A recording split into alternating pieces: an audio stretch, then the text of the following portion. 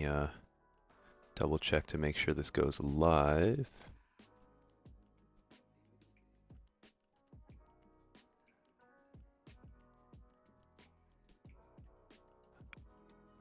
Okay, we're good. Just need to ping someone to change the stream title name here.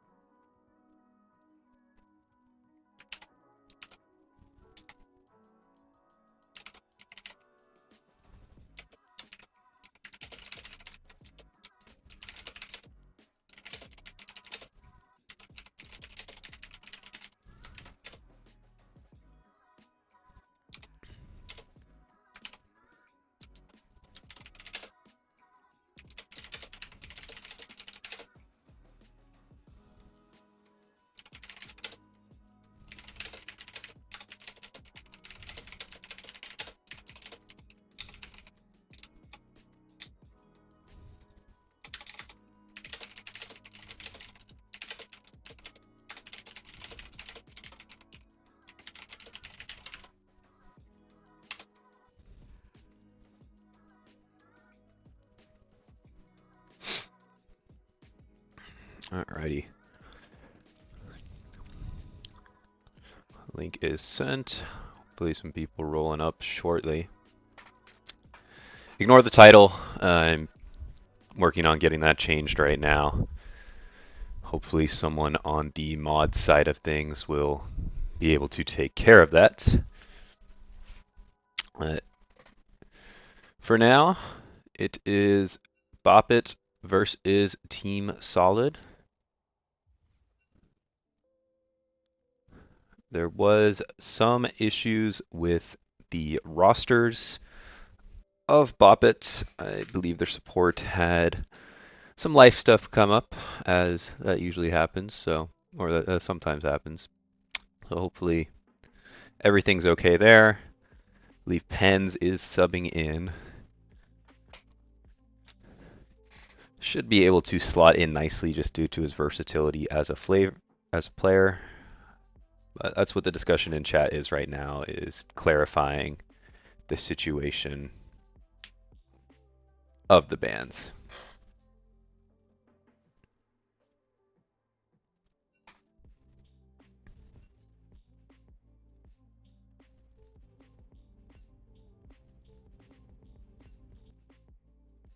All right, we'll see if CLT's on. It looks like we're going to double check just to make sure.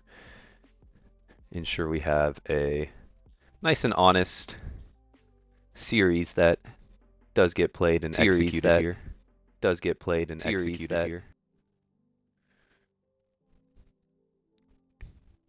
But until then, just zooming out on these teams, I had predictions in the chat and briefly on Midwest Weekly here, but I do like Team Solid in this series.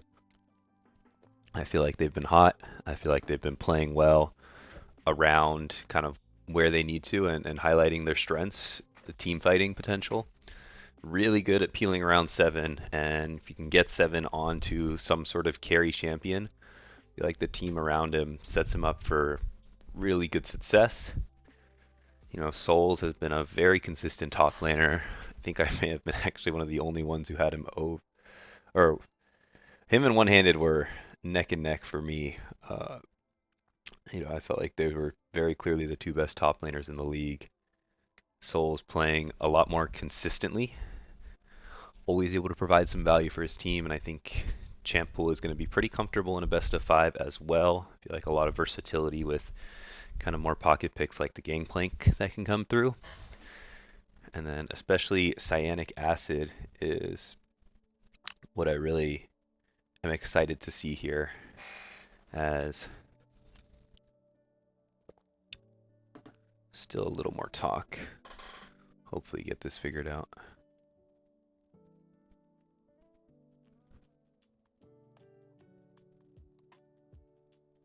Looks like Honda Crasher may be subbing in as well.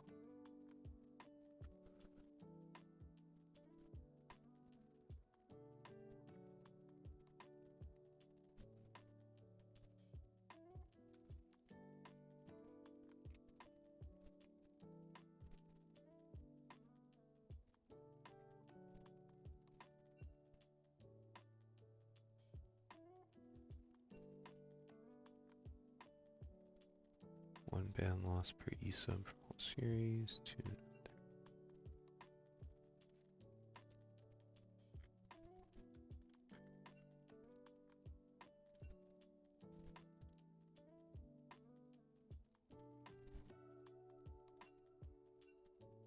Kind of curious if we can find a ruling on this. Yeah, title isn't updated, Michael. I unfortunately don't have access to. I'm going off a stream key, so I don't have access to moderate kind of the chat and update things on my end. So hopefully we'll be able to get that in soon. But it is going to be Bop It versus Team Solid.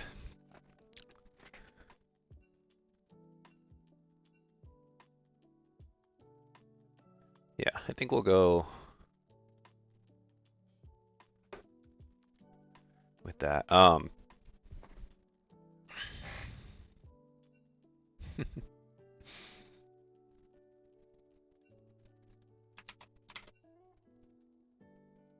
good. Yeah, so before this series, my predictions had solid 3-1 over Bop It. But very important thing to note here is looks like we have two substitutes for the side of Bop It. Christmas Music is out. The first team mid laner off of All Stars. And Honda Crasher is in. I know we've seen this guy substitute in to the jungle role for Duffy in the past. And then there's also going to be Pens in the support role subbing in. So unfortunately, two substitutions in this playoff series, but sometimes it may not matter as you do have, still the majority of the team there. I will say what I usually see out of Bop It's core identity is relying on Christmas music in that mid lane. So I'm going to try not to harp on it too much, pre-game before we really see Honda Crasher get into it. But yeah, just purely on paper, you got to think that's going to be a tough blow for them in terms of adjusting how they may play. And another little on paper thing is with Penn subbing in for support, it could be a situation where they play more towards One Trick Susan, proven himself to be a reliable character. And so, with Pens in the bot lane, a lot of people heavily value this guy as one of the best supports in the league. I think that's what the ballots said, at least. So things may get adjusted to have them play more towards bot lane. We'll see if Duffy adjusts his pathing at all and what really happens off of that. Bans have started though. We do have an Aphelios ban coming through. Cyanic screwed it up, I guess, if we're looking for someone to blame. And it was supposed to be an Aphelios ban. So Aphelios, Unara, and Aurelian Soul are the bans for the side of Solid, just taking care of some strong late game carries that the side of Bop It may look to play. And then Bop It banning away Soul's GP with the one first round ban they have. It's kind of an interesting part of taking away the first two bans of the series. CLT, while you're in chat, if you could confirm the application of the rules here of two bans lost for the whole series with two e-subs used. Is that sound in line? I think both teams are fine with whatever, but just wanting to make sure they honor competitive integrity. But looking more at draft, as I was saying, when you don't have those two first bands, it's like, what's the most powerful pick that we're scared of on the side of Bop It? And that looks to be Souls GP. We've touched on that a lot, especially in the past 2 weeks or so. And we'll see, if he's able to get it all this series, especially with the ban limiting. But GP's very good champion if you can pilot him well. Very high skill floor and skill ceiling. Tough to hit those barrels effectively in team fights. So see how much that comes through. We are closing out the first phase of bans. It was a first pick Mel for Bop It. No Christmas music. I know that's a Christmas music classic champion. It is going to be going in the hands of Honda Crasher, you have to think. And then response on the other side for Team Solid, taking Volibear. So pretty strong early game ganking, likely jungler. And then after that, the Sivir getting locked in for 7. Taking that pick away from One Trick Susan as well. I feel like we've seen that a lot from the Bop It bottom laner. This split, I personally feel like we've been shifting into this late game meta where you are wanting to scale and sit back, and Sivir has been in a pretty good spot to do that. Staying relatively more safe. Syndra rounding out the first phase for Solid. Like I said, just setting themselves up for a very solid front to back here, looking to go late, looking to scale. Syndra's going to have great one-shot potential into that maybe more squishier bottom lane that Bop It opted into of Kog'Maw Melio. Funnily enough, that's something we've seen out of the Caster Curse bot lane. Going for a bit of a more niche pick here of the Kog'Maw. And then pairing it up with the Melio. It's a great pairing because you do get to play with so much range when you put down that campfire and Kog'Maw presses his own W button. A lot of kiting potential there. Lane should be okay for them. Sivir as a champion, I just particularly despise Sivir. You kind of just handshake lane. That's just what the champ is designed to do. Just wave clear and stay safe with Spell Shield. So we'll see how that plays out and what Squeezy decides to pick in the bottom lane. I imagine on R4 here to help round out the Team Solid comp. We've seen a lot of... Oh my gosh. Woo, what a series start. So some browser crashes.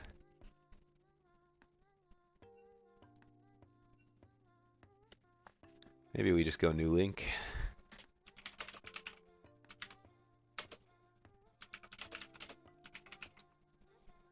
Actually, no, it's just the band, so maybe it's fine. That's brutal. Well, the Vi band got in. Title is changed. Thank you, CLT. Yeah, Cyanic not off to a good start. I mean, with drafts like these and draft problems like these, maybe I should be bumping him down into second team jungler, huh? Duffy would never.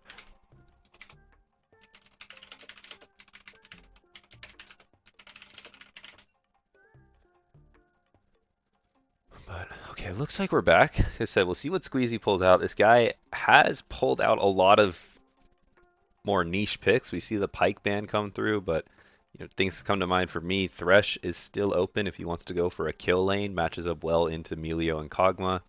Otherwise, I'd look for something more standard, maybe just an enchanter to help boost yourself up. There it is, the Lulu. Keeping it simple, keeping it easy. And then, like I said, just building up this really well-rounded comp on the side of Solid, and also keeping the Volibear flex option open. I still am expecting that. Well, I feel like Souls has played some Volibear in the past as well, so really just leaving that open. I think that's by design. Have options based off what Bop It put up for Scrublord Ozai. As Maokai comes in, this really looks like it's going to be a very standard, just some ethical League of Legends 5v5 control mage mid lanes, enchanter bots with hyper carries and tanky top sides. Cassante is the hover, something we've seen Scrublord Ozai on in the past. navigates it pretty well for, what I think is not as strong of a champion after the changes. And we'll see what Solid choose to round things out with. Where that Volibear is going to be the big question here. I think you could really open the door up for something aggressive on Cyanic Acid if you'd like, because Volibear is going to match up into the Cassante well. So maybe a Bruiser here for Cyanic Acid to help keep pace against the Maokai early game and get Solid off to a better start. But it is going to be the Renekton. So R5 Renekton, just a safe pick for souls. Renekton and the Cassantes should match up pretty even on paper. Both sides going to be, I feel like, okay with that matchup. Slightly Renekton favored just due to base damage, but once Cassante hits 6 and starts building up a few items, should be tanky enough to withstand anything that comes on through. Let me shrink my client here, that way we can see draft.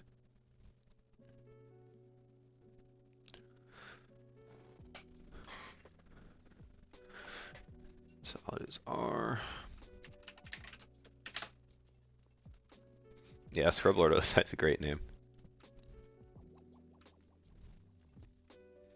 It's one of those names too. It gives you like stuff to work off with too as a caster. I don't. You can go with Ozai. If he's maybe throwing out more of a stinker, I don't think he'd mind me throwing out the Scrublord. And an SLO, I feel like that'd be a little more niche, but great name. It looks like the R's are coming through. So we'll get into the formal draft. As a reminder for everyone watching, we do conduct these drafts on a third-party website to help facilitate kind of replayability, ensure no issues with trading champions, as well as set things up well for the rest of the series in the Fearless Draft module. And then now that we're in draft here, we'll be going through replicating exactly what was done, what we just saw in the third-party website. Same picks, just based off your position now, and then there will be a 3-minute spectator delay to help ensure competitive integrity. Stream on my end is pretty live, so feel free to throw any questions in chat. I can, do what I can to interact with it, as we are likely going to have, I think a lot of people are expecting a long day ahead of us, so anything to keep the motion going is always appreciated. So touching back in on draft, like I said, we are going to have 2 very front-to-back style teams. Mel first pick is pretty interesting. I don't know what Honda Crasher's pool is like. I don't think we've seen him in the mid lane all season, so that will be something new, at least for me, in terms of what the mid laner of Boppet is going to pull out, and really how that affects their gameplay. I was trying to look up Honda Crasher right now. Seems to kind of play a little bit of everything, so a good substitute fill-in. Has some ASOL games, which does explain that ASOL ban, and the next most played mid laner on the season is the Mel, so I think that's why we're seeing that come through. Can't speak into how it's going to work into the Syndra.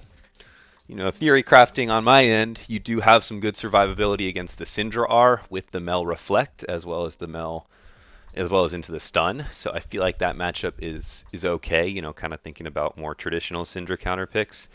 Echo Fizz, it's all about kind of dodging around that stun and dodging around the ulti, doing what you can to negate that, as that is where all of Syndra's really kill pressure comes from. So with the Mel Reflect, I think that's a pretty good pick for Honda Crasher to have in this game 1. And then we'll see, how Duffy can respond. If Duffy's still going to be, making the moves on the Maokai as opposed to some more aggressive early game champs that I feel like we've seen the Boppet jungler on in the past. Cassante and Renekton top lane. I think this is the most clear advantage I see for Team Solid. having this Renekton into the Cassante. I rate Souls very highly, so should have a little bit of a side lane lead. And while both teams are going to be looking to play this structured 5v5, I think Solid will have the best option of playing through a side lane if they can get the Renekton snowballed. So I'm going to be interested to see where these junglers take themselves, but I'd expect them to try to path up to top side. I feel like that's the easiest lane to gank in terms of gank setup. Ganking a Sivir, Lulu is pretty tough. They're going to be able to skirmish on out. Same thing with Kog'Maw Melio. There's just so much range and so much peel there that, a champion like Volibear is usually just going to be able to be kited out in the really early levels. Once Volibear hits 6, you talk different things. Same with Maokai. You have a lot easier setup on both junglers at the level 6 marker. So maybe things will change after that. But for the early game, I'd like to see both junglers kind of converge in the top lane and let action break out from there.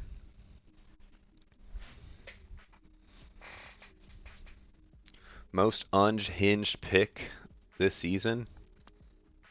That title's going to go to Ashes on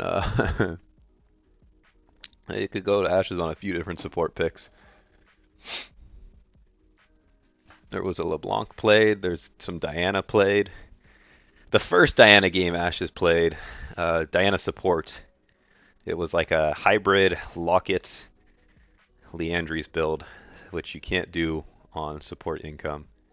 And I am a support main myself, so maybe being extra picky there. But that's been probably the most unhinged. But we've seen a lot of good stuff from a lot of different people in this league. Fun picks coming out. It's the great part about Fearless too, especially in best of 5 scenario in these playoffs, is you get tested, you get the chance to pull things out that you probably normally wouldn't even play or even think about playing. So definitely going to be staying tuned to see maybe if anything else comes up. Yeah, Campbell backing me up there with the Ashes point.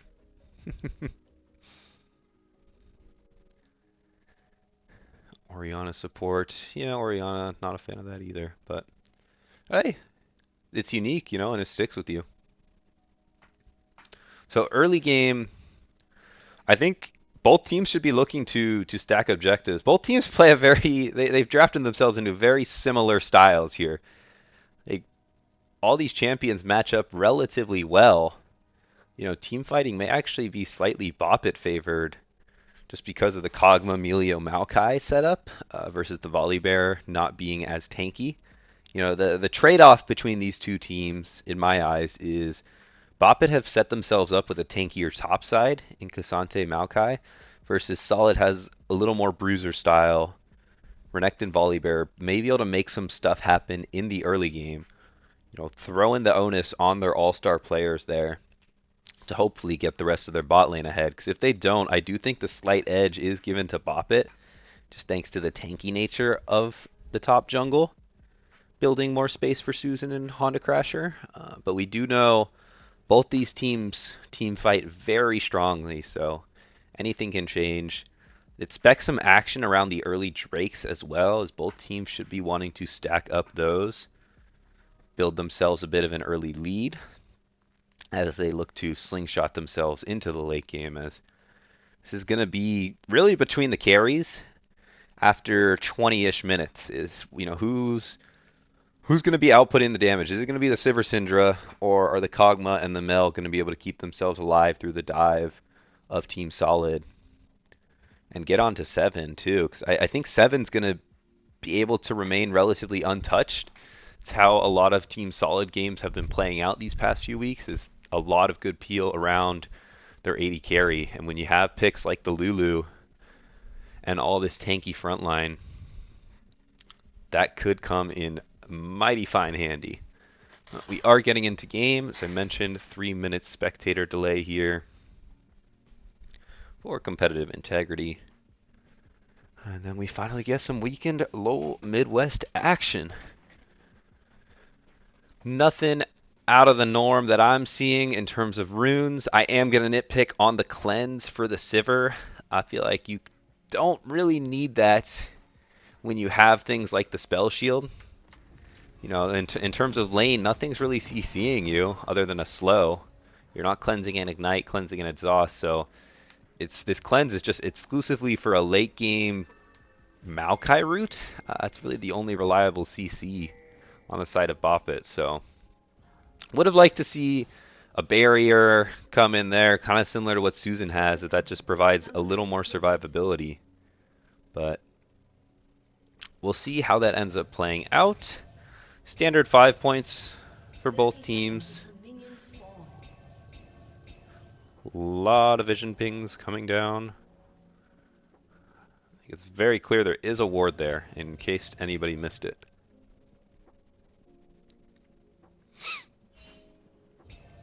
So junglers, looks like Cyanic taking an early recall, okay. But looks like Duffy's going to be starting in the top side, pathing down. You know, I don't know how much this Maokai is going to be able to accomplish into a bot lane gank. On the side of Volibear, though, looks like he is playing towards Soul's lane there by starting bot, pathing himself up. So not expecting too explosive of an early game unless these junglers can really get on the map, as that seems to be what would make a difference. None of these lanes pop out as too volatile to me. We do have an Aftershock on the Volibear, so I was touching on how the top side of Team Solid was maybe more Bruiser-esque. Taking the Aftershock does index this Volibear into more of a tanky style, so we'll see if that changes things in those late game fights. But the Maokai is still just going to be tankier. I guess barring if Duffy decides to go more AP centric, in which case you have objective setup. So many little nitpicks, but you know, not going to talk about Shopkeeper too much until we actually see some shopkeeping. Trading back and forth in the top lane. I do expect this to be lively. You know, maybe not decisive, but at least lively in terms of a lot of back and forth. Both top laners willing to kind of chunk out their health bars and trade aggressively in the wave to make stuff happen. Try to garner any little advantage that they can. It's looking like a full clear setup. I want to point out what Cyanic is doing here. They know this ward here was placed earlier on. Honda Crasher placed it early. Soul's taking a good chunk out of Ozai, but goes around the standard full clear route and goes for the red buff first. Kind of help hiding his position, maybe a little bit. You know, I think Bop It should know that the Team Solid jungler is topside, but that is going to hide a little bit. And, you know, maybe skipping a camp here and going for a little bit of a cheese gank, because Skulls has chunked out Scrublord Ozai a little bit. Duffy is going to go for the full clear. Cyanic Acid looping around. Scuttle spawning in 5 seconds, though. Could just look for the early Scuttle take, too.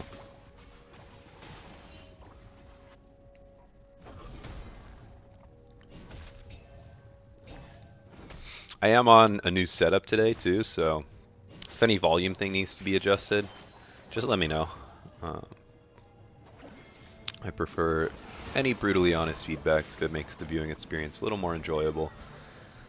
Susan and Penn's going in for a little bit of a trade in the bot lane. Seven is going to be able to walk that one out, though. But the Sivir is falling a bit low. As I say that, Melio going down to a little over 100 health as well. Flash stun coming in the top side out of Cyanic Acid, but Ozai pushes them back with that Cassante W and is going to be able to walk out of that just fine. At the end of that, Ozai coming out big on top of that 1v2, and no flash on the Volibear takes away from a lot of early game ganking power. CS pretty much even all across the board too. Oh my goodness. Game one shaping up to be a nice one. Seven buying the coal, I think recognizing in this lane, you know, you're not going to be trading too aggressively between each other, so might as well opt for that more late game insurance purchase, something that can get you more set up after you get those 100 CS. little extra power spike of gold to get you to your item breakpoints quicker. I think, you know, for Kog'Maw, looking to get to 3 items or so, you know, have Bork, have Rageblade, and then 1 little defensive item to really stand his own. Sivir, looking to do the same, 2-3 items. Going for the Yuntal, probably into IE after, and after those 2 items is really going to be able to start hitting. It's just a trade of pushing back and forth. Cyanic is a bit behind in camps here. Did opt to go for that top lane gank. Didn't get anything out of it, and it still is skipping more camps, looking to maybe call for an early dragon take here, but decides against it for all of 5 seconds. Goes back, starts it up. Duffy on the opposite side of the map. Gonna look to invade. Poke out what's in the jungle. It's just textbook early game dragon take. You know, this Volibear is stronger than the Maokai in the early game, even down a few camps in a level or so. With the bot lane push coming in, just to the way waves were bouncing and recalling. Same thing with mid lane, just nature of waves bouncing and some recalls coming through. Mid lane and bot lane prio is going to turn that into an easy first Drake for Team Solid. Duffy responding in kind though. I like this out of him. Take away something on the top side of the map. And, you know, you do have souls pushing out, so maybe you can squeeze something in. Still only level 5 on this Maokai. It'll be a little tough to work. Looks like he's just going to call it off.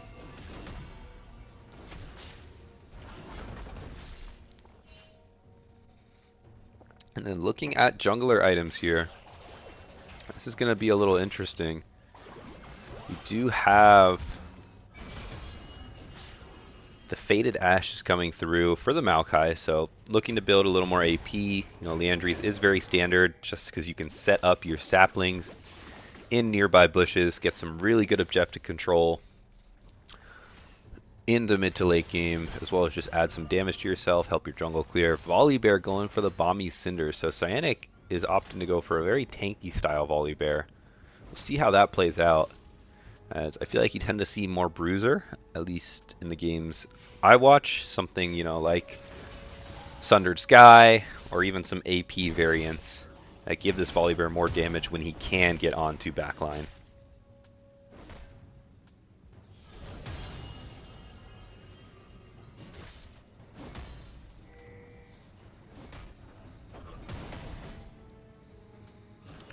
Still relatively even all across the board. I think, you know, the only lead we've really seen garnered individually is a bit of CS in the jungle role.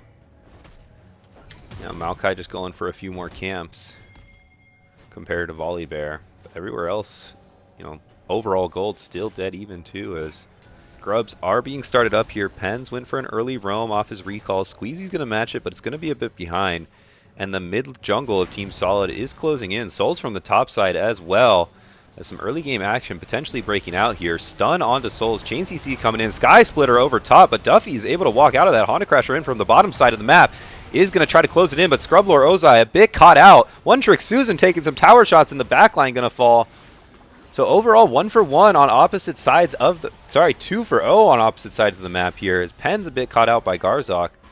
And Team Solid collapses. Pouncing quickly. Good little set of kills. And this Team Solid squad is off to a very nice early game start. Had the push in mid lane out of Garzok. The new mid laner for Team Solid coming on in. Some veteran expertise. Gets the wave push. Squeezy a little bit behind the play, but still able to walk in there with the rest of the team. So despite that initial stun coming through onto, I believe, Souls, or onto Duffy, who was kind of caught out in the pit, he's able to walk it out, and then in the rest of the fight, Scrublord Ozai just going forward a bit too much, gets caught out by the Chain ZC, and by there, numbers-wise, Honda Crasher was a bit out of the fight, so able to layer the damage onto the tank Cassante and pick up that kill. I am going to rewind to see what happened in the bottom lane, as it seemed like it may have just been a misplay out of Susan, as Seven pops the ulti Susan just sitting and going for that tower. Tanks way too many tower shots in the process, and that's an easy kill for 7. And a bit of a head scratcher out of the Bop It bottom laner. Now, I understand wanting that gold, doesn't even get it, but you know, you weren't even close, really. And you're not going to be able to withstand the Sivir, even regardless of the tower. That would have probably led to at least a flash being burned, so we'll see if Susan is able to bounce back. Does still have the summoners, and you know, 1 kill difference in the early game is not going to matter too much. But those are not the mistakes you want to be seeing out of your AD carry in the semifinals here. Susan walking a little bit up, getting a nice trade. That's the power of that dual W action. Bio, Arcane Barrage, and Cozy Campfire. Just empowered autos on both sides. Really lets you stand in it and, you know, tank some damage. Yeah, Susan may have been looking somewhere else. I know the top side action was happening right at the same time, so probably that. All had those moments. Just unfortunate timing for it as well, as the Sivir ulti probably helped close the difference for the distance for the side of 7 and maybe caught the Kog'Maw a bit off guard. As coming up on 11.5 minutes in, Dragon is up. It looks like Volibear in the area. And with the bottom lane of Bop It backing, I think that may be an angle. Honda Crasher flashes out. Playing it safe. Not wanting to get caught out by anything from Garzok.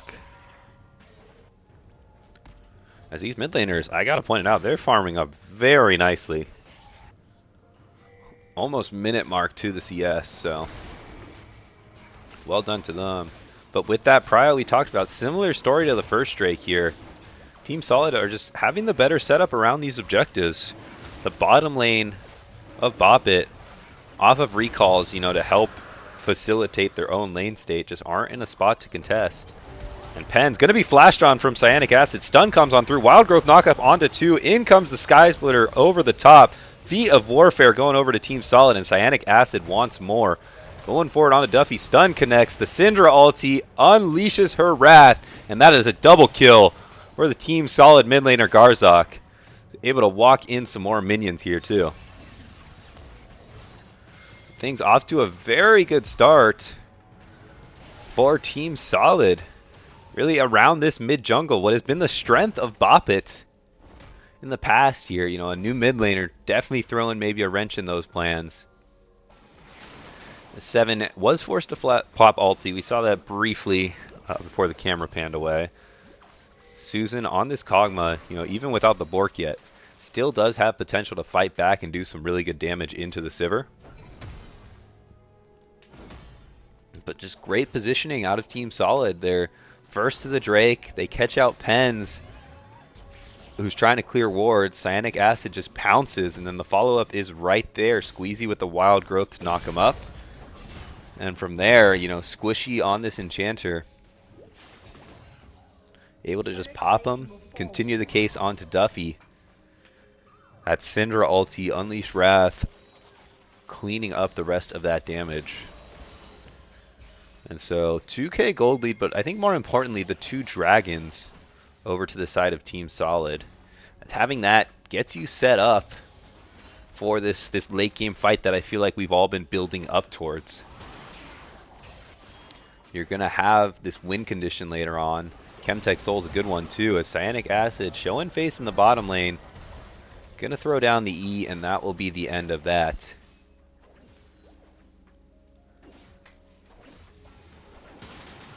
But this bottom lane is going very well now for 7 and Squeezy. Sivir able to just kind of walk these minions on in. You know, until Susan gets Spork, it's really tough to fight back. But Duffy, Twisted Tree Line on forward. 7 spell shields it. Flash cleanses out, but still gets knocked back by the Maokai. Wild Growth comes through. Penn's trying to support from the backline, and Susan walking him down with the help of the Cozy Campfire. Squeezy forced to flash it out as well. So first kill back for the side of Team Solid, and they want a second one as Root comes on through for Squeezy. They're going to donate this one over to Susan.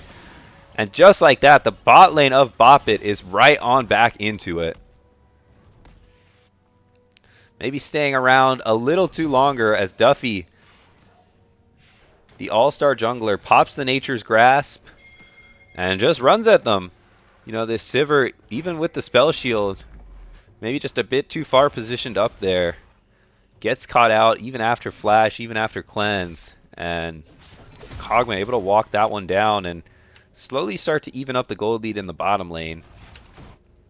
We have seen Garzok, you know, camera panned over mid lane a little bit. Garzok has been putting in work in this 1v1. Forcing Honda Crasher back, but Honda Crasher's been doing a really good job of not bleeding anything. Cyanic Acid is going to be picking up this Rift Herald, though, after Duffy committed himself to the bot lane play. Just some good cross-map action. And with that, Feats of Warfare as well, going over to Team Solid. The gold a little closer, you know, within 1K. And now that Cassante has the Iceborne Gauntlet, you know, going to have extra health, extra armor. Should be able to fight back against Souls very comfortably, you know, even with Soul's Black Cleaver. Iceborne just gives you enough armor to really stick in the lane, hold damage against minions, and keep yourself in it in the 1v1. And that will let him, you know, farm up safely and stay within the game until team fights start up. Unleashed Wrath pop onto Susan, but the Cozy Campfire and Bio Arcane Barrage are popped right on back as One Trick Susan marches on forward, forces Flash out of Garzok. Duffy with the Twisted Advance in the top side. Catches out Souls, who is tanking a few tower shots. Scrublord Ozai went in for a little bit of a pushback. Helping nullify that Herald charge. Only getting a chunk on that tower rather than a full objective, which is, I'm sure, what the side of Team Solid were looking for. So interesting lane assignments coming out here. It looks like Boppet have sent the Mel into the bottom lane to answer the Sivir. 161 CS. This is some quality stuff out of these two Rec League teams. Great farming, good map movement all around too. But the Mel answering the Sivir, I think, is a good call. You know, both just looking to push the wave. Seven can't really crash tower and get any more tower plates. And then having the Kog'Maw Melio into the Syndra actually lets you get the push into the Syndra and answer on back and kind of stop the chokehold that Garzok has had on the mid lane. But once again, it's not going to be enough to contest this Drake. As third Drake comes on through, Seven still has the push in the bottom lane. And Garzok with the TP back, despite not having Prio in the mid lane this go around, at least have positioning to be able to follow up. And so Boppet decide not to contest this third Drake. And that is a 18-minute soul point coming on through for Team Solid. Soul's beginning a little bit of proxying as well. I believe Duffy was spotted out somewhere on the bottom side of the map.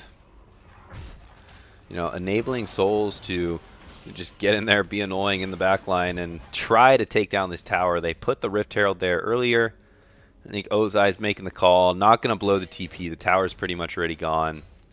So I'm going to give that one over, and that's going to be another nice influx of gold over to Team Solid, especially in the top lane here, as both these solo laners of the Team Solid squad are getting set up nicely. Sivir taking the bottom lane tower as well. It feels like Boppet are just bleeding out all across the map here.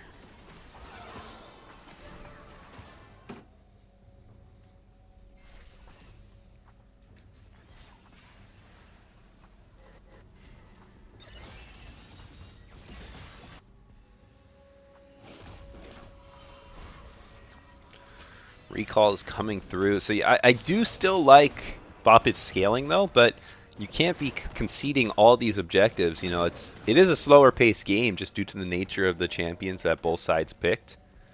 But at what point are you really going to start to pull the trigger?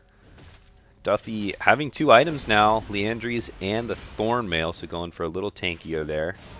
Don't know if he needed the full Thornmail, but you know, just helping reduce some healing that is coming through from a lot of members on the side of Team Solid. You know, the Renekton, the Volibear.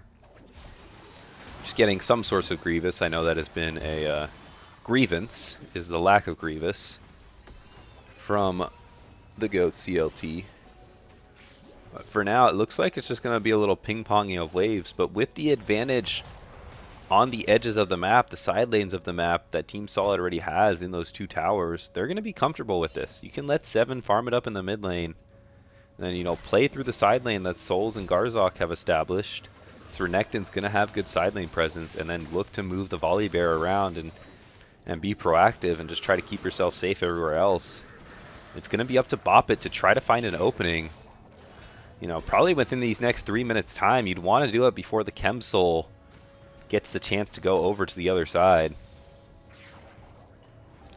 And look at the warding out of the side of Team Solid as well. Great positioning here, really on both sides. So you know nothing's going to happen, at least on the bottom side of the map or around mid lane, with the Maokai catching you out of guard. And this gives Soul some free reign to potentially make a play onto an overextending Mel. Cyanic Acid coming into the area. W is popped. Flash out from Honda Crasher. Not going to be enough, as Cyanic Acid is right there with the stun. And that is a pick coming through. First death over to the mid laner of Boppet. And Onacon started up just 20 minutes in here. With no mid laner, I don't know if they're going to contest yet again. It's just tough. The setup that Team Solid has been going into these objectives with have been the story of Game 1. You know, it started up at the Grubs. Even when they weren't there, they had the game plan to be there and collapse, and that's what got them started off with a few kills. And then from there, first 3 Drakes have just been better lane positioning, smart recalling, you know, being there before the objective spawns, setting up vision, pushing the waves. And once again, that play, I was highlighting the wards that led up to enabling Souls to go for that aggressive slice and dice forward. You can't always do that when you don't have vision, because you don't know what you're going to be bringing yourself into. Cyanic Acid able to be in the area as well, picking up a kill and then transitioning that into the objective. It's great work out of Team Solid. 1 minute now till that potential soul, that 4th Chemdrake, spawns. Duffy going for a little bit of action around the Raptors. Soul is collapsing too. Solid is a bit outnumbered here, but Duffy says go. Ulti's on in on the Volibear. Maokai ulti out on the backside. V7 ulting on in, trying to provide the support, but Cyanic Acid is not going to fall first thanks to the wild growth coming through from Squeezy. And in comes some more action as Duffy knocking up characters all around him. Scrublord Ozai into the backside. Shutdown onto the Renekton is one. Cyanic Acid trying to get himself out of there, but Ozai is giving chase. In comes the Maokai root. Shutdown going over to the Melio, unfortunately. But now, Boppet Twisted Gank it, throwing things around with those kills around the mid lane. And now Dragon is up. Mel ulti, not quite enough to kill out the Sivir. The Lulu shield coming through at the very end there. Team Solid pulling the trigger when they probably shouldn't have. Cyanic Acid going in very aggressively in what was essentially a 2v4 at the start there. Squeezy and 7 were rushing to help out. Shirelia's and Sivir ulti popped to try to get them there. And yes, you kept Cyanic Acid alive, but by that time, Ozai was in the area. Crucial knockback on that Cassante W, and then able to dive in the backline after that. And enough time was bought by the top side, by him and Duffy, for One Trick Susan and Honda Crasher to be first to the play and follow up with some good DPS too. So we do see this Kog'Maw has the Blade of the Ruin King, so if he's allowed to hit, can definitely do work. And they bring this game right back.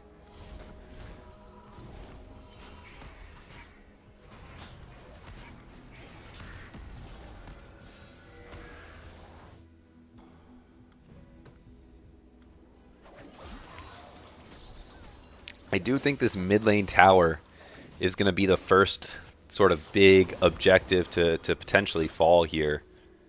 As if you can get it there, it does kind of open your way up for the rest of the map. Wild growth popped out of the Maokai root. It's a little more damage, gets peppered in to that mid lane tier 1. Soul's continuing to push in the bot lane, but really not pushing too much of an advantage here. Just a bit too scared with where the Maokai could be. You know, with the Nature's Grasp, always tough to step up too far, as that is a very easy ability to get caught out by. And Syndra especially can't walk up too far in this long side lane, so Garzok just kind of taking waves around the river area and then backing up respectfully. So this is why I think both teams need to try to knock down this mid lane tower. Is once you knock down mid tier 1, that opens your way up into the enemy jungle. Start to get more deep wards, start to play around that a little more, but both bot lanes able to wave clear pretty comfortably. Said 80 carries both on 2 items now, i.e. Yuntal for the Sivir and Blade of the Ruined King, plus Gwynso's Rage Blade on the Kog'Maw. So both very comfortable and potentially outputting DPS. As Squeezy may be a bit caught out, but Collapse coming through from Cyanic Acid as well. As Shirelia's popped, it's going to be nothing but a little bit of trade of health bars for now. Cyanic Acid still taking some damage. Stun onto the back line from Garzok. The stare down continues. Cozy Campfire popped. Looks like both teams fighting over vision in this river as Baron starts to spawn. He is going to go over to the favor of Boppet. You have this Maokai with the Liandry's. The poke is very potent. This is the objective control we were kind of highlighting earlier with the Liandry's purchase. So we'll see how that comes in handy. Especially, my eyes are still looking at the Dragons. A little over 2 minutes now. You know, with Baron up on the other side of the map and a attack speed style marksman in the Kog'Maw with the Bork and the Rage Blade, there could be very easy calls to kind of trade it back across map. But for now, it looks like we're going to be having more ping-ponging of waves here. Just back and forth until the major objective spawns. That has been pretty much all of our action has been this game. So methodical League of Legends in this game 1 semis here.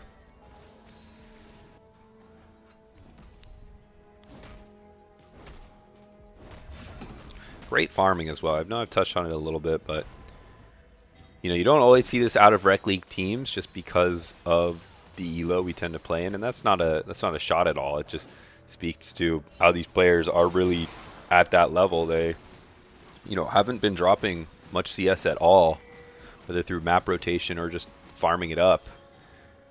Pretty much everyone over 200 CS here, except for the junglers, which is as to be expected, as junglers have to make their presence known around the lanes. So a lot of gold around the map here. As Seven continuing to push in the mid lane, going for the ricochet. Looks like Cyanic Acid is really going to try to force this down. I like this.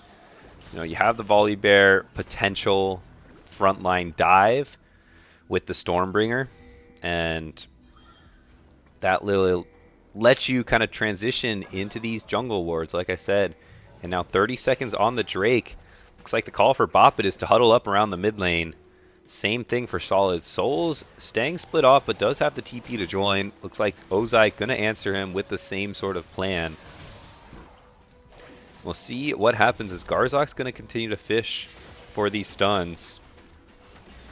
Maokai Sapling Poke coming in a little bit, and now Dragon up in just a little bit of time here. How is Boppet going to make their approach? Honda Crasher showing up. Level 16 on this Mel.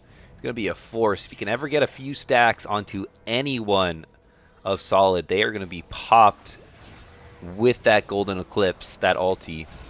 Dragon is officially live. Still some fishing for stuns. Shirelia's popped. Sivir ulti popped. A Cyanic Acid and Seven want to go. One Trick Susan flashes over the wall. Is still hitting. Cyanic Acid falling dangerously low, but Wild Growth comes on through. Duffy on the other side. Stun misses from Garzok. Unleashed Wrath doesn't quite take down Susan. As the 4v4 is chaos. The Golden Eclipse over the top sides finally falls one. Squeezy goes down. Cyanic Acid limping on out of there. And Souls TPing onto the control ward. Going to be answered by Ozai. Seven trying to stick around. Help his top laner out. As low health bars on both sides. Ozai is going to pounce first onto Cyanic, who gets caught out. The all-out from the Cassante is going to be enough there for one kill. And now eyes turning towards the Drake here. As Solid down 2 members. Down their jungler. Still going to sit on Soul Point here. There's another great fight coming through from Boppet. Dead even on gold now as well. 30 minutes in. Was a great flash from Susan to help ward off that initial dive. You know, we see the power of what Solid has kind of itemized and slotted themselves into with the Sivir and the Shirelias. That pounce engage. Volley Bear just galloping at you. Stun coming through, but One Trick Susan able to flash out over the wall and reposition himself into a spot where he could still hit. And that was the difference maker if you're going to pick one of that fight, to me. Still chunking out damage into Cyanic Acid over the wall.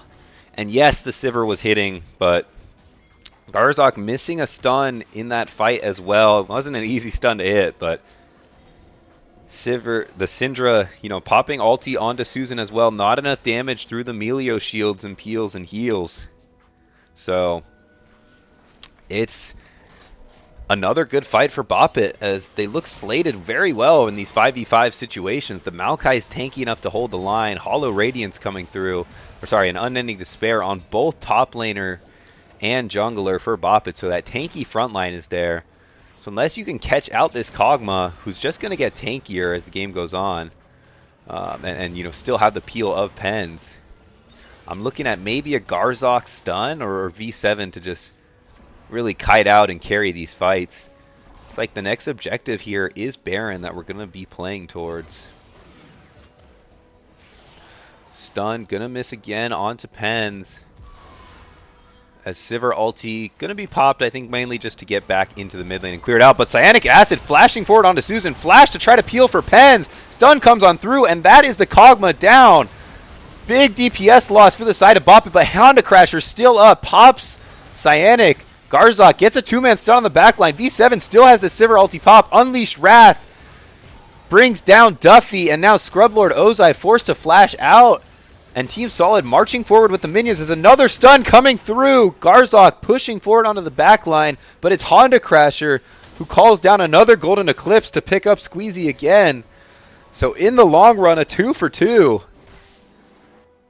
But the mid lane tower going over to Solid, and that was Solid answering back. I mentioned that pounce potential they have with that crazy movement speed. Cyanic Acid using the flash to catch out the Kog'Maw. Pens doing his best to peel for his AD carry there, flashing, ulting in to get rid of that crowd control and try to let Kog'Maw kite it out. That's how Team Solid are going to have to win these fights. They just don't have the positioning. They don't have, I think, it's a lot tougher to play that standard front-to-back 5v5 because of how tough it is to get to the Mel and the Kog'Maw. And, you know, with how even the gold is, and how the last few full 5v5s have gone, it's looked really good for Boppet. So if you can catch out someone on the side like that, and now no flash on Pens, no flash on Honda Crasher, it's the next little angle here as Chemtech Drake spawning in a minute and a half. It will be another crucial dragon fight, you have to think, for both teams here. Souls clearing out the mid lane, and the kind of ARAM phase of this game has started. You know, you do have two very strong late game team fighting comps, so it's kind of what's bound to happen. TPs are up for both solo laners of Team Solid. I like Garzok sticking with the rest of the team though. I feel like that's where you want your Syndra in a spot to be able to fish for stuns. And then, you know, maybe picks could be made with some follow-up from the Shirelias out of Squeezy and the Sivir ulti called On the Hunt to help facilitate more follow-up. As Dragon in 30 seconds here. Bot lane tower going to fall to minions. It looks like Boppet are kind of playing the map better here. Get the bot lane tower off of minions, and now Seven's not in a spot to wave clear this mid lane. It's just Cyanic. So Susan's going to be able to hit this pretty comfortably, chunk it out a little bit. Sivir ulti comes through. Cyanic Acid getting kicked away from the Melio. So now on the hunt down for this dragon that is now spawning.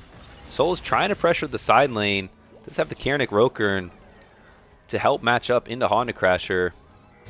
Scrublord Ozai on the side is going to look to catch out Cyanic as two-man stun onto the tanky members comes through. Duffy forced to flash out using the Maokai ult as well. Seven holding his ground, standing in this front line, trying to fight back. But a chunk Duffy is going to allow Solid to have the inside track onto this Drake. waiting on a few abilities here, as in the top lane, Honda Crasher not able to chunk through Souls and that Merc Treads and other magic resist he has. Solid not starting up the dragon yet, though. A bit scared. But you gotta think you do it before the Maokai ult comes up, as they're once again dragged around the map as Boppet has the first track towards the mid lane. Getting the push. Going back to the river, and the Dragon Dance continues. Cyanic sitting in the river here. Stun on Depends, but a bit too far for any more follow-up. Duffy was able to heal off of those monsters using that Maokai passive. I think both teams not wanting to give up mid lane, but not wanting to give up the Drake either. As Squeezy going to get a bit caught out here. Twisted Advance comes through, forces the heal out of the Lulu, who falls down to below half HP. Two-man stun from Garzok, who's chunking Pens on his own too. And now Cyanic looking for a little bit of a trade onto Duffy. Junglers fighting back and forth, continuing to scrap. Both supports a little bit low on health as well. I think both sides kind of waiting for some abilities to come up, especially Boppet, as this Maokai ulti is back up. This is a crazy Dragon Dance sequence. Syndra continuing to fish for stuns. But Boppet have had the inside track to mid lane all this time, and I think Team Solid just don't want to sack mid for Drake. Cyanic forced to recall as they call off the dragon. Squeezy backing as well, and now Ping's coming on through towards the Baron. I don't know if they were spotted out, but Sivir and Syndra starting it up. No, they're going to be able to dodge this ward here. And Boppet look none the wiser. Redemption does come through, though. Great call from Pens. No blue trinket up. Help spot that out. Is TP coming in from Ozai into the mid lane to try to contest this. 7 already low from the Baron, though, and the Maokai ult comes through. 6k on the Baron here. Shirelia's popped. Cyanic Acid going in onto Pens. Wild Growth comes through to follow up, but the Volley Bear goes down. Souls in the middle of all 5. Gets the stun on a Susan, but it's not going to be enough. 7 trying to hit, trying to kite it out, but flash forward from Honda Crasher forces the flash out from 7 in response. And now 2 down for the side of Solid. Starting up the Baron, but getting a little chunked and a little out of sorts on that initial engage.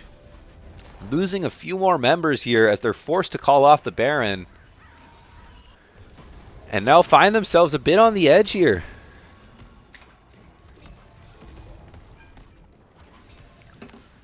The Nature's Grasp of Maokai in these team fights just make things so easy for Boppet to play. You know, locking down members of Team Solid for that 1.5, 2 seconds.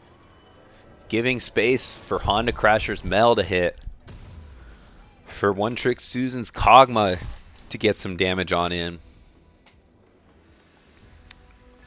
It's helped make this game, you know, go so successfully for the carries of Boppet. And the carries of Team Solid have not really been able to respond. It's a lot tougher to hit through the Cassante and all the damage that is trickling out of the carries. Soul's continuing to push in the side lane here. Still trying to garner an advantage. As it looks like we are going to be slated for a game 1 40-minute banger. Pens falling a bit low. Squeezy got to watch himself on that Lulu with how far he's walking up. More dances around the river as both teams are going to be looking for vision here. But crucially, Souls is in the bottom lane and no TPs on the side of Boppet. You know, should be enough wave clear on the side of Solid as well with the Sivir. You know, they're playing the map here. Solid finally responding with some macro play. Renekton on the side lane. But 7 going for the red buff here. I don't love that. You got to protect your mid lane. You don't want to lose too much here. Garzok not going to be able to hold it on his own. 7 is back. Forces the flash out of Susan. Cyanic Acid, that Volley Bear presence. Blowing a crucial summoner out of the Boppet 80 carry. As stun comes through onto Honda Crasher, the reflect coming through as well, but that's going to be a kill for 7. Garzok finally landing a stun there, and a crucial one as well. As Ozai had to back here. Squeezy with the flash polymorph on and in comes the Cyanic Acid dive. 7 on the hunt as well, trying to follow up. Wild Growth knockup comes through. Another stun onto Duffy. Susan hitting back though, and Unleash Wrath finally takes him down. Kog'Maw almost going crazy there. picks up the triple kill, firing alongside Pens, and now it's Souls and Squeezy versus the three-man squad of Bop It. But no more fights continue there. Oh my gosh, what a fight. That was insane. So this was all without Honda Crasher as Cyanic Acid dives in. Soul's coming up from the bot lane, so Susan just holds his ground and fires here. The Runan's Hurricane coming in crucially there because he was hitting Volibear that entire time, but it was splashing onto V7, who was trying to answer back with some own DPS, and it was eventually Garzok, the only one who could take this Kog'Maw down. Terminus on the Kog'Maw gives him a deceptive amount of tankiness.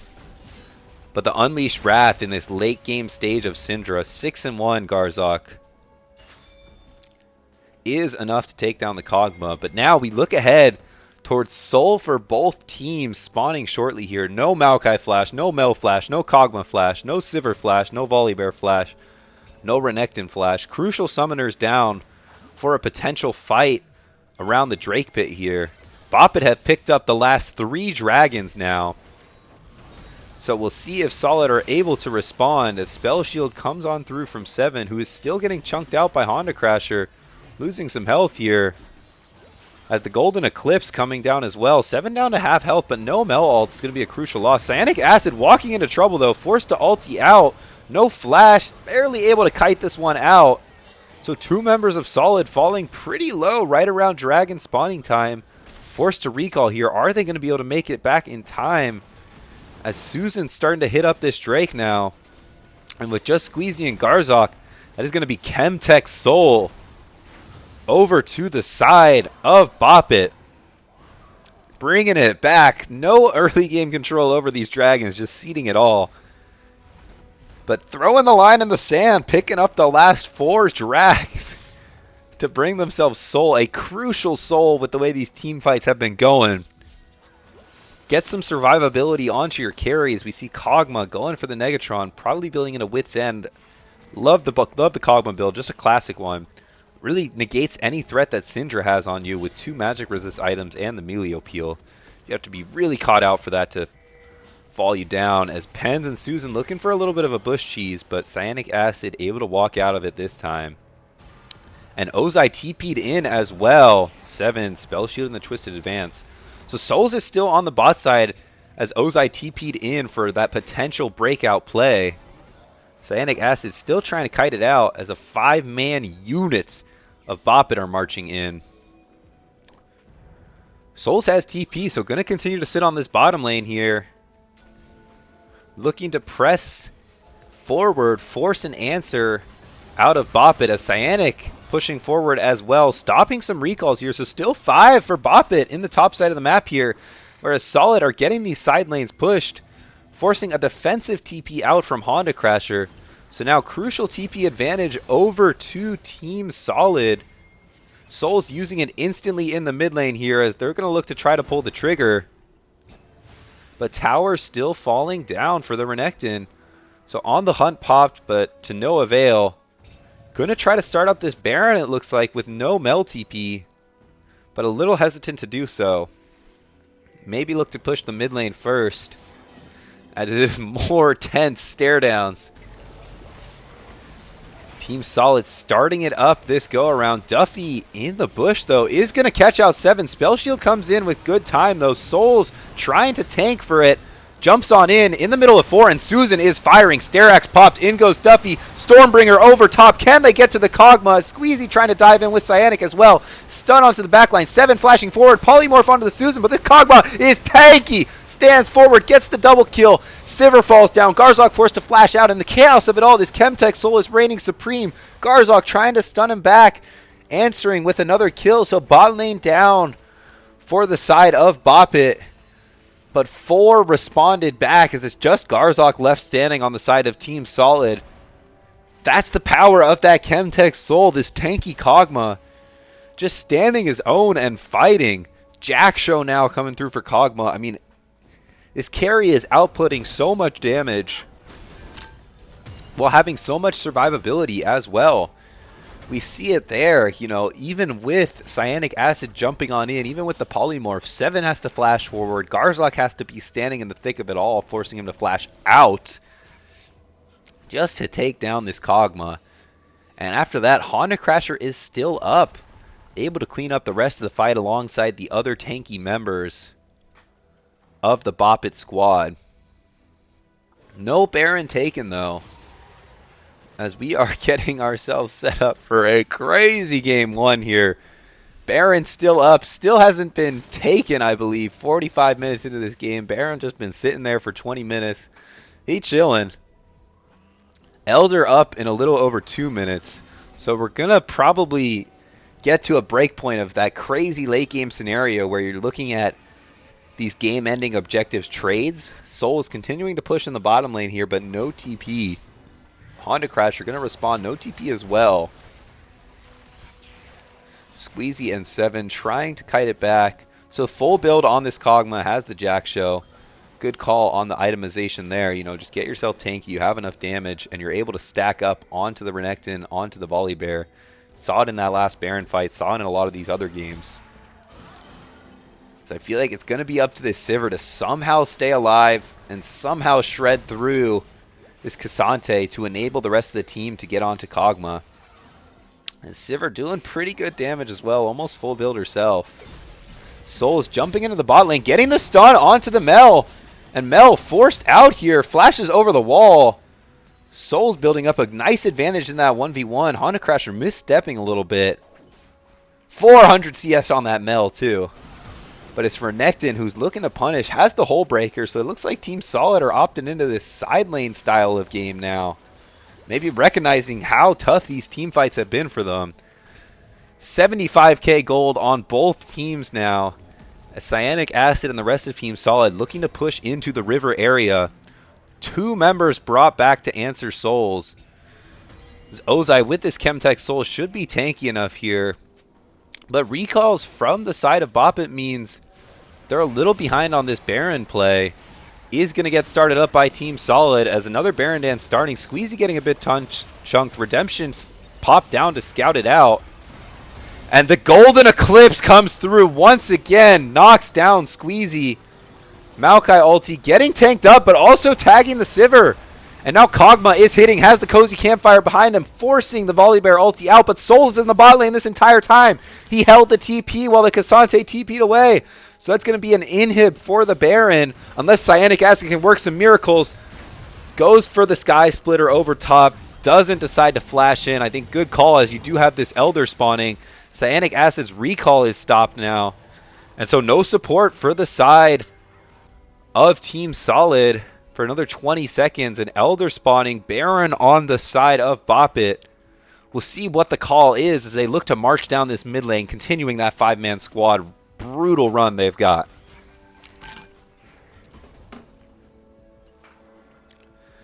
Maokai and Kog'Maw turning their eyes towards the Baron here. The Elder, excuse me. 20k health on that Elder Dragon, but it is all going to be shredded. Maokai saplings are getting set up. Cyanic Acid trying to walk in, but can only do so much on this Volibear. Garzok has been caught out by a twisted advance. Gonna lose a little bit of his health bar there. She makes her way down into the river now. Team Solid playing for this bottom side of the Elder. Bop It coming in from the mid lane side, and Soul's sticking in the mid lane side too, so maybe looking for a flank here, but Honda Crasher in a similar spot as well. Got to zoom out even more here as Ozai pushing on forward. Stun comes out from Garzok, but it's nullified as Cyanic Acid getting chunked down. Stormbringer over top, but he's in trouble as he falls in the middle of 4 members. But Pens goes down from a Garzok stun on the backside. V7 is shredding on the hunt forward, forces Duffy's flash out. 1-for-1 on both sides, but Jungler down for Team Solid.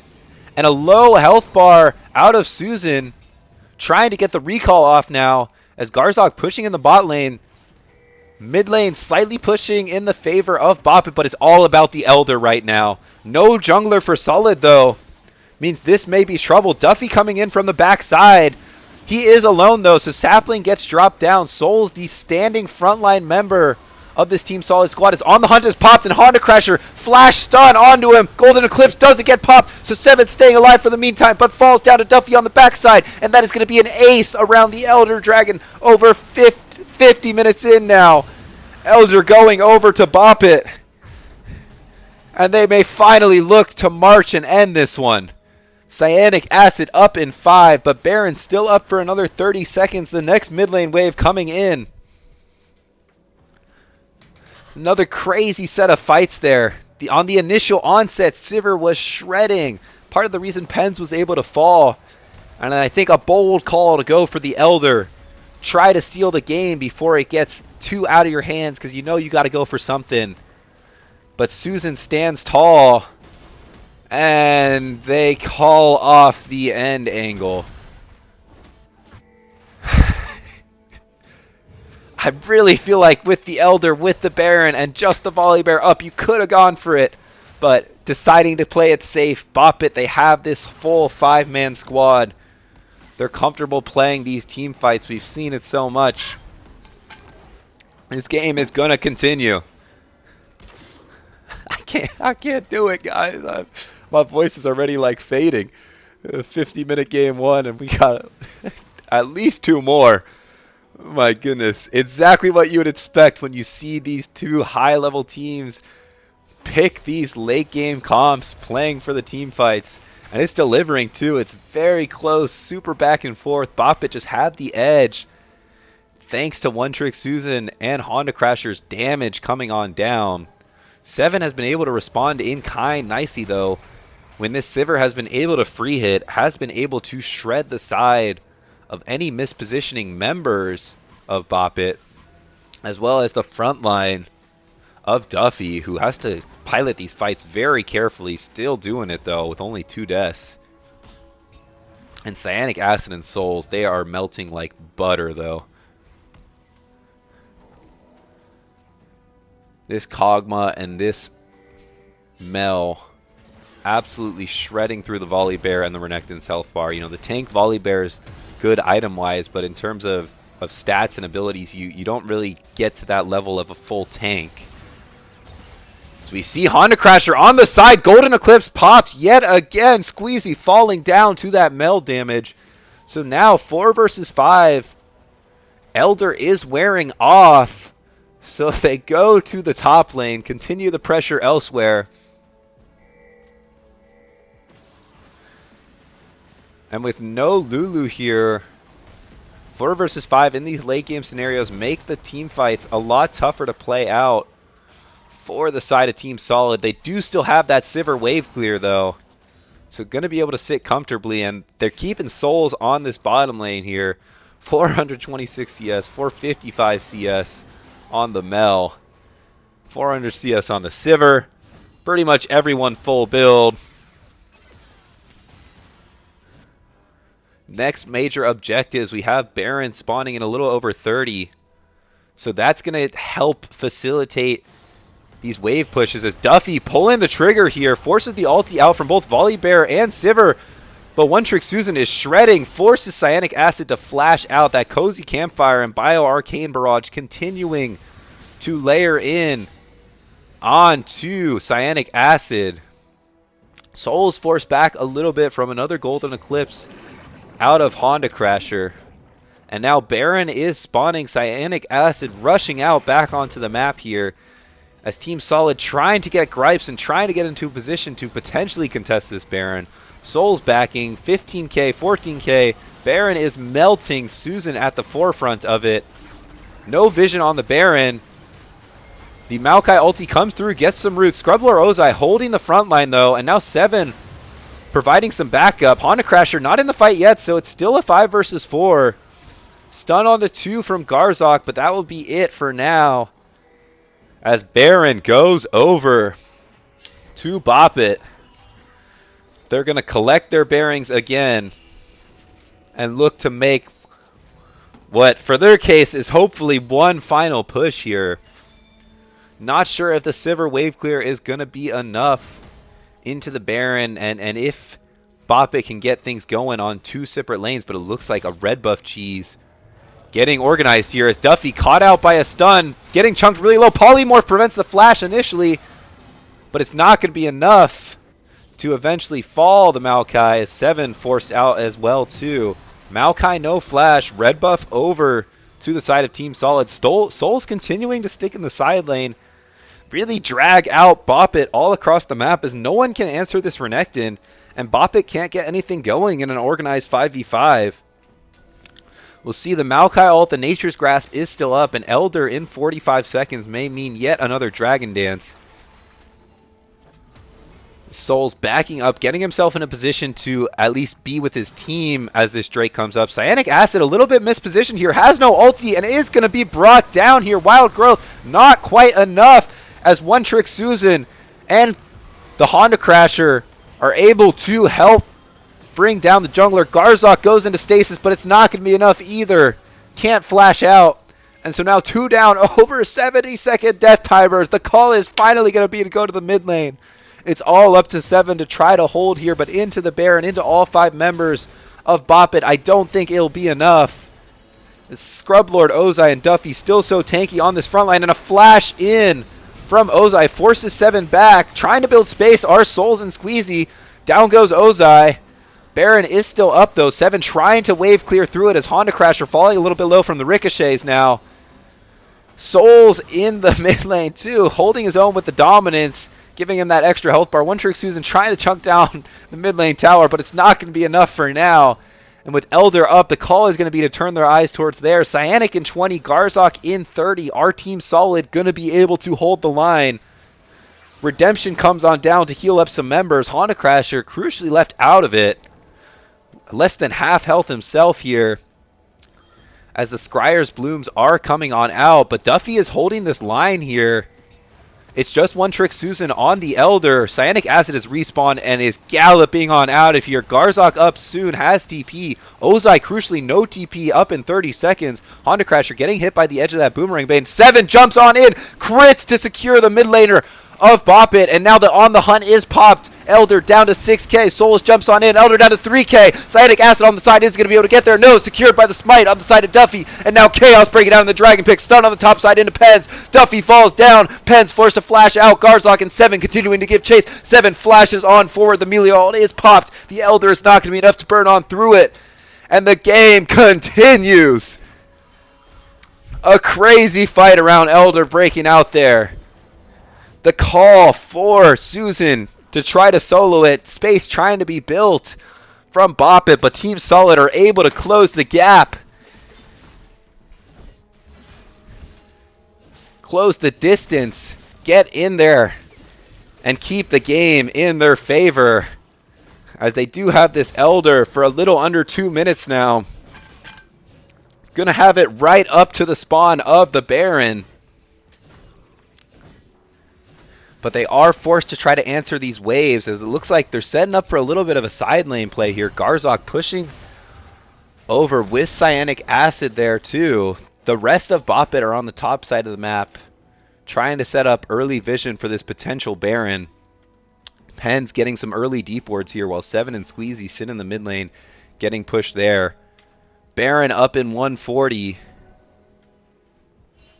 as we are almost full build with everyone. Volley Bear not quite there. Support, once you get to 3 items, you're full build as it gets. And we still have more with the Ward Stone. Ward Stones are coming on through.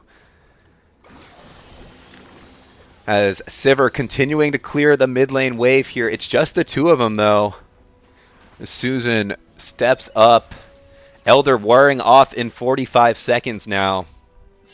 We'll see if Bop It, continuing to stick together as this 5-man squad, are able to finally get a good team fight in their favor. Both these teams have been going back and forth in these fights, never quite killing enough to comfortably end it on their end, you know. 47 seconds on the Baron. Elder up in 15. Team Solid not able to really do anything with that Elder. Just having to reset, push the waves out. Members cresting 500 CS now, as Cyanic Acid looking forward onto Duffy. The speed boost coming on through. Stun on the Honda Crasher on the opposite end as well, as 7 still punching on forward. Elder on the side of Bop It, I think, persuading Solid off of going for any team fights. A crucial smite from Duffy there, but now Baron up in 15. Elder off. We are back to an even game here. Gonna have a 200k gold game. Stun continuing to be fished by Garzok. Souls backing, supporting the side lane efforts yet again. 500 CS for Mel. 500 CS for Sivir. 500 CS for Renekton soon. A Cyanic Acid is twisted advanced onto by Duffy. Pops on out, but Squeezy getting a little bit caught out. Golden Eclipse doesn't catch out the Lulu this time around. But the side of Boppet is closing the gap. Duffy goes in onto Squeezy. No flash, forced to Wild Growth, and now Cyanic Acid caught out in the middle of it. Forced to Volibear ulti out on the top side. And now Squeezy and Cyanic on bit opposite ends of the map from the rest of their team here. Souls forced to TP, so that loses the crucial side lane advantage that has been keeping Team Solid in these crazy late game scenarios. And now, eyes turn towards Baron 60 minutes in. Those things are getting cut like paper. 15k on the Baron. Cyanic Acid trying to make the approach, but getting a little bit chunked out on the hunt. But Roots coming on through onto the Volibear, who is just barely going to fall down. No, flashes out, stays alive for now. Both AD carries hitting. 7 caught out. Squeezy caught out. 7 able to stay alive for now, though. But the Golden Eclipse over the top is enough. Souls in the middle of 4 is not going to be able to close it out. Garzok forced to flash out. Honda Crasher and Susan and the rest of the Boppet squad remain on top. 80-second death timers now. Marching down the mid lane. Bop it, twist it, gank it. Bopping, twisting with my soul here. As they finally, over 60 minutes in, take a thriller of a game one. Over 200k gold between the two teams. Ace will seal it. And game one goes to Bop It, Twist It, Gank It.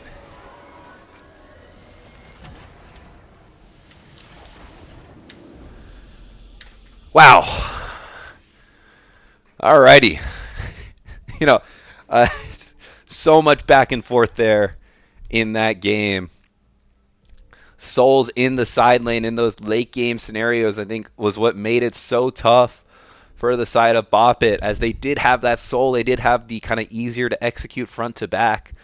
But Team Solid able to stick into it, trying to draw Bop It, Twist It, Gank It around side the map. And a few crucial picks onto Lulu, giving that Chem Soul over. Team fights, once those were finally able to come through. Great positioning out of the Kog'Maw, the Melio, the Mel, alongside great front lining from Duffy and Ozai, just able to come out on top at the end there.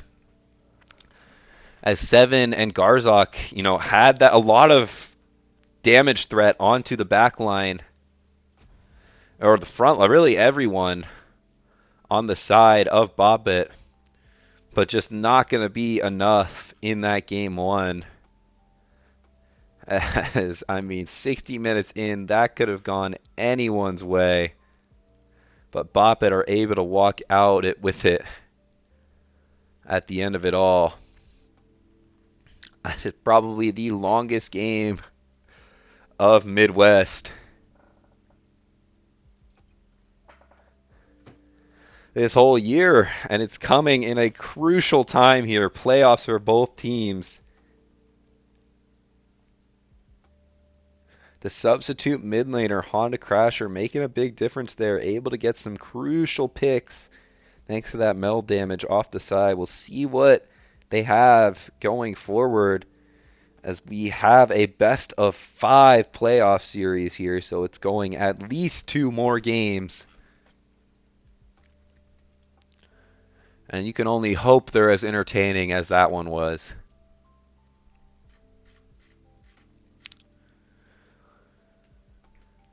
Yeah, catching up on chat. I don't have control over the ads.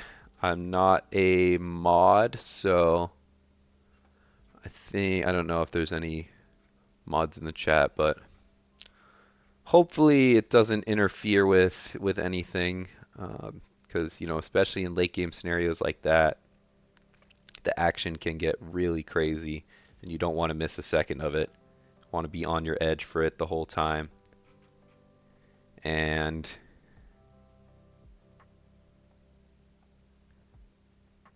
60-minute game. Dude, yeah, that's I will not be able to do it if game's continuing to go that long. I don't know if you can hear the strain in my voice, but I already feel it in my throat. Pause. It's it's gonna be a good one. I'm gonna step away for a little bit before these teams get sorted for draft.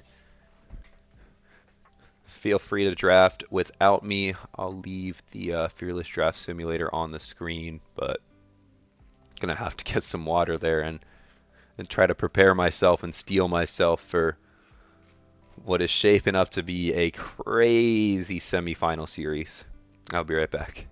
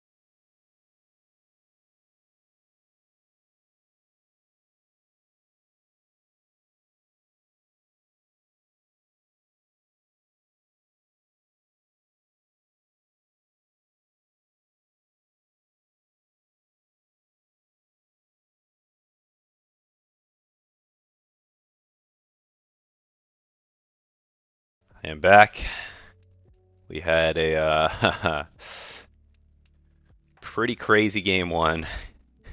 I guess CLT missed it. Damn. Started draft back up too, so that's good to see. And more draft problems, I guess. But we're taking a look at what we got here. Same bans coming through from Bop It, forfeiting the first two bans due to their 2 E-subs. As a reminder, that is Honda Crasher in the mid lane for All-Star Christmas music, and All-Star Pens in the bottom lane for the standard Bop It Twisted support Thordle. But, you know, I think we can agree they didn't miss a beat. They looked pretty on it as a squad, especially with how late the game went. That's where your coordination between each other really gets tested.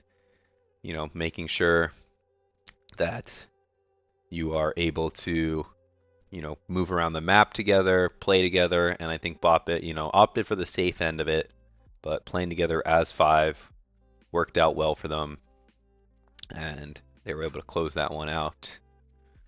The substitutes, definitely not a weak point at all, if I'd say, from my observation. But going back to draft here, 3 ADC bans coming out from Team Solid. One Trick Susan getting targeted heavily here. I think was very clearly the win con in that game 1 for Bop It on the Kog'Maw. So taking away some more of those late game carries that we know Susan likes to pilot, especially with the support of Pens on the backside to help him fire away. Gonna enable them to, or gonna at least force Bop It's bot lane onto something different. One Trick Susan going for the Kai'Sa, and the Braum ban tells me we are looking towards a Nautilus on the side of Bop It. I think it makes sense as the red side has drafted themselves quite the hefty dive comp. A lot of point and click CC. You already have the Vi Ahri combo. Kai'Sa is going to be able to dive in over top. Might as well index heavily into it. Try to prevent 7 from getting any resets on this Jinx and really bolster the dive even more. And on the side of Solid, we see Jinx, Wukong, and Asol coming in. Was that third pick? Had clarification, just some more draft issues, but that was the other pick that we've seen out of Honda Crasher, actually, in terms of the Bop It substitutes most played. So maybe a denial pick, but either way, setting Solid up for this time a better scaling late game. We've seen 7 have some pop-off moments on the Jinx, and now having the Asol in that backline late game as well is going to be helpful. Galio was the support that did come through for Bop It. Looks like Pens going for a comfort pick here. Still something to help facilitate the dive and maybe a little safer blind than the Nautilus in terms of, you know, giving you more avenues to play and not just the full dive in and hope for the best. Galio's going to have that ulti to help support from above, and from there the rest of the team will be able to do something. So we have a lot of issues here. Oh my gosh. Ornn is going to round out the draft for Team Solid. Ornn and Asol are those 2 picks. So really indexing into the late game here are Solid. And the answer on the side of Bop It is going to be Mordekaiser. A great pick into that tanky top laner, as you are able to stack that Mordekaiser passive up pretty easily. Takes 3 autos and or abilities, and from there, when you get that rolling, the passive max health damage that comes through after that is pretty much guarantees any win against the Ornn, as long as you don't get too much base damage down onto you. Onto you. Onto you. R's coming through.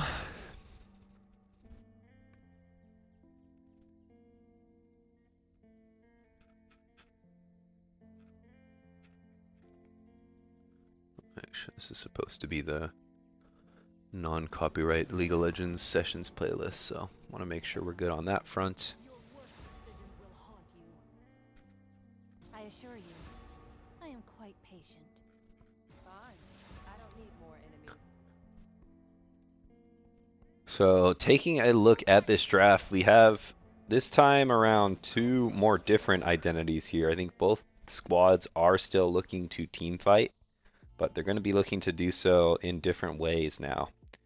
The side of Bop It is a textbook dive comp. You have Vi, Ari, Kaisa, the Galio support even too. All of that is just going to come over top and, you know, try to get rid of this Garzok Aesol or this 7 Jinx. I think 7 Jinx is what I'm really looking at. This has been a pick that has been played around so beautifully by Solid in the past. So we'll see if they'll be able to kind of peel off this dive, as that's really what it's about for Solid, is just can they survive the dive. They have pretty good engage on their own end. I favor this Solid comp just because of how versatile it is, and based off how late the last game went. I think, you know, if you have a similar situation, having the Ornn, the Aesol, and the Jinx is just going to be massive in those late game scenarios. And then,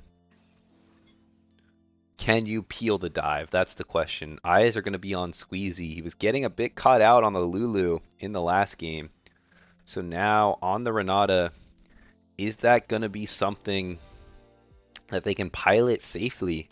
You know, stay alive through Ari, Vi, Kaisa, that crazy burst, and get some good hostile takeovers down to dissuade the dive and allow this game to be taken over by these late game carries. As if the game does go late, this should be a solid game. You have the Ornn, you have the Aesol.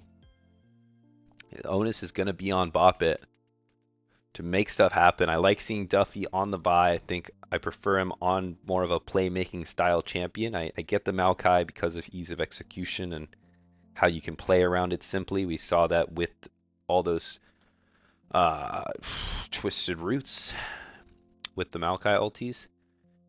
This time going for something with a little more agency, a little more initiative on the Vi, and has the support of Ari. That's really easy follow-up for what still may be a meshing mid-jungle because of the substitution. And then rest of the map, I like the adaptations made from Bop It. You know, you were kind of bleeding in the side lane last game. Let's go for a more solid pick in the Mordekaiser for Scrublord Ozai to help answer into souls on the Ornn. That should be Mordekaiser favored eventually. And then Kaisa Galio into Jinx Renata. I think this will be a lot more explosive of a bot lane. I like the Kaisa and the Galio in this lane, but Jinx and Renata, if they can space it properly, it's a big if as well.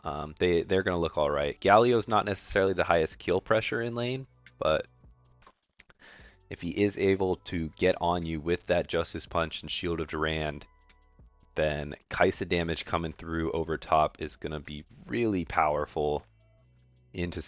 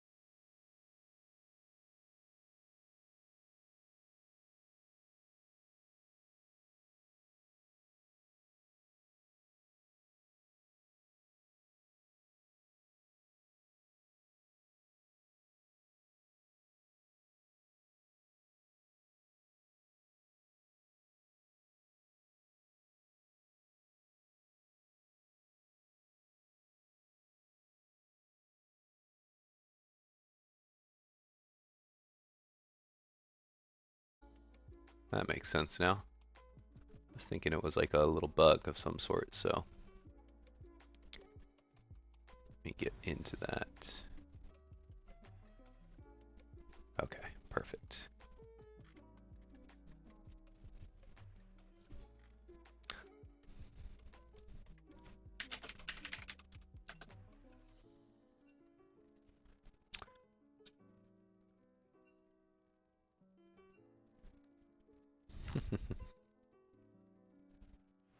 All right, the R is coming through yet again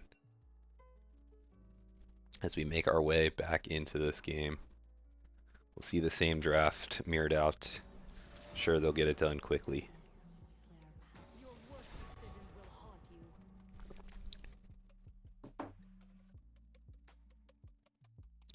you. I So it assure you, looks like Doing fine. One Trick Susan was looking to take Cleanse, no spark between us anyway. which is interesting because I kind of like the barrier. I feel like it's a decent little pick to have, but I get it either way. You know, you do have stuff that you can cleanse. The Renata Hostile Takeover probably being the biggest when you do go in and look for the dive.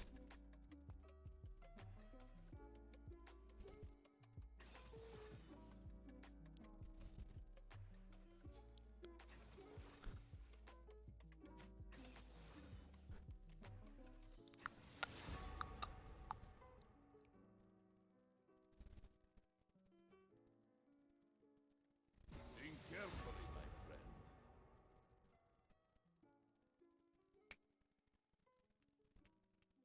We must all make our choices. Yeah, yeah. It's your funeral.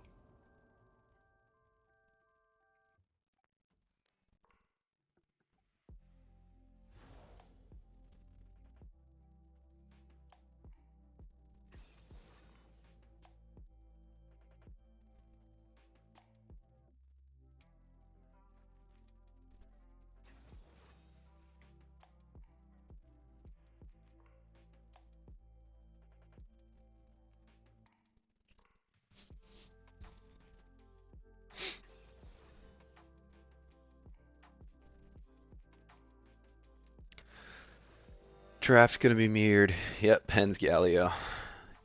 Gotta see it. Had to get it in.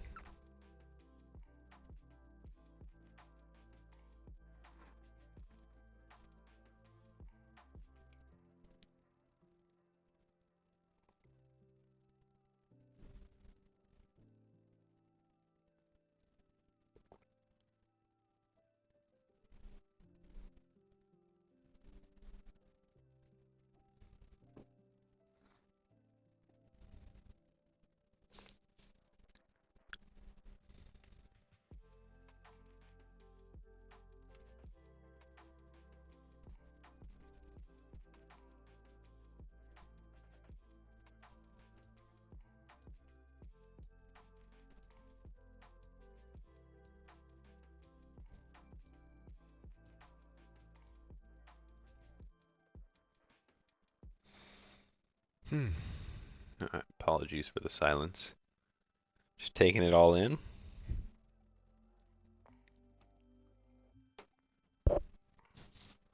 Got CLT dropping the ASOL analysis. Yeah, I think it will be about if they can get to the late game. That's going to be the story of this whole game.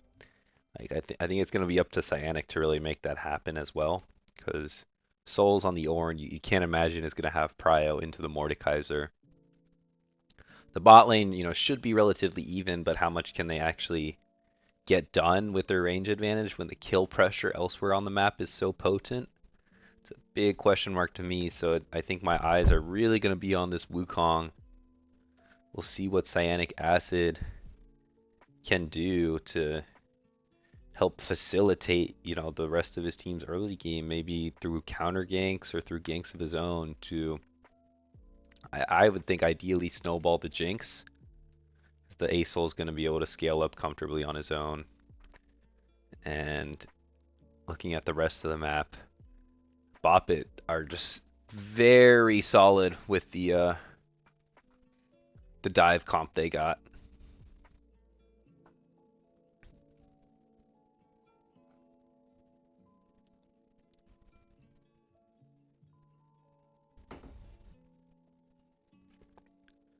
Should be very easy to execute. It's going to be a matter of just who they want to kill. I think most of the time it's going to be onto the Jinx. Vialt, Arialt, Kai'Salt, Galliot. You're going to see all four come on down. And we saw pretty good synergy out of the Boppet squad despite the two substitutes in game one. Like the team fighting was played well together. So that's not too much of a concern for me. The only concern would be if Squeezy can get a good hostile takeover and nullify some of that dive.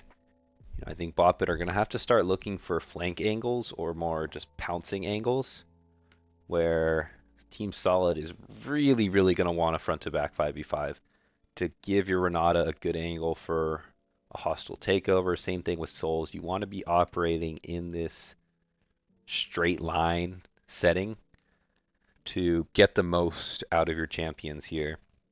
Because you have great space building tools, you know, the Wukong Cyclone, the Orn Horn, even the Asol ulti and the Asol E. It's very good space building.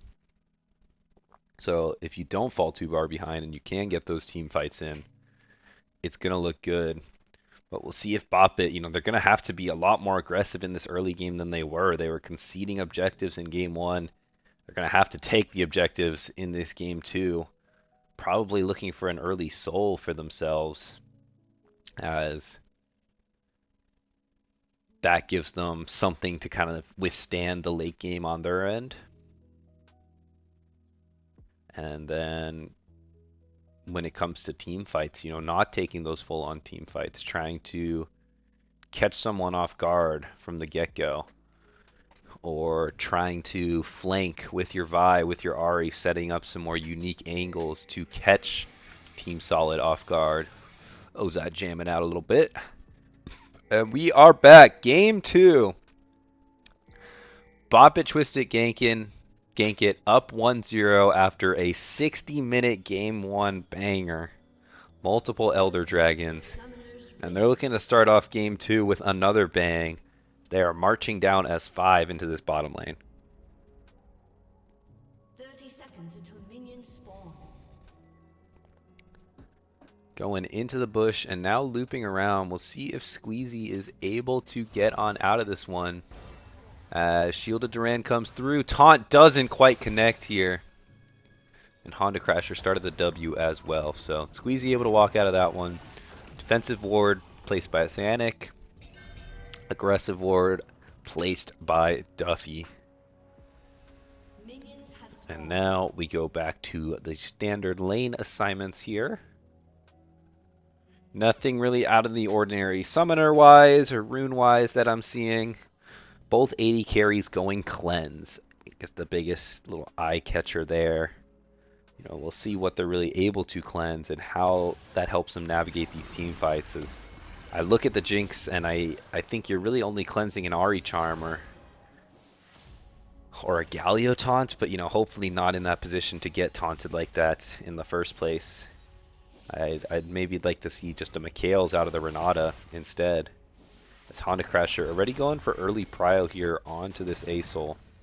So what we need to see out of the Ahri, you know, trying to push an advantage, not letting this Asol scale, getting lane shove, and then looking to team up with Duffy on the map to make stuff happen. And same thing happening out of the bot side of the map, just using the range advantage of the Jinx Renata. You know, double range into one melee is always going to be favorable level 1. So trying to use that, get an early level spike, and you know, maybe build up a tiny little minion lead, or at the very least, getting the shove. Cyanic Acid pathing down as well as Duffy. Both junglers starting on their top side this go around. I think recognizing the top lane 1v1 is going to be fairly isolated all game. You know, Ornn can kind of hold his own in the early game just due to the high base damages of the Bellows Breath passive applications. But outside of that, once Mordekaiser is able to hit 6, get some items, as I say that, Justice Touch in, forces Cleanse out of 7, and a few hundred health as well. Yeah, there's that base damage of the Ornn, but once Scrublord Ozai gets a few levels, especially level 6, should be able to kind of fight back comfortably, as we have a little bit of a bug here. I'm just going to rewind and see if that changes anything. not quite. Okay, maybe there was a pause or something that's throwing things off here. But once Souls gets some, or once Ozai gets some items, and most crucially hits level 6, it's always going to be tough for Cyanic Acid to gank the Mordekaiser, just because you can take someone into the Death Realm, play isolated like that. So I think both junglers recognizing that, trying to play for bot lane and start the accelerations there. So we'll give this a little more time here. Before I just exit client and make sure it's not anything on my end.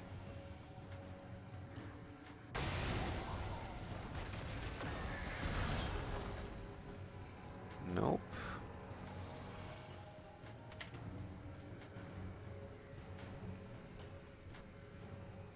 Okay, they're still going. Yeah, I'm gonna reload this real quick. Well, do what I can there.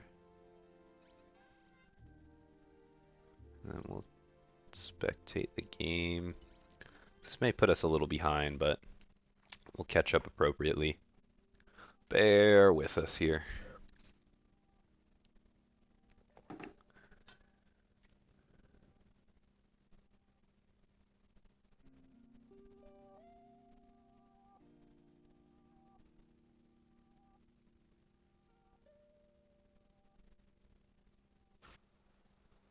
Alright, so 5 minutes in, still no action.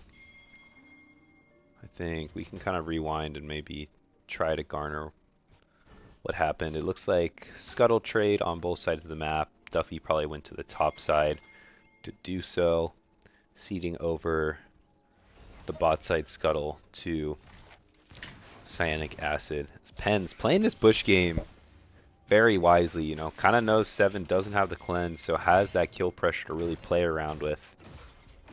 CS still even in the top side. I think until Ozai gets items, it's going to be tough to really pressure that Ornn. And really, once the Ornn gets enough magic resist, should be able to hold his own decently. Pen's going in for a little bit of a trade there. Honda Crasher doing the same. Garzok falling pretty low now. And Pen's aggressively in this bush, but Cyanic Acid is in the area. So is Duffy. We could have an early game 3v3 breaking out as Flash Justice Punch forces Flash out of 7. Now Squeezy caught in the middle of 2. Pen's caught in the middle of 2 as well. Cyanic Acid jumping on in. Exhaust comes through. Is enough to knock down both supports. Susan kiting it out because V7 is its sided. Pushing on forward. Forces the Flash out of Susan.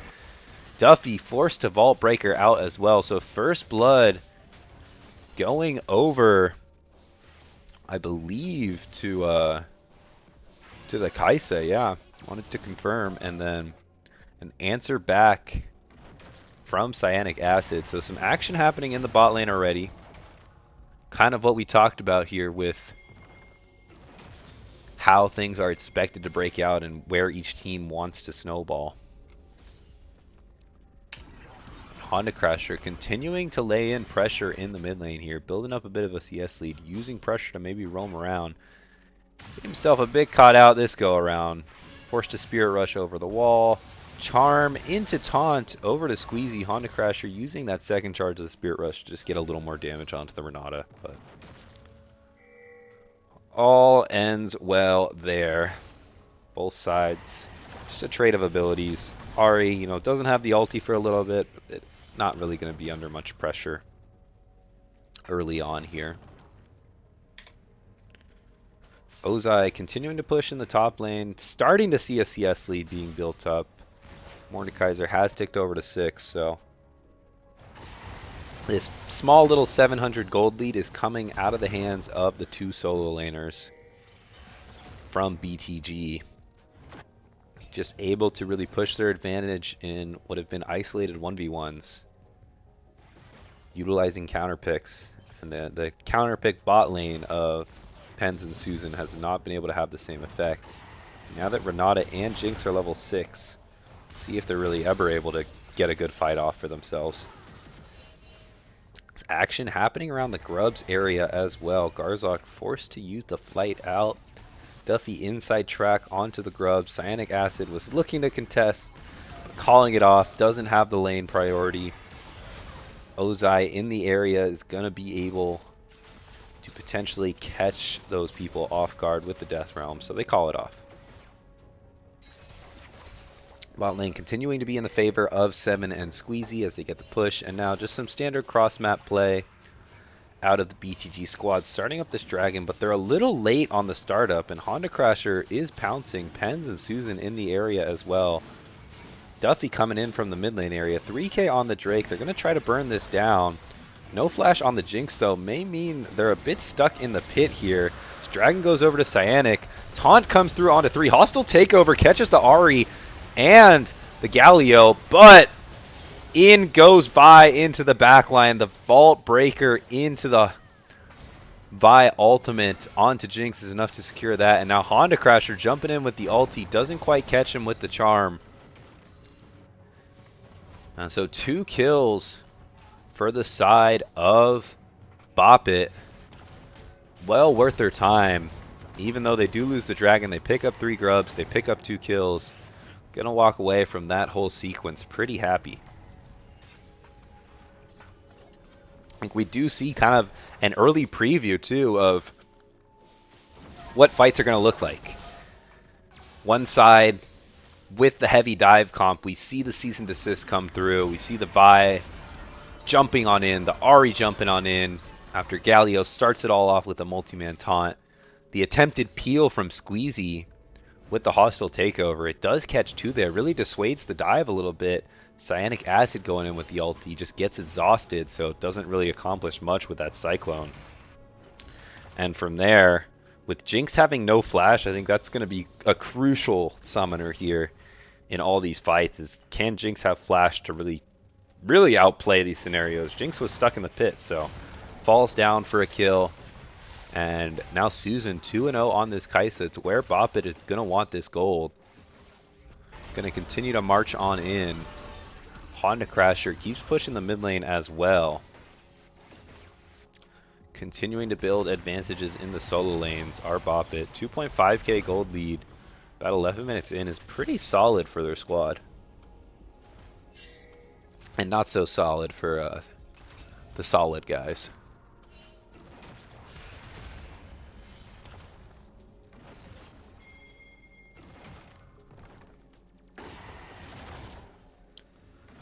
Ozai continuing to fish with those Mordekaiser pulls. Cyanic Acid may be looking in the area, is going to be spotted out as he kites himself out.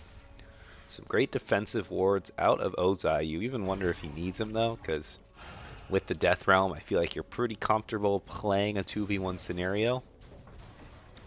And now, at this stage of the game, with the Static Shiv over to the Kaisa, this is the flip side of that bottom lane, where you don't have the same range advantage into the kill pressure. You can't really contest the waves, as if you ever get caught by a taunt from Pens. 7 is just really squishy to this accelerated Kaisa. So they don't want to walk up too far, and now they're kind of giving up the push. Letting themselves maybe be susceptible to a dive. Duffy is going to pop the sweeper and notice that he's spotted out. Cyanic Acid moving over to cover. But the call is still going to be to go for the dive, it looks like, as Cyanic Acid in the area. Just kept interested by the aggressive positioning out of Bop It. It's potentially another bot lane dance here as all this back and forth. But taunt going on into Squeezy. Vault Breaker on through, and a 3rd kill for Susan. Picked up onto the unsuspecting Renata. And now Susan going to pick up a tower plate as well. They have those 3 grubs. Pens looping around too. Cease and Desist comes on through into the taunt. It is flashed away from him from 7, but Duffy is tanking the tower this entire time. It's going to be comfortable doing so. So it does trade back a flash onto the Galio, but still another plate over to Susan. Another kill over to Susan. This Bop It Twisted bottom laner is looking pretty right now.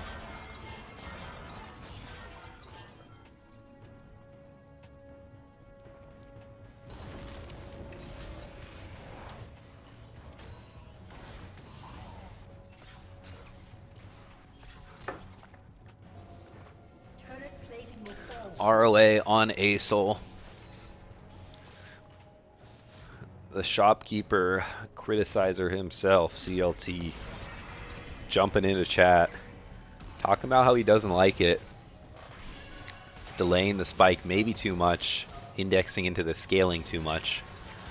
I feel like I don't mind it in theory. You know, a lot of these fights you're going to be a prime target in the middle of all this dive. But whatever CLT says goes. So I think, you know, would have maybe liked to see something early game, especially the way this game is going. So Bobbit favored in the early game. You may want something that can fight back a little earlier versus really resigning yourself to not wanting much action for another 10 minutes.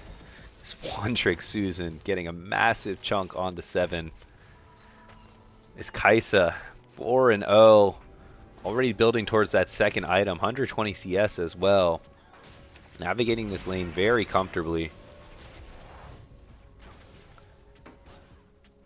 Is going to be able to push in this bottom lane and potentially look for an early first tower. Cyanic hovering around mid lane, but just can't get too much done there. Going to call to invade the topside jungle of teams of Boppich Twisted Gank it as Team Solid. Forced to give up this second Drake here. Crucial stacking coming through for the side of Boppit. Rift Herald is up as well, so we'll see what the calls for both teams are as map movements start to come into play here. Cyanic Acid still in the enemy jungle.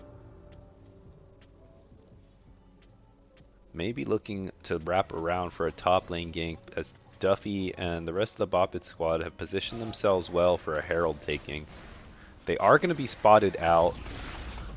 And Pens looks like pathing towards the bottom lane, but the call for the side of Solid is not going to be the contest. You know, you have this late game comp. Ulti in the mid lane, out of Ahri. Forces a chunk onto Garzok. But the Rift Herald going over is going to be Feats, I believe. Had the 3 grubs, had the 1 dragon. One Trick Susan's pretty comfortable farming 1v2 here with the static Shiv. Yeah, there's the feet boot upgrades. Pens back in the bottom lane. Duffy maybe looping around in the mid lane to try to make a play. As Cyanic Acid is right there as well. Nothing happening in the mid lane for now, though. It's a little more of that range advantage coming back through for the bottom lane of Team Solid as they've been able to shove in these past few waves. But Herald straight in top lane. Ozai popping that one, trying to continue to press this 1v1 advantage that he's built up for himself, but not really getting too much out of that. Not a fan of that Herald pop. Cyanic Acid goes in, forces the flash out of Honda Crasher. No ulti on that Ahri from earlier means the Cyclone knockup threat forces the Ahri to flash out. So flash will be down for the next 5 or so minutes.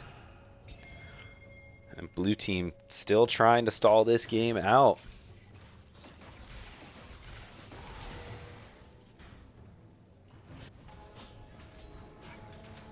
Squeezy clearing out some wards. Yeah, I see a little bit of talk in chat about how navigating these late game comps is, you know, it's one of the troubles. Like you see games go late and you maybe want to play scaling, but when you index into it too heavily and leave yourself vulnerable to early game losses, then you just never get the chance to scale properly and you can lose the game. And that's, I feel like what we've seen here is that the bot lane of this Jinx has not really gotten many resources. Same with the Acel, you know, just forced to give up Prio into Honda Crasher. And Boppit has built themselves up a nice lead, so we'll see if they can continue to accelerate, as they do have to transition this eventually into more substantial teamfight and teamfight objective wins.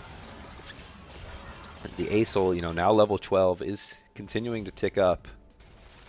Items are eventually going to come through from 7, so you want to be at a good enough spot where your dive can be that pop, you know, insta-kill onto the squishy carries. A lot of that is going to be led by Duffy. We will take a look at ASOL stacks. Thank you. 114 right now, but I mean, you can see this mid lane. Honda Crasher has been able to push this in mostly solo and really build up an individual lead off of tower plates. Cyanic Acid roaming around to the mid lane here, but Pens and Duffy are going to be first.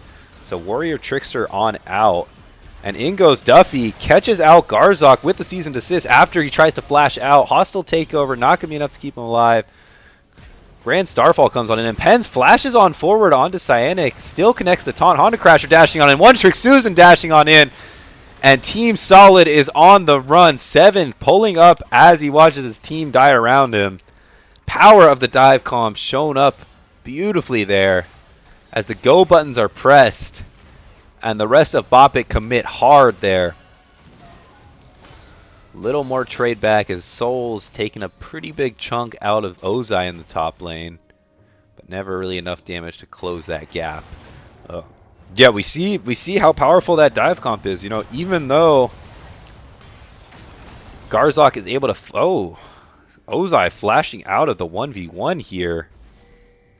So even though Garzok is able to flash out of the charm, the rest of the follow-up comes through. The Vi had a seasoned assist Q flash there that I want to point out.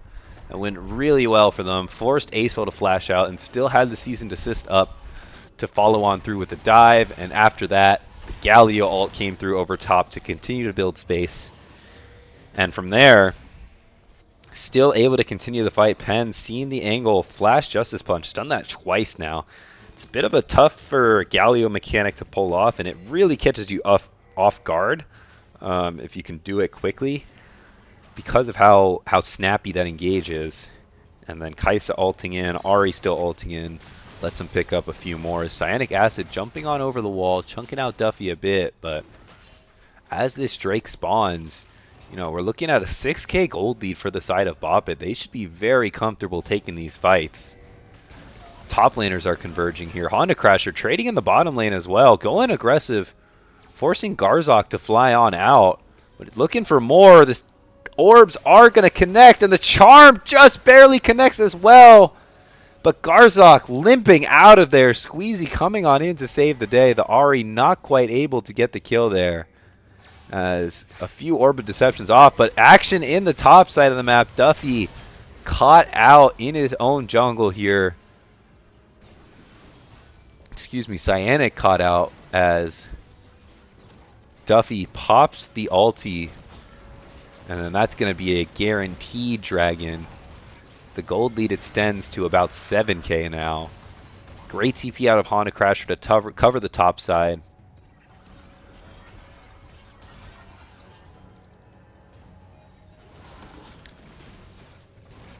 And now Otacon is the call here, as Wukong still down for a little bit. Should be able to get that relatively easily. Charm coming through in the middle of the Ornn dash.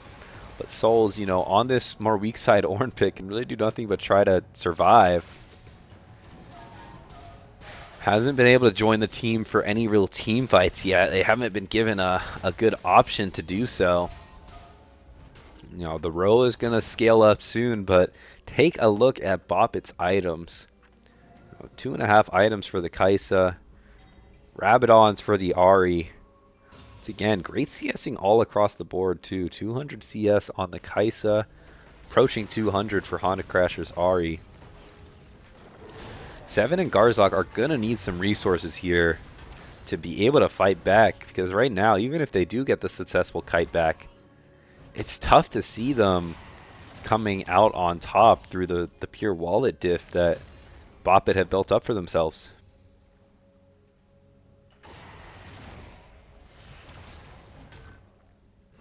Level 15 on both top laners. That could be some good news for the side of Solid, as Ornn items will start to come in. Help facilitate a little more of that scaling before the game gets a little too far gone. It looks like the lane assignments right now are going to be the 2 bottom lanes in the mid lane.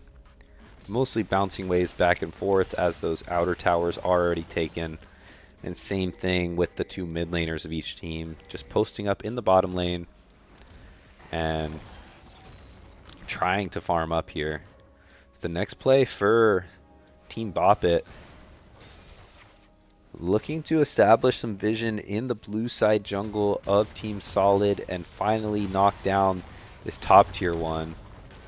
As Soul is continuing to trade pretty well into Ozai here. Has gotten a lot of grass procs and holding his own in the 1v1. It was an R5 counter pick out of Ozai. One of Soul's comfort picks on the Ornn. Able to continue to stay safe. I don't think I can see the amount of grass procs, huh? I was kind of interested by that. But Acel stack check up to 154. See if that Space Dragon is able to continue to farm up.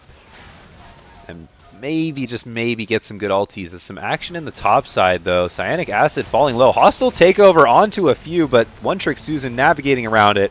And the dive coming through as double kill goes over to Scrub Lord Ozai. One Trick Susan, Killer Instinct in the backline, followed by the Galio support. Double kill for both the top laner and the AD carry of Bop It Twisted Gank It. Picking up on some bloodshed in the jungle of Team Solid. Coming away with a 4 for 0 there at the dive comp once again. Snap engage into kills. Team Solid just not able to kite it out. Don't have the ability to fight back at this stage of the game.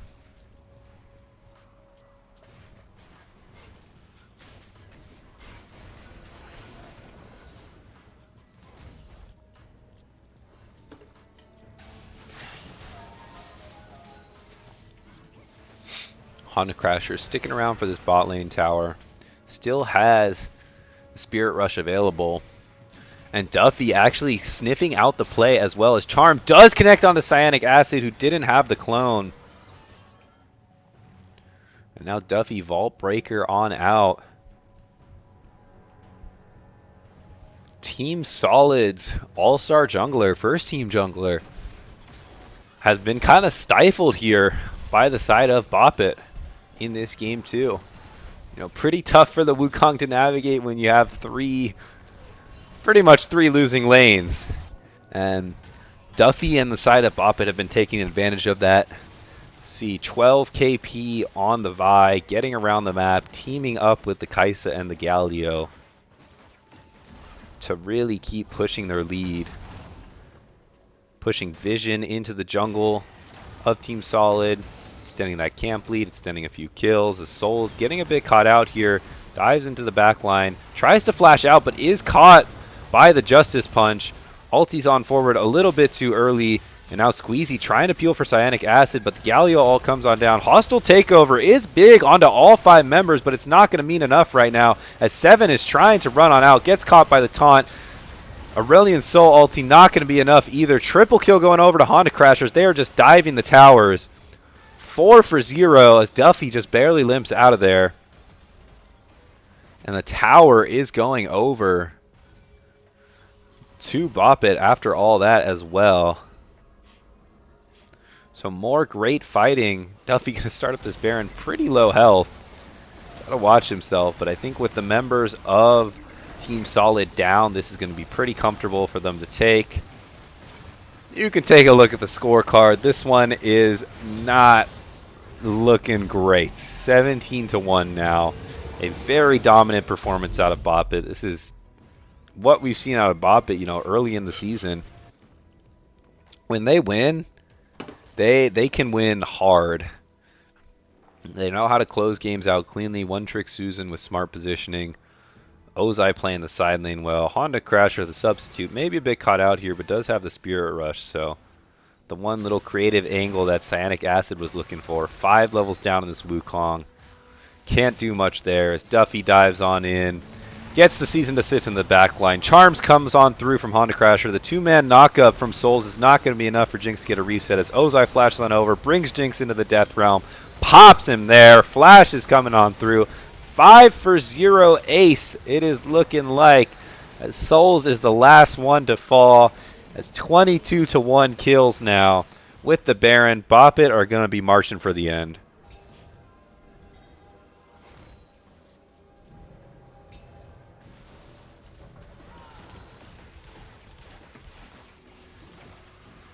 Honda Crasher and Ozai working together. Those two solo laners. They're going to knock down that inhib tower. All the meanwhile, Duffy taking the dragon. This Boppet squad is primed to take a 2-0 lead here. I don't think I've seen anyone come back from a near 20k gold deficit.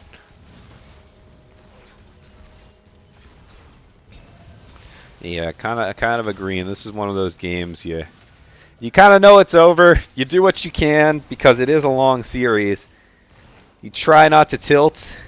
You know, just keep vibes good. Go for some stupid stuff. Laugh about it. And then take a little break. 5 minutes away from the PC. And come back in game 3 and try to answer back.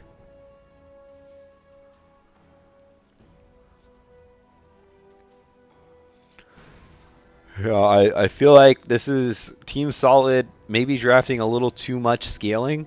Know that's something they're comfortable on in these late game team fights, is playing around their carries, but in this case I think indexing into it too heavily. You want to have lanes that can fight back.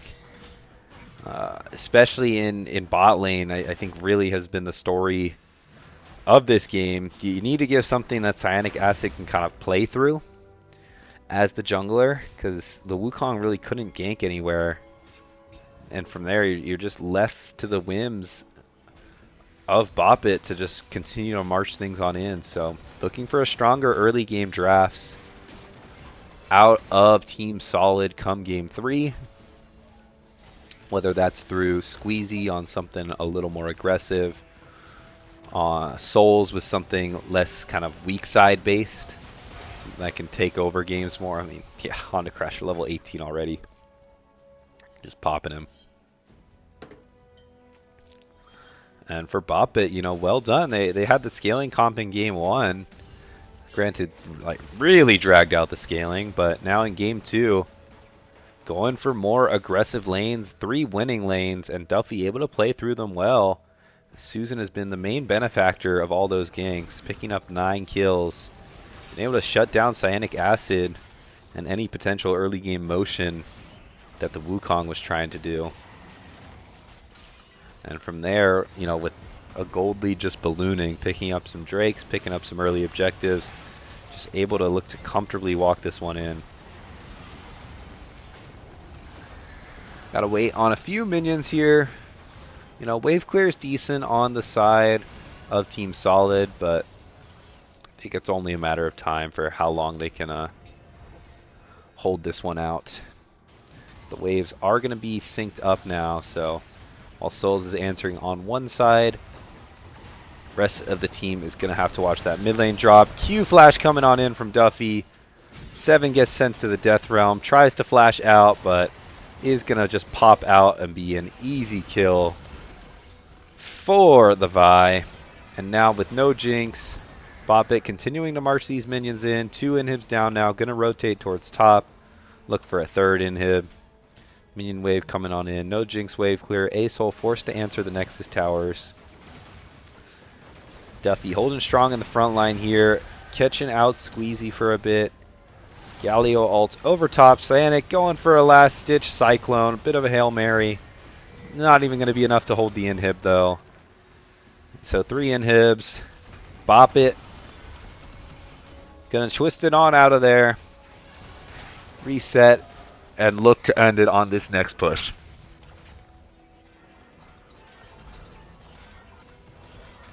Baron up in 40. I think they're just going to look for the textbook simple end. You grab the Baron. You have the 3 inhibs. You can kind of just walk things in from there.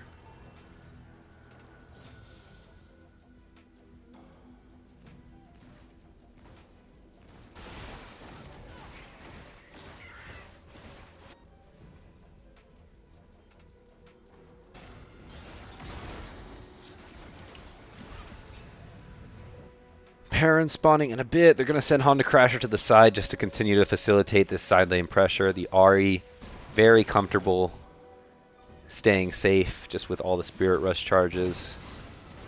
As Baron gonna get taken down. Good blue orb out of the Ari, spotting out Cyanic Acid, looking for any potential thing here. Boppet marching on down the mid lane now. Really a stellar performance for all 5 members from draft to gameplay. They're going to get the soul too, just for good measure. And then maybe march it on in. As you know, ASOL was farming up, but just never really got to a point. Too much late game.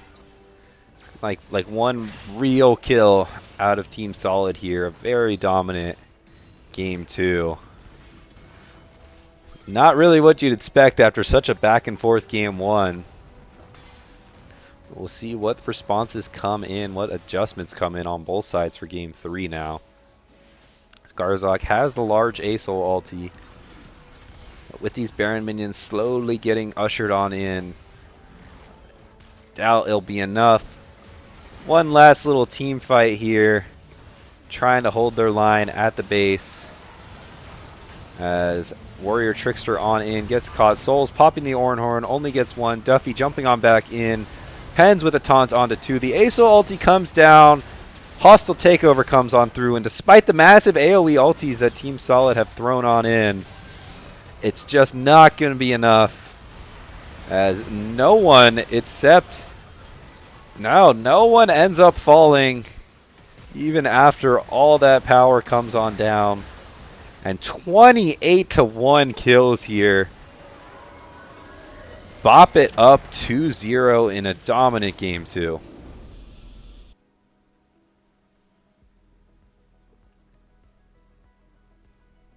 Great performance out of Honda Crasher, pushing the lead in that mid lane. You know, as I said, really just everyone out of the side of Bop It.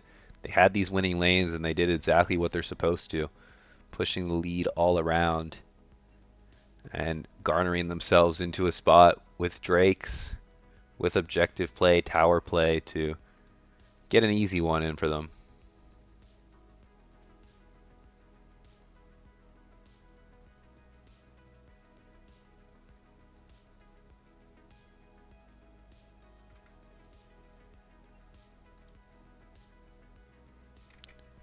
Draft Link's gonna come on through again.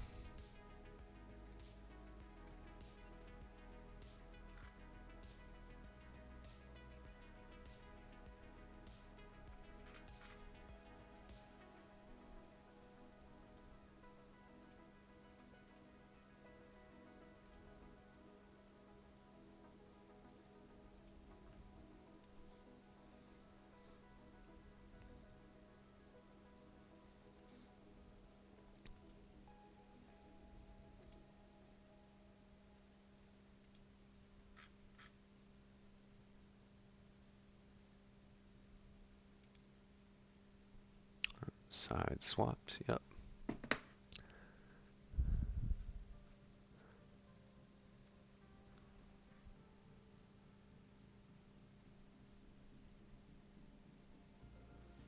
So Solid gonna go back to the red side here for game 3. Looking to maybe save counter pick for someone else to help facilitate maybe better early game performances here. I am going to step away for another little bit.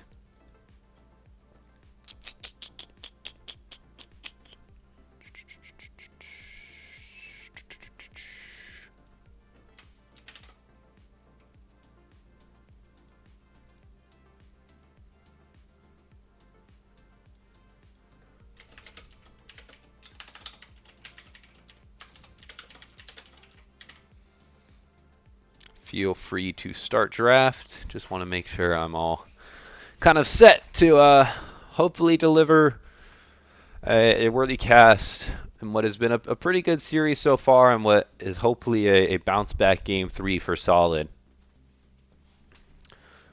I'll be back in a bit.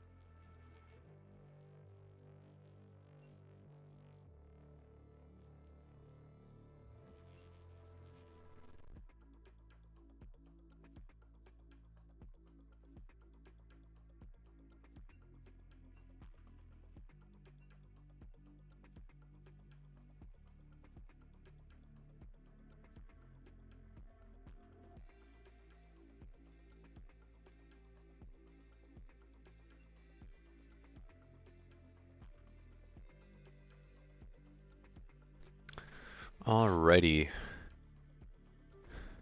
Well, good timing. What happened? Oh, you guys can start. Yeah, I should have said you can start draft without me, but just collected my bearings. Gonna be over 3 hours of live time, so make sure I still have enough output. So here we go. Draft started. As a reminder, Boppet still forfeiting 2 bans in the early phase 1 here due to their 2 E-subs of Pens and Honda Crasher coming on in. Expect Boppet to just continue the same ban they have done of the GP, taking that away from Souls. And we'll see what the adjustment is for Solid. We saw 380 carry bans come out last round. I think definitely going to look to set themselves up for a better lane scenario. Oh my goodness. Cyanic had done it again. Ophelios ban, looks like is that first ban. Okay.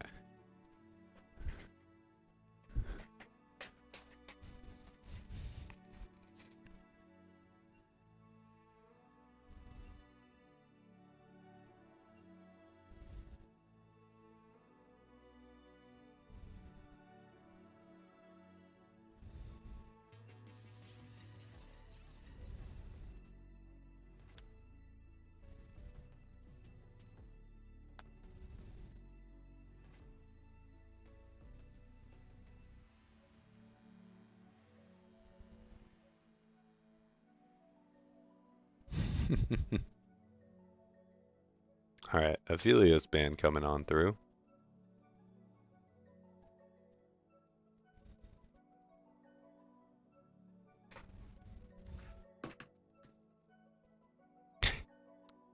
Well said, CLT.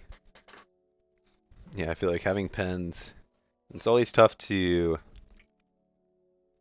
get into the intangibles. It is, stuff like shot calling we can't see from our point of view, but picking his brain, I know that's a big shot caller for the Caster Curse squad and probably doing similar things in this game 3 here.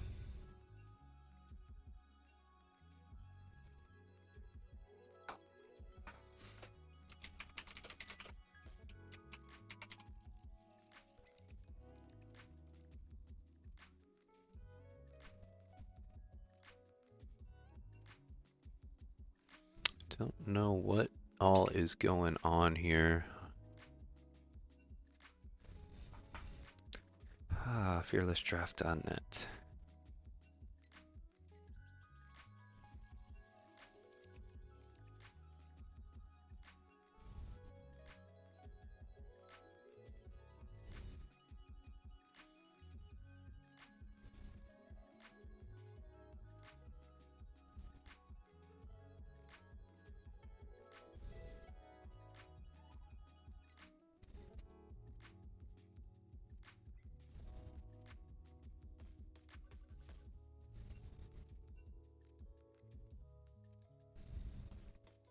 Alright, new draft links coming on through. Yeah, we got some solid love in the chat, so I personally would like to see a solid bounce back as well.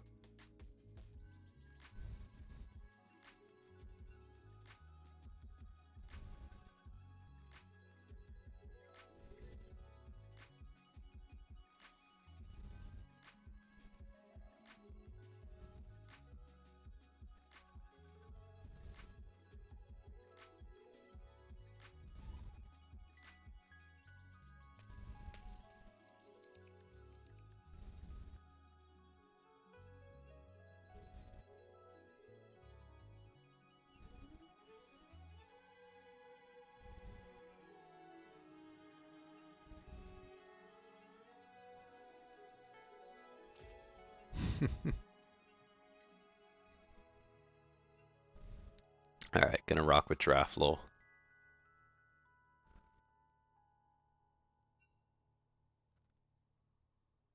Team Solid and Franken team, aka Bop It.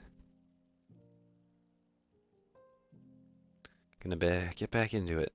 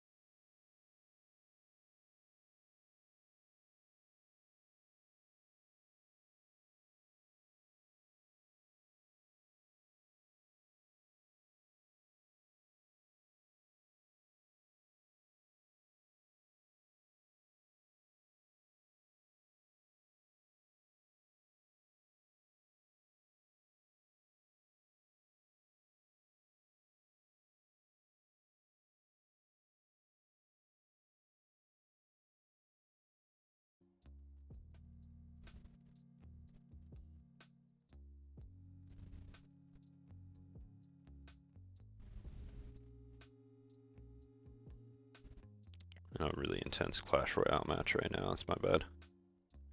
I'll touch on draft a little bit later.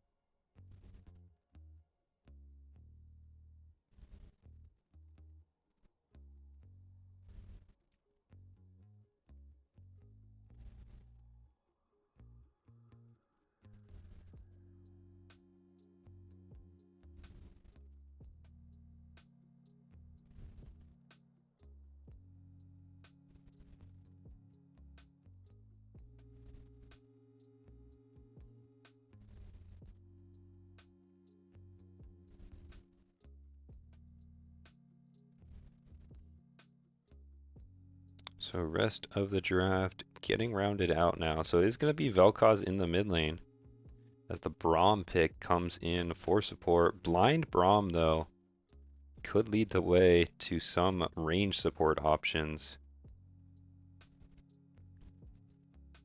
for the side of Pens. Does have that versatility in the bag to bring out a lot of different options there. So we'll see what the call is.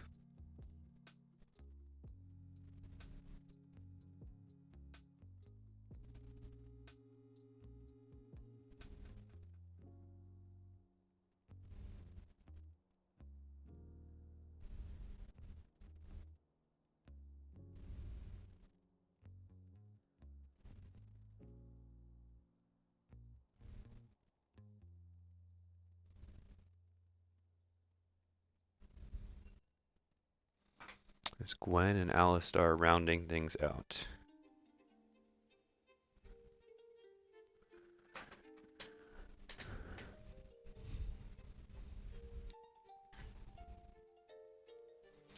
Few final little things here before we get into the game. I think both teams just getting themselves set up. Whoosh. So, talking the draft here. First pick, Hui. I think now that we're into game 3, looking briefly at Honda Crasher's account, seems like someone who plays a bit of everything, with some focus in the mid lane. So, Hui, a classic pick. If they were comfortable first picking it, this was probably something they had game planned for at least, and so we see that coming through. The response is just going to be dialing into the team fight side of things. Once again, Team Solid looking to play as this 5-man squad, and they pull out the Amumu Misfortune in order to really facilitate the team fights. Blind Zaya going to be the response, just ADC Chimple getting a little bit pinched here with 3 bans coming through as well. I think helps ward off some of the dive. Wouldn't say it does too much into the Amumu MF dive. And I actually like the MF lane side of things for Team Solid. And then Scion just going to be a solid pick for Ozai to continue to kind of stand his ground and provide frontline for the team, which has been really the story of Game 1 and Game 2 from the Bop It top laner. Vel'Koz answer on R3 for Team Solid. Again, not sure. Okay, yeah, Garzak is a Vel'Koz player. We're getting the CLT confirmations here. And a great counter pick option, it looks like, as well. Just Vel'Koz able to play the range game there. And so if can line up the geometry right, has potential to dumpster that lane. So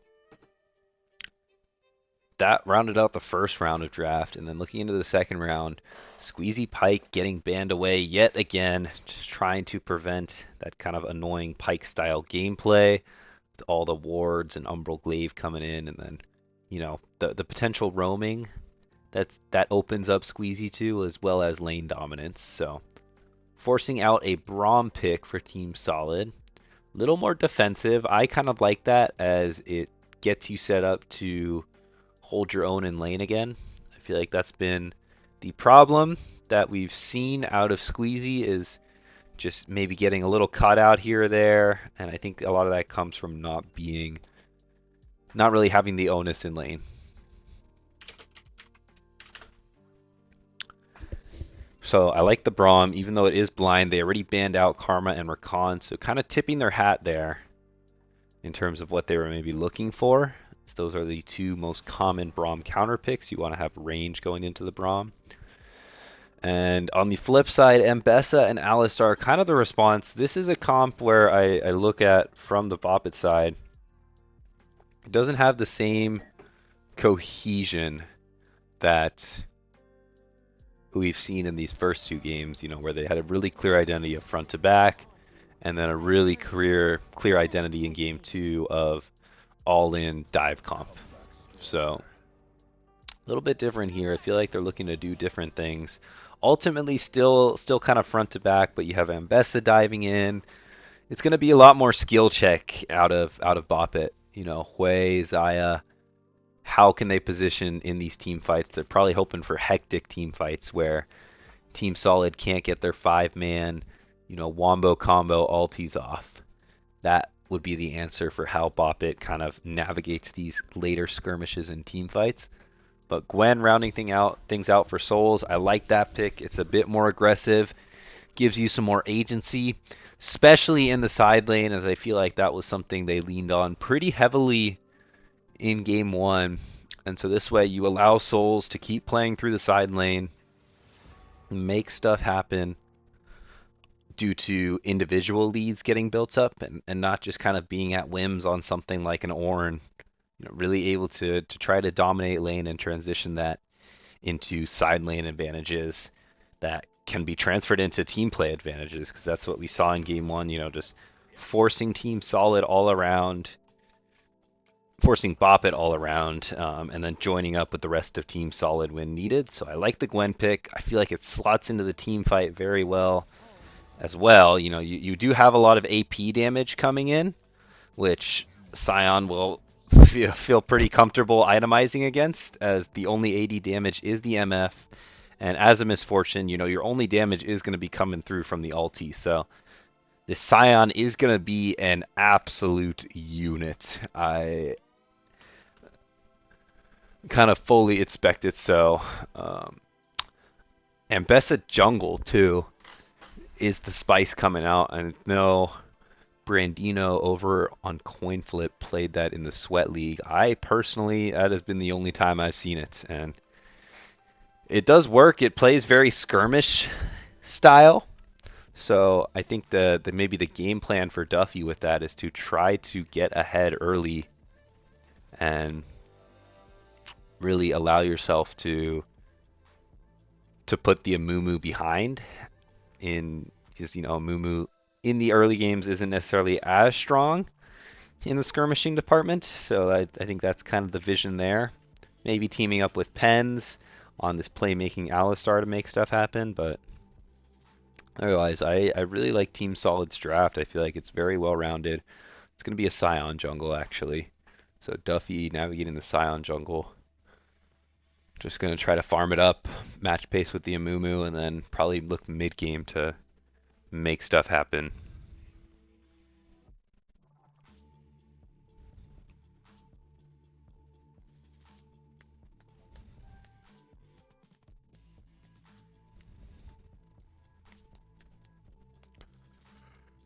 Silent Jungle is a bit crazier than a Mesa Jungle.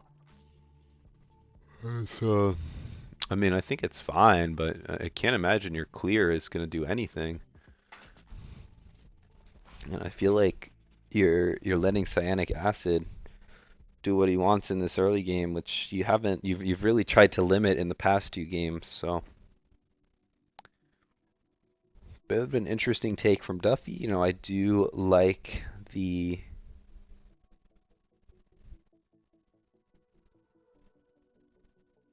jungler of Bop It on these more heavy kind of engaged style champions, but we will we'll see how things change on that front.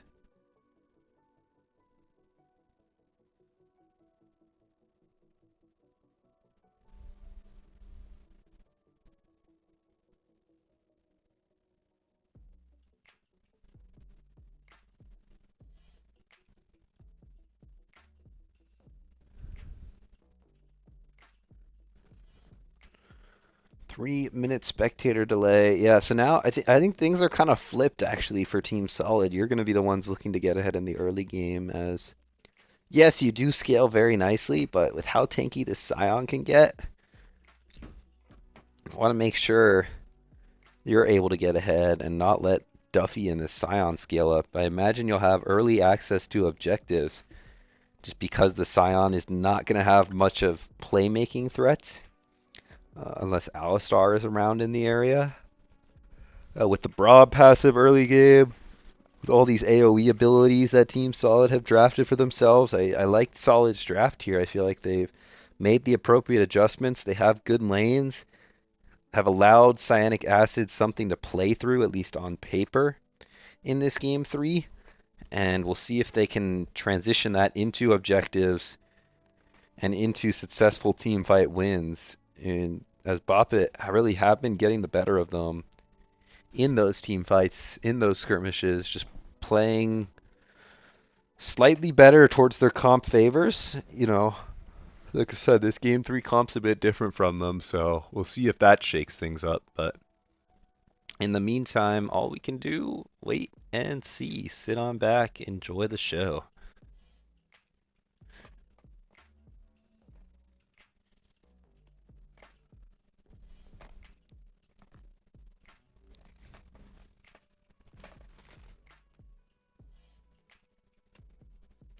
Pool Party Braum, good pick. Definitely not Vel'Koz, also good pick. Skin Game out of Team Solid, also very solid. All things turning up TS.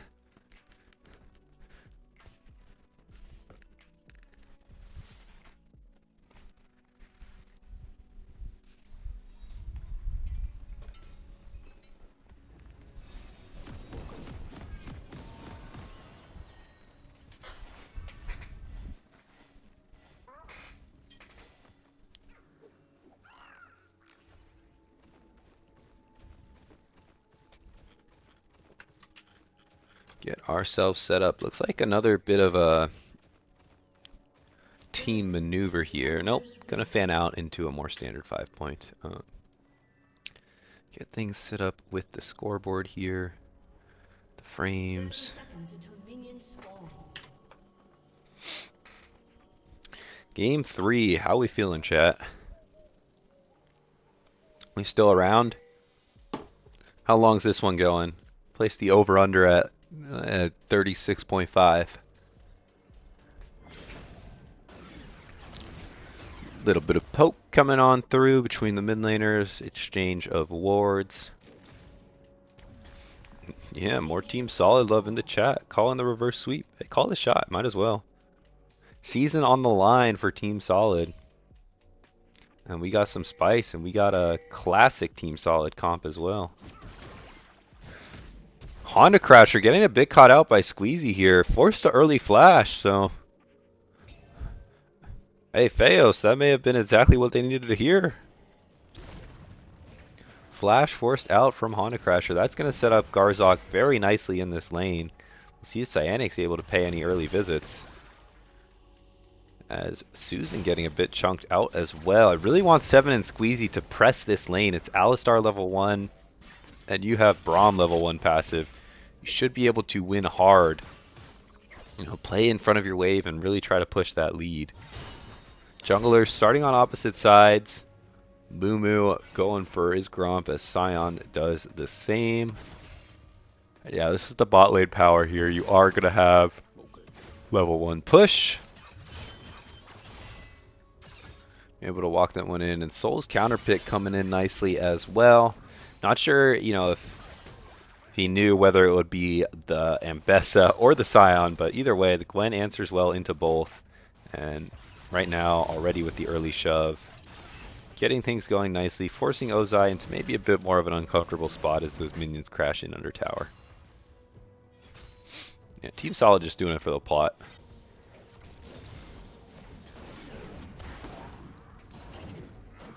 Garzok putting in work on this Vel'Koz. You know, we were talking about spicy picks earlier on. Seeing the Vel'Koz come out is very spicy. Season on the line, that's what you pull out. I love it. Throw, bop it, a little bit of a wrench. You know, Honda Crasher maybe not as experienced in the mid lane as some other players in the league here. Going for an early Dark Seal though. The tier start into Dark Seal. Very interesting. No pots either, so if Garzok can continue to poke out Honda Crasher, mid lane's going to be looking very nice. Cyanic going to be in the area here for this Scuttle. You know, one thing Cyanic has been doing that I'm not sure if I'm a fan of is kind of skipping a camp to go for an early Scuttle. We missed if that happened in Game 2 thanks to some kind of issues with Spectator, but this just sets you a little bit further behind, and unless there's a very clear gank angle, which seems there's some indecisiveness, you're really just wasting time. And you know, Duffy has been able to farm up. Now a camp ahead, tempo wise just a few seconds ahead of the curve here. Gonna look for a mid lane gank, but yeah, this Scion jungles. Ganking's not really the specialty there. Cyanic Acid still sitting here as Scrublord Ozai slowly pushes out. Has not gone for the Krugs. Gromp is respawning shortly, but finally going to loop around here. Level 5 on Ambessa. Bandage Toss 1 is going to miss there. Ambessa mobility coming in clutch there. Yeah, I'm not a fan of the Hui build. I mean, it's early. We'll see what it indexes into, but like, just keep it standard. I gotta think, like, going D-Shield especially into what you imagine is going to be a tough lane, that's got to be the answer. I understand wanting the mana, but he's fine. Ghost popped in the top lane, forces Scrublord Ozai to flash out as Souls has popped up a few passive. The snip comes on through. One more auto maybe would have done it, but Ozai able to walk out of that one with 2-digit health there. Forced to flash though, and Souls is going to like that. Only having to burn the Ghost himself. Getting the wave shoved in, forcing the TP out. Top laner slowly starting to build an advantage for himself. Okay. Squeezy walk. Oh, Vel'Koz is Garzok's main. Okay. That is good to know then. That is really throwing down the gauntlet then. An extra fan. Dragon spawning. Cyanic Acid is in the bottom lane here, but does have top lane camps, so not sure if that's something Team Solid are going to want to go for. Maybe cycle through your camp clearing first, as you can kind of look. This is what I was talking about when you skip camps here. Duffy's a level up, and has no camp, so has time to make this game. Headbutt flash onto the bot lane from Pen. Squeezy falling low, trying to flash out, but two-man knockup coming through from Duffy as well. 7 using the flash earlier is going to be able to walk out, but great play setup out of Pens, going for the Q flash rather than the flash Q, so can't really react to it.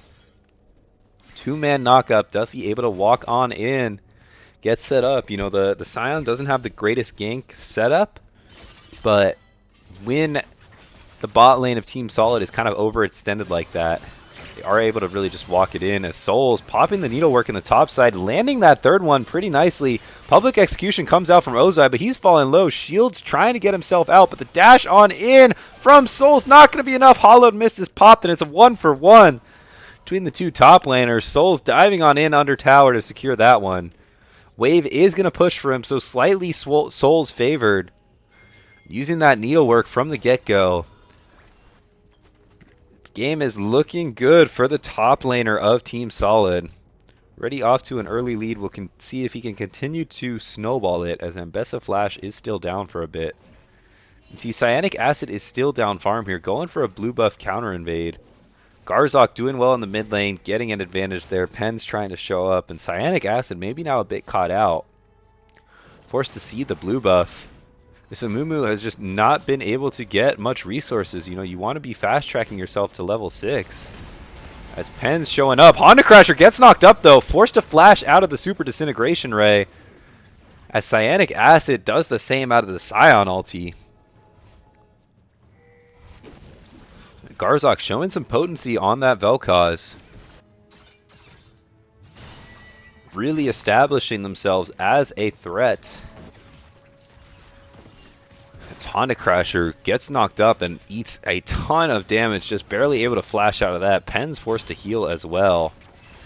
So after a bit of a dicey invade from Cyanic Acid, Team Solid still able to walk out feeling comfortable there.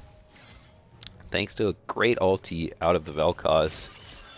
Dragon going to be started up by the Amumu. Looks like another standard trade on both sides of the map here. Grubs going over to Bop It. And Drake over to Team Solid. I definitely favor Drake in this game a little more, just because I feel like on the side lane, we're not looking to play as much of a side lane game. Maybe with the Ambessa into the Gwen, but I feel like that's going to be Gwen favored just based off how the matchup has been going so far.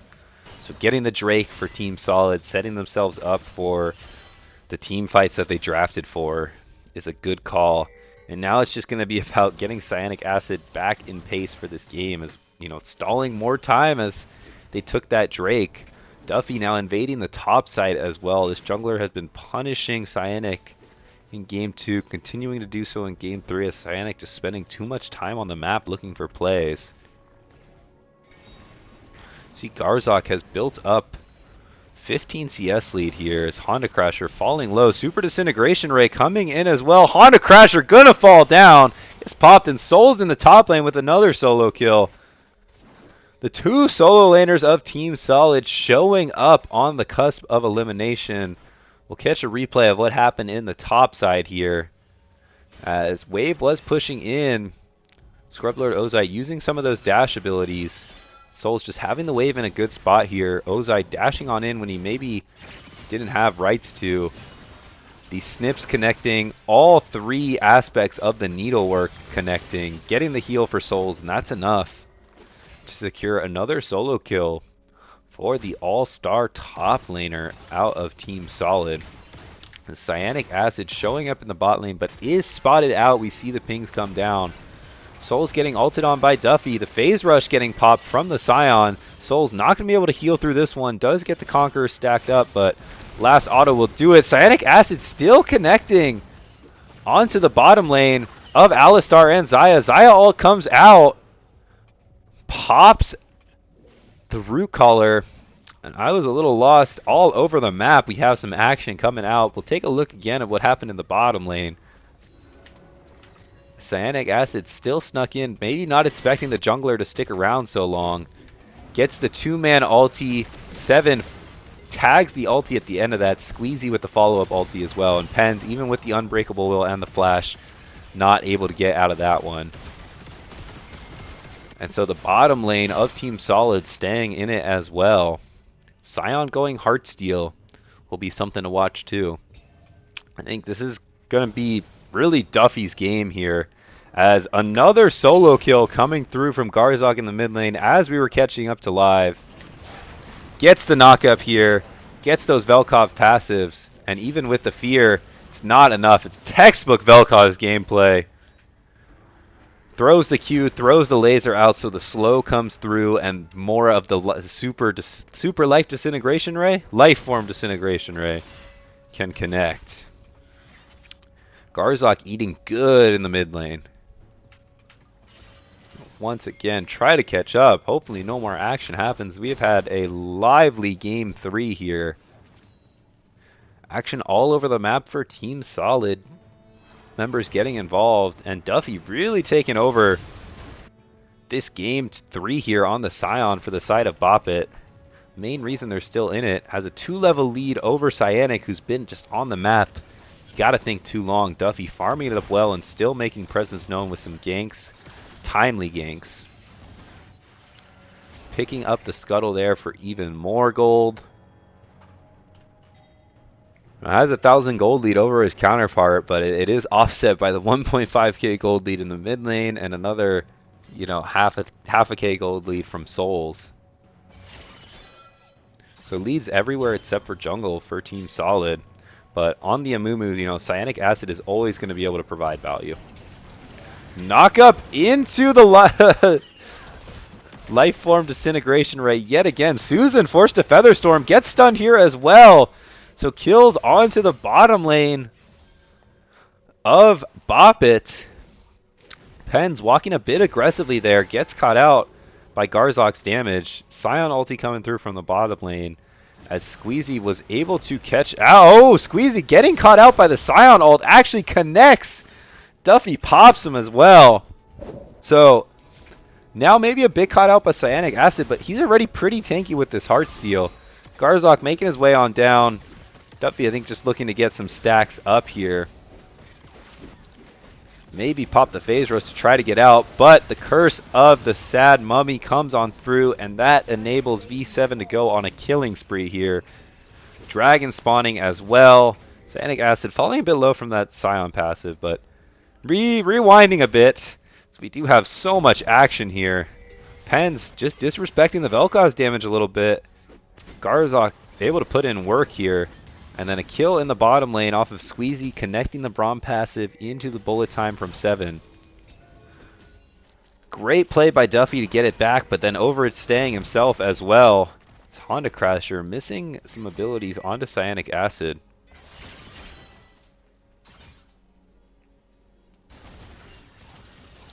And now 7 set up nicely in this bottom lane. Has the Yomus, level 9 on the Misfortune. Cyanic Acid going to turn his eyes towards the Mountain Drag. Facilitates some more leads for the rest of the team here.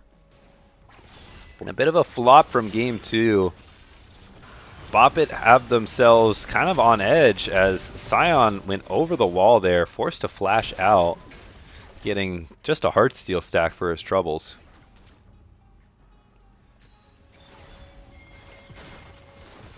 Seven, yeah, just able to walk up and really start to chunk out Susan.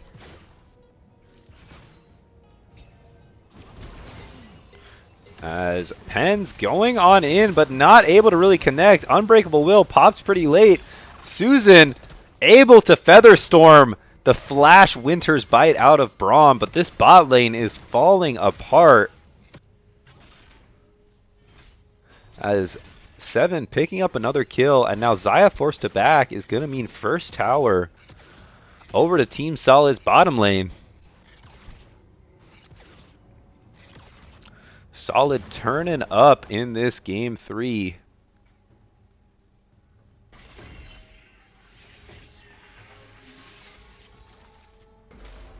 Herald up for the taking. Cyanic Acid trying to continue to farm back up, but you look at this game state right now, it's really tough for Boppet to kind of find an angle anywhere. Alistar is your primary engage, but when you're engaging, you look at the enemy side of Team Solid of this Vel'Koz and the Misfortune, it's so tough to get that range to actually engage on something like the Alistar, especially without Flash. You know, you're not really having the damage to answer back into the Fed carries on the side of Team Solid either. So despite the fact that you have a solid front line in Duffy, it's not going to be enough if you don't have the damage to support it. Another Heartsteel stack coming on through. This Herald getting started up by Solid, and it looks like Boppet just going to concede it. Recognizing kind of what I was saying, they just don't have the damage at this stage of the game. Going to have to find some standing gold elsewhere, keeping Hui on the bottom side of the map to try to push forward that tower, get a little bit of gold back onto Honda Crasher. One Trick Susan likely going to just keep trying to farm up this mid lane as waves get bounced back and forth between these towers. But an aggressive Herald yet again called out, trying to get that early. Duffy catching out Cyanic though, but the bullet time comes on through. A Mumu ulti afterwards as well. Banish toss onto Pens. Gonna be enough. All 3 members of that Boppet squad falling down. Wombo combo coming out from 7 and Cyanic.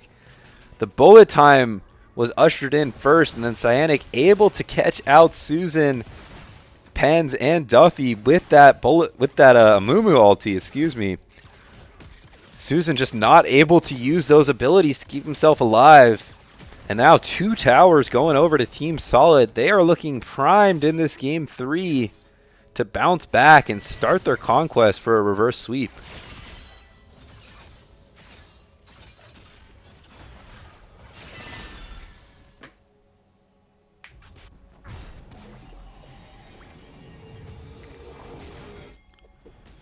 You know, Duffy still kind of the member you look towards.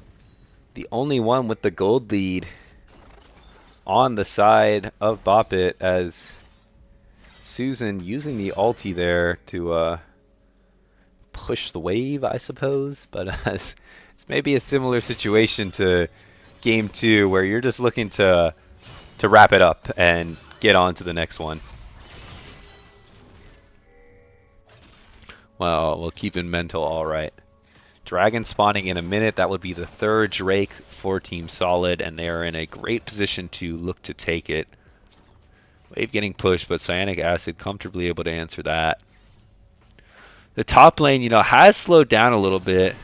Souls and Ozai kind of remaining even. Souls with this sort of 15 CS lead throughout the lane after those initial few solo kills. Not too much action happening there. The action has been happening on the rest of the map as Cyanic getting involved, but really it's just 7 and Garzok, the 2 carries of Team Solid, using those ultis to perfection, and we're not even in these crazy late game team fights, just using them to get the damage down onto members of Bop It, as Cyanic standing in the face of Duffy, putting a little movement action on. Just a few bandage tosses avoided. Dragon spawning in 4 seconds. Cyanic Acid going on into Pens. You know, it's really just Duffy trading back damage, but on this tank, Cyan only has so much to offer. Mid lane getting shoved by Bop It again. This is something Bop It have had the better of Solid on. It feels like all series is just having how they want to play objectives. You know, even with this gold deficit, they're first to mid lane. And, you know, forcing Solid to respond when with a gold lead like this, Solid should really be on the front foot here.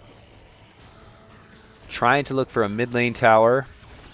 As Susan walks on up. Massive chunk off of that double up misfortune Q. Forces Susan and Pens back and gives space for Cyanic Acid and Garzok to clean up the dragon.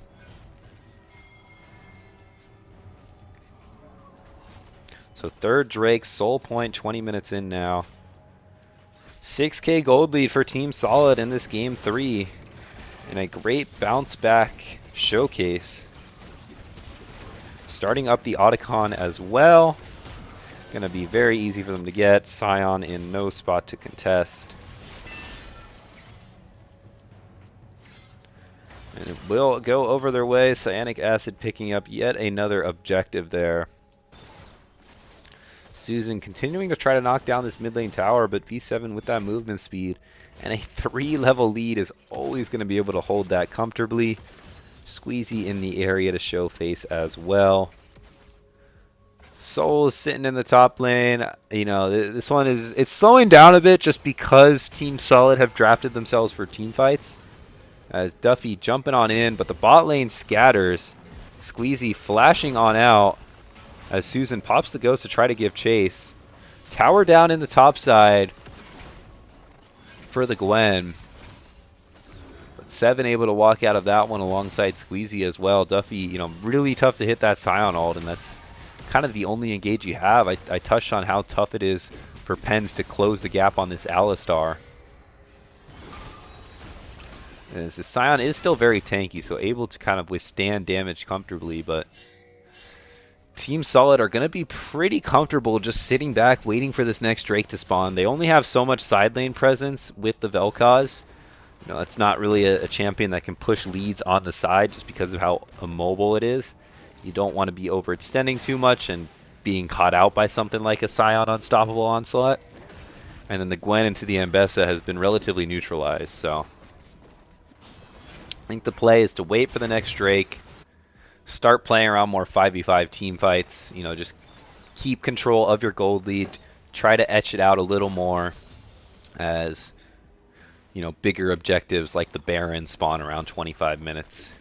Susan and Pens are first to this tower though, but a bullet time is going to call off that as double up forces the heal as well, but what else? A Ray in the bottom lane from Garzok as Flash comes through. Almost lands the prediction on the Plasma Fission. Vel'Koz abilities are weird. So trade of Flash is in the bottom lane. Garzok continuing to own Honda Crasher in this mid lane matchup. The counter pick doing wonders. Second item and empowered boots coming on through for the Vel'Koz. Hui sitting on just the Archangels, not even fully stacked yet. And now Vision being pushed into the red side jungle of Bop It by Cyanic and Squeezy. Garzok making their way over as well. As no Misfortune ulti may hurt the team fighting potential a little bit. As a two-man ulti into two-man knockup from Duffy here. Honda Crasher coming in for some follow-up. Cyanic Acid going in deep alone. Duffy not quite tanky enough to soak up Seven and Garzok's damage. Cyanic Acid able to walk on out. Seven flashing on over the wall to secure a kill on Pens. Giving even more chase here. Susan and Honda Crasher able to blast cone on out of there. And a one team fight despite, you know, a little bit of rough scenarios for Team Solid. just thanks to the lead that they've built themselves up with, able to chunk out Duffy. You know, 7 already on 3 items on this Misfortune, has the Armor Shred, and then the Vel'Koz True Damage with that passive coming on through means the Scion isn't that tanky. And Honda Crasher and Susan just don't have much damage, despite the good kind of setup that came through from Duffy. We saw a 2-man Unstoppable Onslaught into 2-man Decimating Smash from the Scion in the choke point, but not enough. And I think that will be the story of the rest of these team fights for Bop It, is exactly that, just not enough. You look at the gold lead now. 9K, about 25 minutes in. Soul up in 25 seconds here. Maybe a desperation call for Bop It to try to hold the line there. But it should be Hextech Soul for the taking. And that is going to bolster this team fight setup even more, with the slow abilities allowing you to continue to connect on what have been devastating ultis all game long for Team Solid. Mid lane tower finally going to get knocked down. Looks like Bop It is trying to play it a little bit here, but is going to be secured by 7. Hextech Soul over to the side of Team Solid, and now they're marching down the mid lane.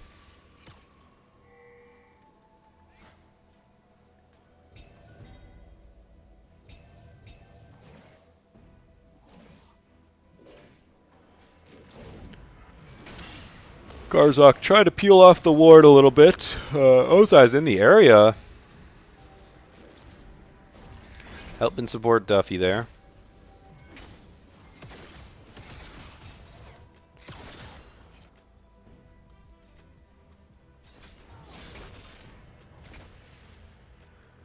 As Soul is continuing to do work in the bottom lane. Yeah, a 60-minute banger followed by 2 stomps. The stomps are just so much tougher to solo cast too, because you know it's not over yet, but and you never want to say it's over in the interest of just viewership. And then Soul's just does stuff like that, and it's like, okay, like, yeah, can Bop It really come back? I doubt it. And you're just kind of waiting for these teams to end, and historically these two teams have been slow enders. You respect wanting to keep it safe and make sure you don't throw anything, but you almost think, wow, you could really push it when you have such a lead. 7 just able to walk up, chunk out member there. Duffy looking to solo down this tower. Fun little thing on the flank here, but that's gonna give the green light for Team Solid to start up this Baron. Seeing Scion in the bottom lane, Soul's TPing on up to the top lane too, forcing a response from Ozai, but Souls is already snipping away at this tower, and with the Baron likely going to be able to get even more damage through. Bop It continuing to do this good macro. This is the one thing I really want to point out this game, as hold that thought, some fight in the bot lane. Squeezy getting a bit caught out here, public execution and the Scion ulti coming through. Need to work enough to get Souls out of that situation. The one thing I've seen out of Bop It in this game, though, even though they're so far behind, is they've been able to play the map, especially around mid lane and these objective dances, very well. Trading things back. It feels like they're almost ahead of the play, which is flat out illegal with the gold deficit they're facing. Feels like they're kind of ahead of the play and getting what they want out of it. And that's something Solid should be trying to deny more. They should be the ones playing on the wave, using the range advantage, and then dictating where to go after that. Not something we've seen, I feel like, in these last 2 games.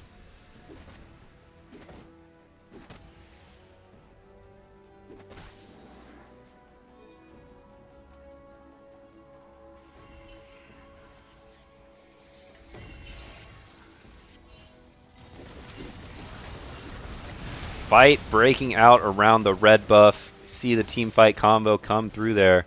Cyanic Acid popping the ulti, and then the ulti follow up from 7 and Garzok. Just easy like that.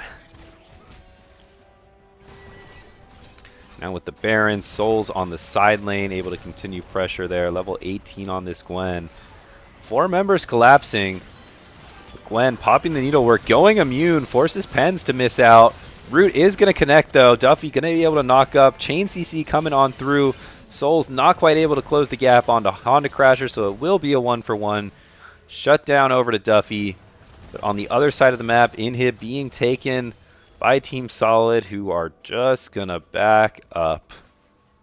Not pushing it, keeping it easy, rotating on over to the mid lane, using the remaining 45 seconds of the Baron to try to knock down the rest of the base of Bop It Twisted Gank It. But, you know, no real ultis on the side of Bop It, and ultis coming back up for Team Solid. I mean, they shouldn't hesitate in pushing this a little more. Cyanic Acid holding his own into Duffy now. Scion is 3 items, still ahead of the Amumu. It's on farm, but everywhere else is just so far behind, it doesn't matter. Yeah, what are the channel point rewards? We gotta make some incentives there. I'm not mods, don't come out of me, but I feel like we could throw in a little something. Banning a champ, completely reasonable, especially if it's like Sivir or Yumi. Just champion's not fun to watch.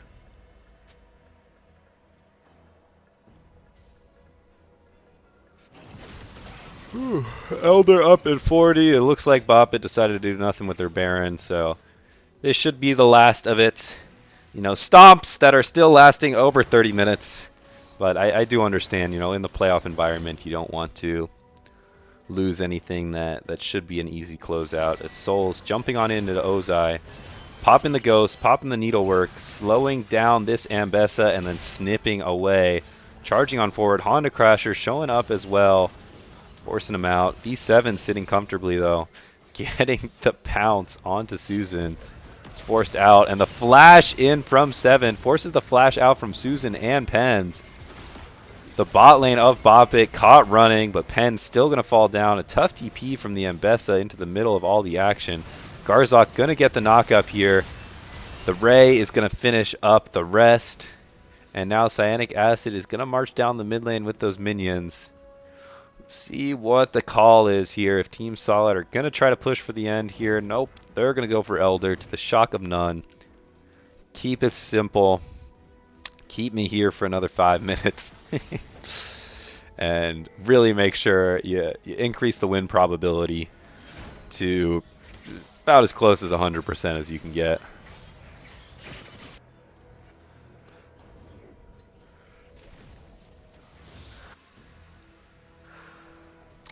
Elder going over to 5 members of this Team Solid squad.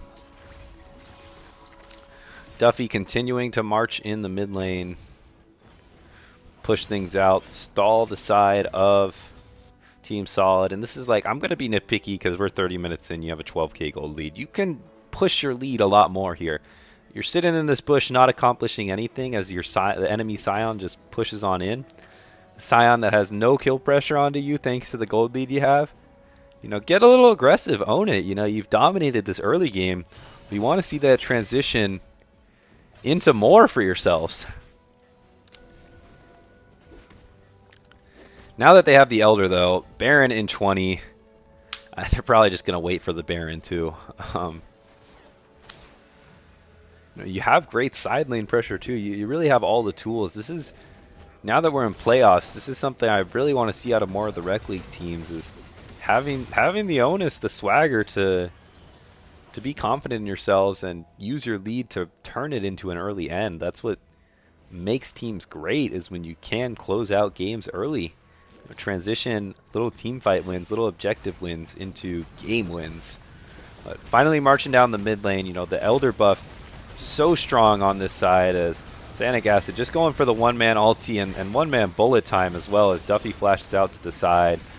But still going to be enough to bring him down. Flash forward in front of the unstoppable onset. Lifeform Disintegration Ray coming in over top. Duffy in the back line trying to chunk down the other members, but V7 just walking it on in, forces the Feather Storm out of the Xayah. And now Souls on the Nexus Tower should be able to clean that up. 3 inhibs down. A great bounce back game from Team Solid, making a statement. They're not going anywhere.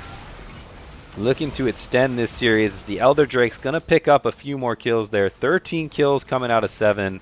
24-6 on a phenomenal Team Solid bounce back. 25-6, 34.5 minutes in. Team Solid take game 3 and bring this series to a grand total of 2-1 in favor of Bop It as we look to head into game 4.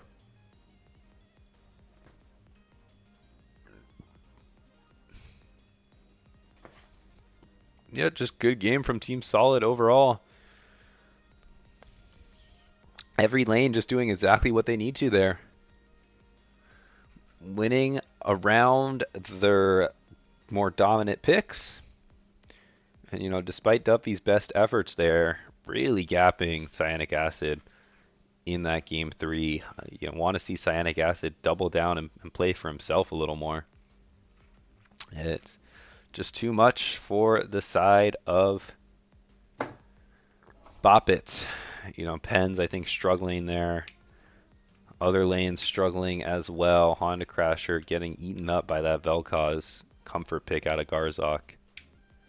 And so we'll see what the adjustments are and what comes through on the side of Bop It, as they'll now have side selection. Probably looking, you know, I think looking to get more dominant lanes now that a lot of the classic late game picks are out just because of Fearless. I think despite that both these teams like to play team fighting styles, I still it's getting a little more interesting draft wise because you kind of have to pick more for lane now without any of those super strong handshake late game picks in the series anymore. You are probably looking to look towards lane to transition into winning team fights rather than comfort picks in the team fights themselves. We saw how that backfired in game 2 for Solid. So my eyes in the game 4 draft are going to be towards what these teams are picking for their lanes to help get them set up. Still a lot of picks open. I know a lot of these players have great champion pools, so see if there's any spice and really what comes in next.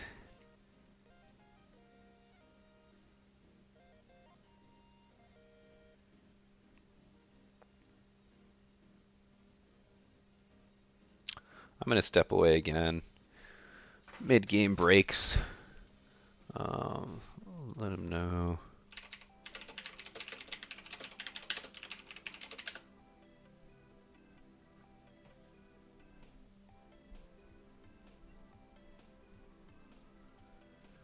Yeah, I will be back again, just using these time in between games to unwind here.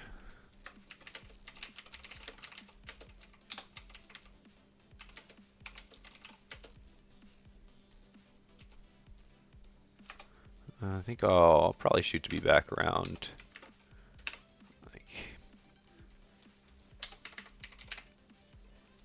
11 Eastern. I'm gonna go grab myself a little bit of food.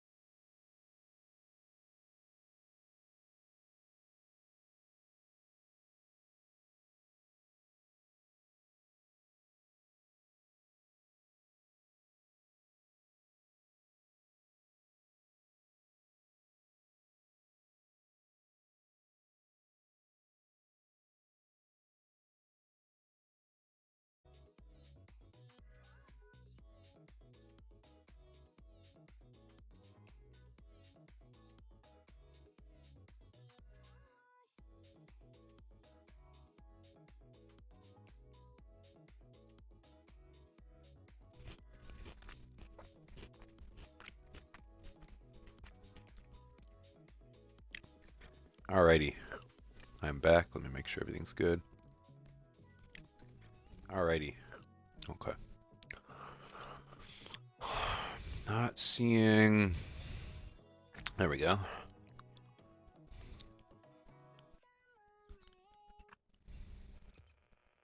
Alright, perfect. Back in game. So, as a reminder, if I'm not X'd out of the background of your tab yet, it is 2-1 in favor of Bop It. We are about to start the Game 1 draft. Okay, so things are flipped around in terms of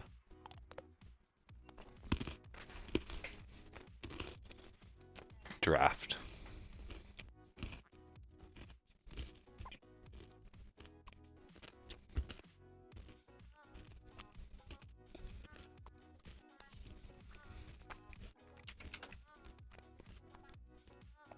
I think we'll be all right, but wait and see to really get into it here.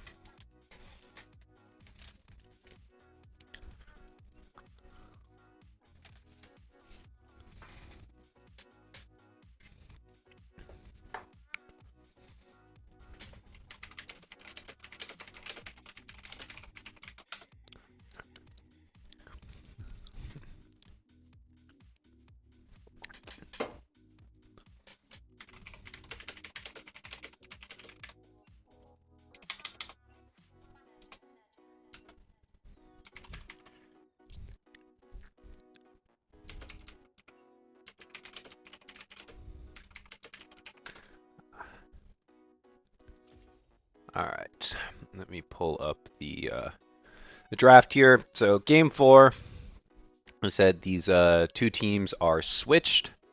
So on the left side, blue side is Team Solid. Right side is Bop It. Most crucially, popping out early here is that is Bop It's team, because that is Penn's playing for that side. And Penn's got the Karma pick.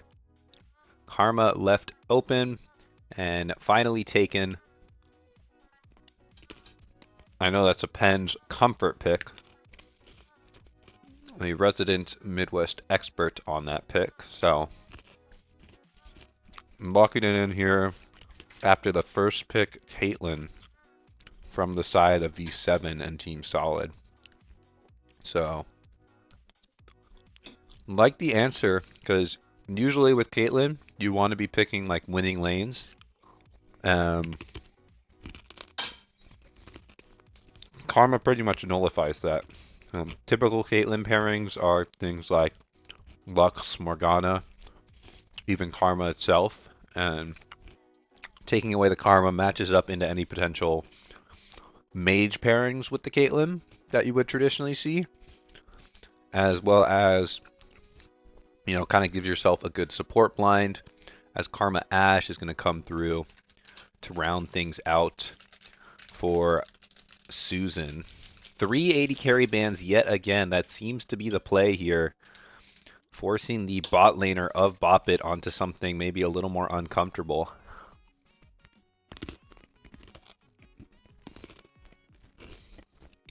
Really trying to pinch that champ pool. Diego going to be the pick for Duffy. I'm liking that. I feel like the way the series has been going, Duffy has been a clear standout player. So put yourself on a carry jungler with a lot of agency. You know, Diego's one of the most 1v9 junglers in the game. So with how things have been going, you know, trust yourself there. It certainly has a lot more agency than something like the Scion we saw. I like that pick coming on through.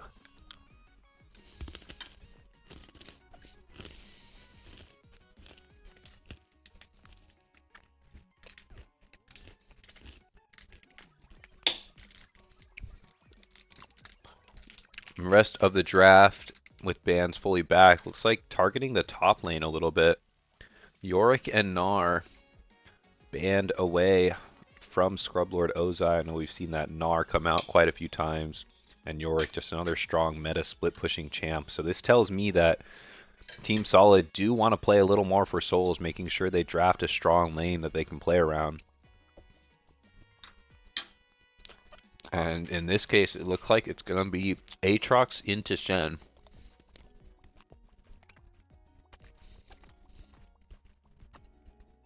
Let me make sure. Not that. Okay. I was nervous it was another mispick situation. Aatrox into Shen. I'm not sure how I feel about that. I'm not familiar with champ pools, but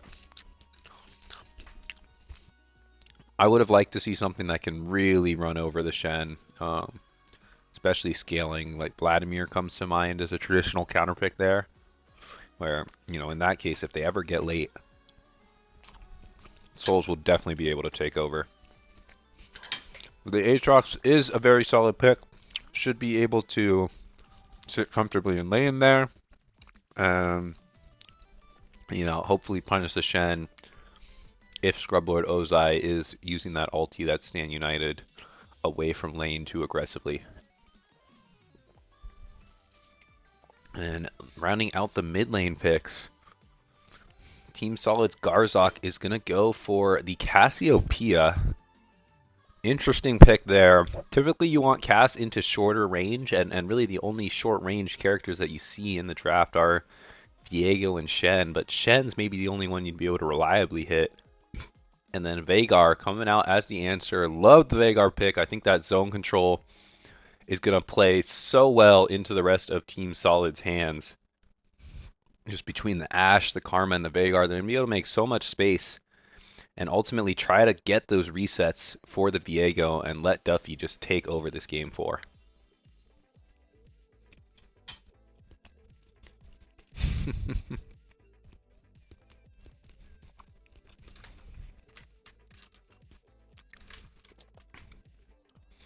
I don't know how you're going to do that one, but...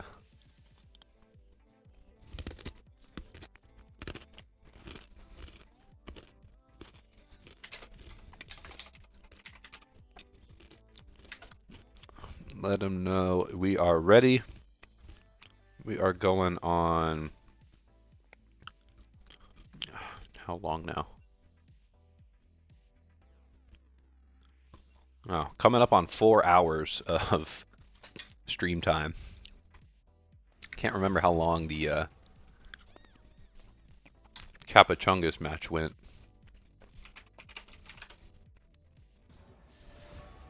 Because I know that one went, I believe, 5 games as well. I assure you, I am quite patient.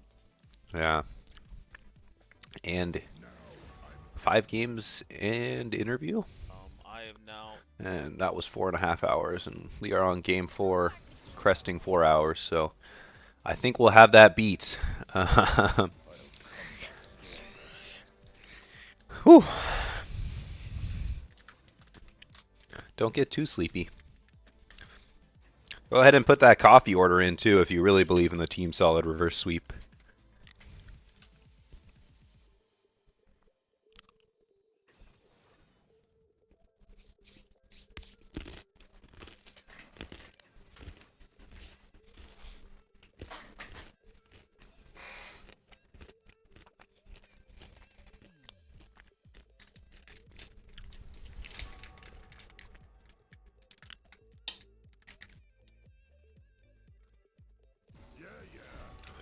Yeah, yeah. I shall endure.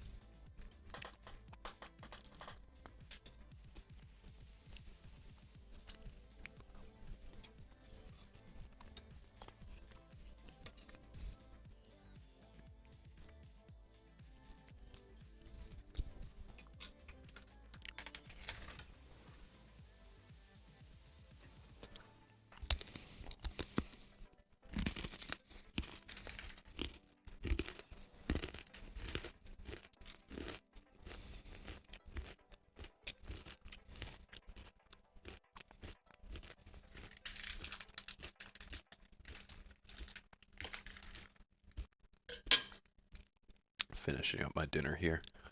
Um, yeah, these are some kind of funky drafts. I feel like they both lack a clear identity, and I will favor red side draft a bit more here. I feel like Boppet have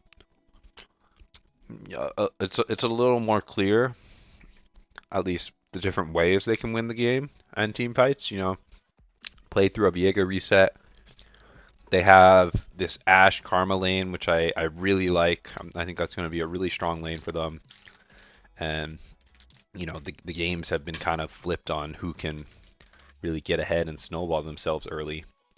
So I think I like that out of the bot lane of Boppet. Duffy has been doing work in the jungle this whole series, so putting the best performing player of the series on a strong carry champ is another reason I give the nod to them. That being said, looking at Team Solid's comp, if these fights go long, it looks really good for them. You have all this sustain with Soraka, Aatrox. You have pretty beefy characters, you know, with the Sejuani and the Cass. Caitlyn range is going to, in theory, be pretty comfortable into Viego, Veigar. You know, you're going to be able to help kite that out and play survivability, help enable these long fights. So it'll be close. And I think, yeah, if there's no clear early game winner, then I'm going to give the edge to probably Team Solid, just because I feel like they have a little bit of an easier comp to play. They'll have some more side lane pressure with Aatrox and Cassiopeia. But if it comes down to objectives, I really liked how Boppet has been setting up, and with this comp they've drafted for themselves, objective setup is very strong for them. Great zone control with Karma, Veigar, Ashe. Potential picks are phenomenal there, so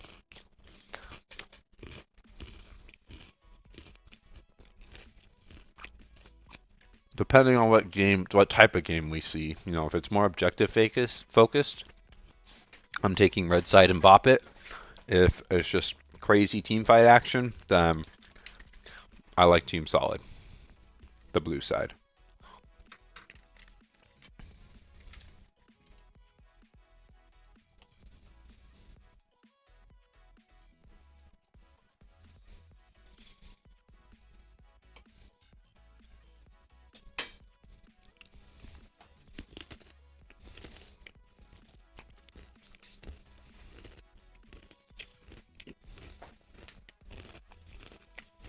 Just a few more seconds here before we get into Game 4.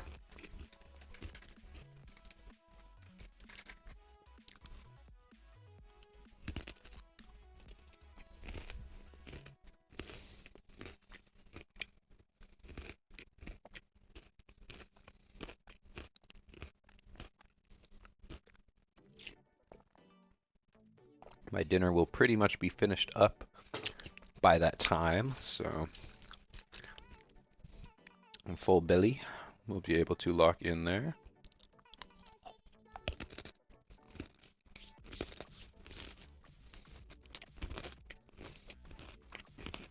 With such a long series too, like the conversation comes up about just mental fortitude, you know, like you're sitting at your desk for almost 4 hours. If you're Eastern time, it's coming up on midnight now. Yes, it's a weekend, but that's still going to weigh on you. I'm sure everybody slammed a few energy drinks on both sides. Whatever they need, caffeine, other substances, help get them focused. And then there's tilt, there's mental as well. You know, I can only play so much League myself. Going up into a 4 straight game, you know, first game was 60 minutes. From there, it was stomps on each side, so, you know, being on either end of that stomp never feels good. It's going to be a bit serious, as Another 5-man play here. 30 seconds until minions spawn. Duffy making the approach, but not really that confidently. Typically, if you want to invade in level 1 situation like that, I wouldn't recommend walking through this bush area. You're just always going to be spotted out. You do kind of what they did in game 2 with the Galio. You loop around, come up through this bottom side here, and then try to catch them off guard in the tri-bush. Minions have spawned. As minions spawn, laners take their marks.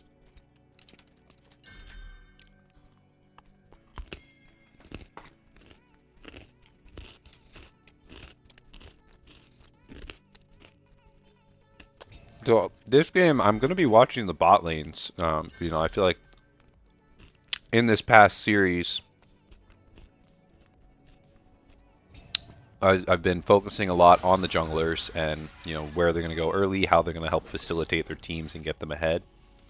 Now looking at, you know, I feel like this bot lane is the most volatile part of the map. I expect some aggressive trading back and forth. We can see that out of Pens and Squeezy already a little bit. And we'll see if any bot lane's really able to garner themselves a lead here.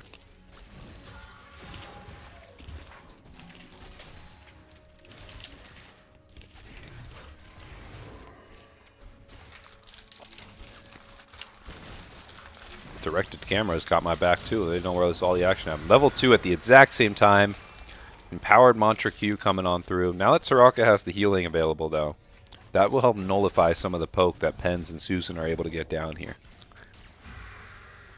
We'll see if Soraka, you know...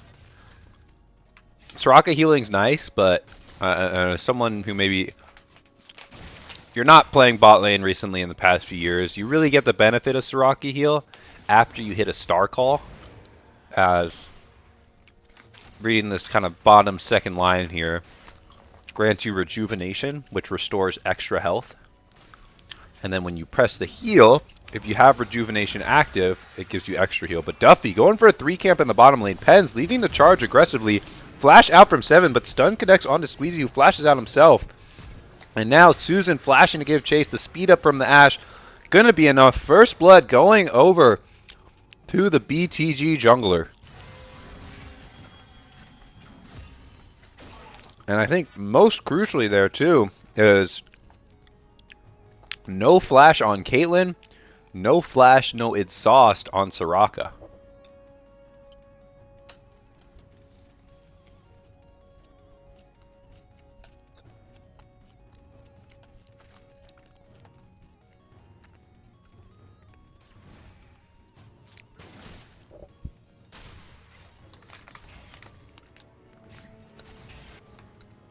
They make their way back to this bottom lane. Yes, they have a CS lead, but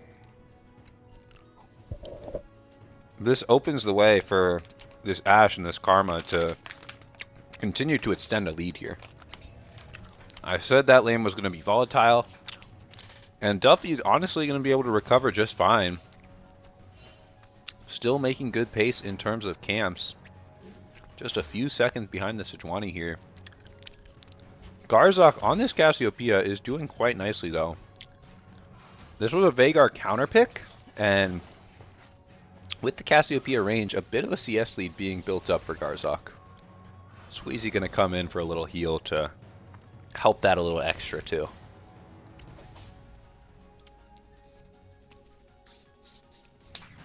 I see Ozai slowly pushing out in the top side. Now I don't think this Aatrox is necessarily a hard counter pick. As potential root comes on through, but Pens backs up as Squeezy makes his way in. They do see Sejuani on the Krugs as well, thanks to a ward there. So probably not going to go too aggressive, knowing enemy junglers in the bot lane. But Duffy making a beeline down as well for a potential counter gank. Could ward off anything as Cyanic Acid, you know, looking a little bit unsure on whether or not to pull the trigger here. And Duffy's in this area, so looking at this bot lane, Pens going in early for the root, and in comes Duffy. Pens walking in onto the trap. It was hidden in the bush, gets blown up. So Cyanic Acid able to pick up a kill there, dashing on forward, trying to stack up the passive stun here, forces Duffy to flash out. Susan trying to kite it back, answer back. But that play turning up in favor of Team Solid. Just an unlucky misstep out of Pens there as Duffy going in on the squeezy, the silence comes through. And that'll be the end of that. Unlucky step onto a trap there. Hit it in the bush. Really nothing you can play around that. We'll say maybe going in a bit too early, but then the whole counter gank plan kind of falling to the wayside there. And that could have been disastrous for the side of Team Solid, but instead able to luckily turn it around. And Solid find themselves with coming up on 700 gold lead or so, thanks to some solo lane domination out of Garzok and some good CSing too out of the Caitlyn. Red buff was actually, or sorry, no, it was just a ward. Red buff was taken earlier, but Duffy getting spotted out by some good warding out of Souls. We see this counter pick. It's not necessarily winning lane, but it just has the ability to survive in lane, and I think you're picking it for these later on team fights to really try to make an impact in skirmishes. Cyanic Acid starting up the Cloud Dragon is going to be spotted out by the Hawkshot, and bot lane prio for Susan and Karma means they're going to rotate on in. Soraka and Caitlyn right behind though, dissuading anything further, and Garzok kind of in the area too, soft contesting as Seven early cleanse, but does get the CC reduction in the following 2 seconds, so not caught out by anything too deadly with that root. And Dragon ultimately going over to the side of Team Solid.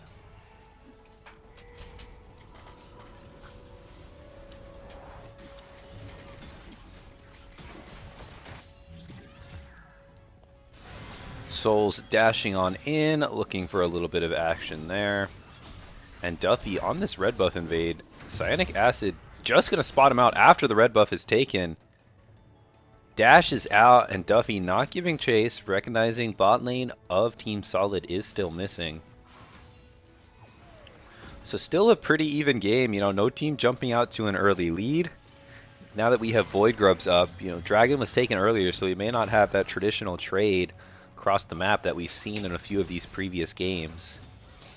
Mid lane is heavily Garzok favored. I think that's the big strong point for Team Solid right now, and they're going to be favored in most of these upcoming mid-game skirmishes. You'd like to think, just with having Soraka ult up and nature of these champions being so strong in the mid-game. I want to see Team Solid opt for some fights, you know, go for the grubs, try to make a move. As Pens is on the map first though, teaming up with Duffy to try to invade and try to make action happen around what is the shining light of the Boppet squad. You know, this Viego, you're kind of throwing your eggs into his basket here. It's going to be the primary damage. Ashe is not going to be that reliable DPS. Playing more setup. Same with the Veigar. You know, there is great damage potential there, but ultimately you're drafting Veigar for the cage and the zone control. Shen, Karma, more utility characters. It really feels like this game is going to be on Duffy if the side of Boppet are going to close this one out in 4. 2 grubs already taken. Duffy going to smite away the 3rd, secure that one. Susan losing a few plates in the bottom side, but I think that's a fine sacrifice. You know, Caitlyn lane's always a bit tough to play. You're bound to give up a few plates. Better to just secure some objectives across the map, and like I was saying, play towards what is your win con on the side of Boppet. Shen at level 6 as well, so 2 crucial globals that we got to keep our eye on is going to be that Shen Stand United and that Soraka Wish. Those are fight-turning ultimates that can come out of nowhere if you're not ready for them, so hopefully both teams tracking that. Make sure any prolonged fight they take isn't, aren't ambushed by that and thrown for a disadvantage, an unexpected disadvantage. 104 CS for this Cassiopeia. Garzok doing work.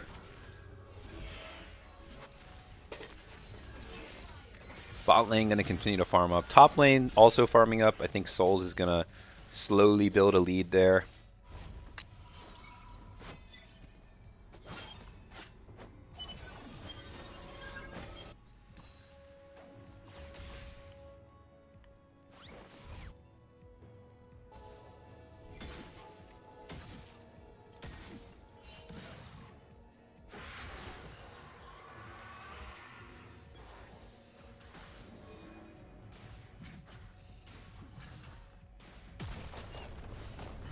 Soul's getting a few plates for himself on the top side. Yeah, talk of a lane swap. I think it could be okay. You do have this Aatrox who is slowly building up a lead, so I understand both sides. And Cyanic Acid looping around in the bot lane, but he's going to walk right over a ward. So they'll kind of know that he's in the area. And Pens and Susan should be playing respectfully enough. Maybe Duffy comes on down for a counter gank and they look to turn it.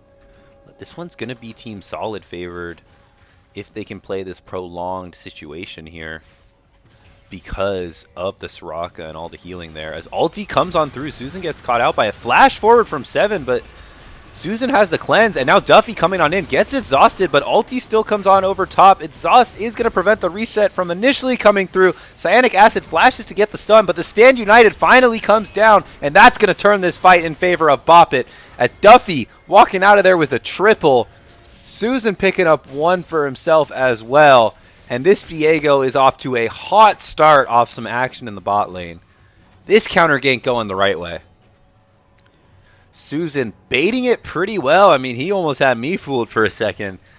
Eats the Sejuani ult and then cleanses, and that resulted in a flash forward from Caitlyn, likely looking to follow up to place the traps. And from there, you know, Caitlyn was a little bit caught out. Soraka was a bit caught out too. So Duffy able to go in there and just kind of clean house, even through the exhaust. Still has enough damage to get through. The Stand United from Scrublord coming out over top for good measure. And then TP's right on back to make sure nothing much is lost and given over to Souls. We've seen that problem before out of like one-handed gaming, you know, playing for the team too much and Souls being the benefactor on the other side, farming up nicely. But this way you don't lose too much and you really start to accelerate your Viego, who is still going to have a tough time. You know, he's still playing into a Soraka, Cassiopeia, but that's exactly where you want your gold, onto the Ashe, onto the Viego. And, you know, as the game kind of evens out, we'll see what the next big breakpoint is. But now Viego has the Triforce, and Ashe has some gold on herself as well to help facilitate that next fight. Turret plating will fall soon. Duffy in the top side, Cyanic in the bottom side.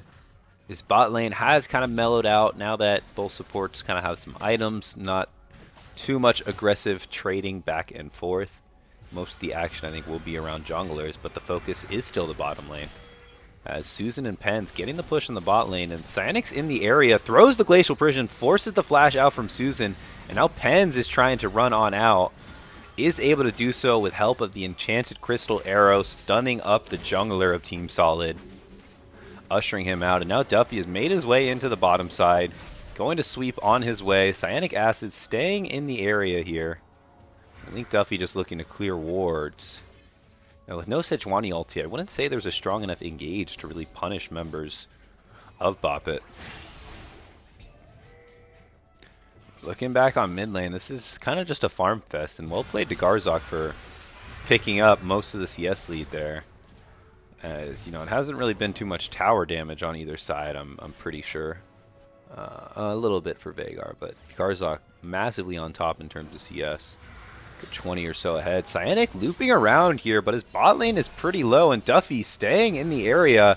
Counter gank again as more 3v3 action in this bot side. Silence comes on through. Duffy whiling away onto the Sejuani. TP coming in on the backside, but Duffy gets the reset first, and the Shen cancels the TP. One Trick Susan misstepping though, gets a little creep blocked, and 7 able to turn one back. So 1 kill over to the Viego and 1 kill over to the Caitlyn, but Duffy wanting more, gets silenced though. That is just such a strangle on the Viego. Cucks him over big. But still, another kill for Viego, and he's still able to push forward with the support of this Karma. Continuing to poke away at this bottom lane. You know, you're going to start to wonder too. I'll bring it up before CLT needs to in the chat. When is the Grievous going to come in, and from where? Because you're dealing with not just Soraka, but Aatrox as well. Even the Cassiopeia to some extent with the Conqueror and the poison healing factors there. It's going to be a crucial Grievous game. I think I'd like to see it out of the Ashe, as we see an amp tone out of the Ashe. I'm wondering if that's going to turn into an Oblivion Orb and a bit of an AP-esque build to enable Viego attack damage to do a little more and have a bit of a damage spread. But I do want to see Grievous on Ashe. It's one of the easiest champs to apply it with thanks to the wide range of the volley. And that will help set your team up to continue to have success in these fights. Pretty much all the action has been centered around bot lane in 3v3 action as well. Thrilling stuff out of the jungle bots of both teams. Susan and Pens ultimately getting the push right now. But both towers falling pretty low, so the next breakthrough could mean first tower down on either side. But it looks like Cyanic's going to call for the Rift Herald. Duffy continuing to farm things up. Seeing the contrasting play styles a little bit. Duffy just playing a little more omnivore style in terms of getting more camps into his wallet and building up the bankroll there, whereas we've seen Cyanic Acid try to get on the map and influence the game in that way. Susan trading back on his squeezy a little bit. Another bush trap catches him out. Stand United comes on through. Cleanse from 7 as well is enough to get him out of the root, but the flash taunt coming in from Ozai, and in comes Duffy, picks up the 5th with the Heartbreaker, and he's looping around for more. Silence comes on through. He's going to ulti straight onto 7, gets the reset there, and doesn't take that final tower shot, but goes in, picks up Caitlyn, and now first tower race. Going to be a little close, but I think Souls doesn't get it. He's not hitting the tower, so a little extra gold over to the side of Bop It as well. We'll see what this Ashe maybe builds here. It is going to be Oblivion Orb. Yeah, Oblivion Orb only works on magic damage, but you can't, like, the Ashe W does apply magic damage. There should be a little bit of scalings there. If you've, ever been an ARAM enjoyer, the, that mandate Ashe build, even back in Summoner's Rift a few years ago, AP Ashe was kind of the build just because of the scalings with the ulti and the W, so I believe it should still apply. And, I'm more so just curious. Usually you would still go for AD, because you still have Yuntal. You're still looking to build yourself up as an AD option. Pen stepping on another trap. Force to Shirelia's out. Caitlyn ult is not going to be enough thanks to the Mantra Inspire. So Duffy securing the Drake. 6-0 now on this Viego. Maybe playing a little bit angry after what you could rightfully call perhaps a snub based off this playoff series performance.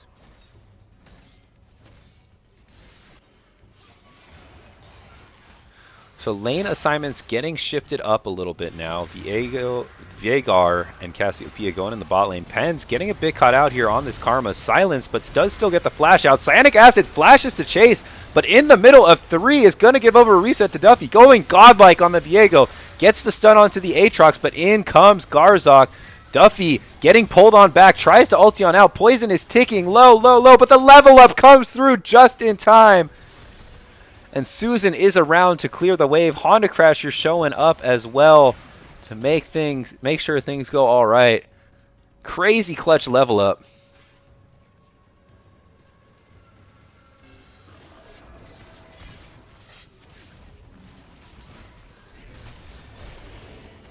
Oh, okay. Maybe I was wrong. Yeah, Executioners is just going to be better. I mean, you're going AD. Like, if you're going full AP, sure, but I like an AD Ashe here as well. I feel like you have enough damage from the Veigar. Oblivion Orb is interesting. It's like, you're looking to build into another AD item here as the Crit Cloak comes in and the Slingshot comes in, so yeah, we'll double check, but I'm pretty sure Campbell's right. Okay, it is physical. I don't know why I thought it was magical. Why was AP Ashe so strong then? Just pure mandate, I guess. Or I wonder if they changed the scalings. Regardless, that is the build. That is maybe the shopkeeper fail of the day. I'm sure CLT will discuss more on Midwest Weekly. Looking at lane assignments, though, bot lanes are going to be in the mid lane here, pretty much just trading back and forth. You know, with cleanse up on both sides, it's tough to see significant action breaking out. My eyes are going to go towards the bottom lane, especially for the side of Bop It. That's the long lane, where you may be able to send Duffy down into to pick up a few kills. And inverse for the other side. But Duffy going in, gets the stun onto Squeezy, and One Trick Susan finishes it up. Heartbreaker on for the reset. Silence dropped right on top of it. The heals come through, but the traps are coming through as well. Stand United over top. Duffy goes legendary, flashes on in with the Stand United, picks up another one. Ozai going to grab that one, jumping on in with the Shen ulti. 8-0 on this Viego. Duffy is popping off.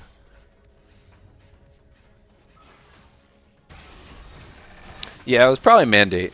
That was probably the situation. But Otacon going to be started up off of those 2 picks from the side of Bop It. Ozai going to take over the mid lane as Garzok slithered on down too. But these objectives starting to go the way of Bop It. And if this Viego can continue to run away with it, things are looking good for Bop It. Team Solid just haven't gotten that structured fight they need. It's always Bop It pulling the trigger first here. Penn's usually leading the charge alongside Duffy. Playing aggressively. Ash Arrow can come in over top. Shen ulti can come in over top. And that allows for really easy follow-up and really easy resets to come through as well.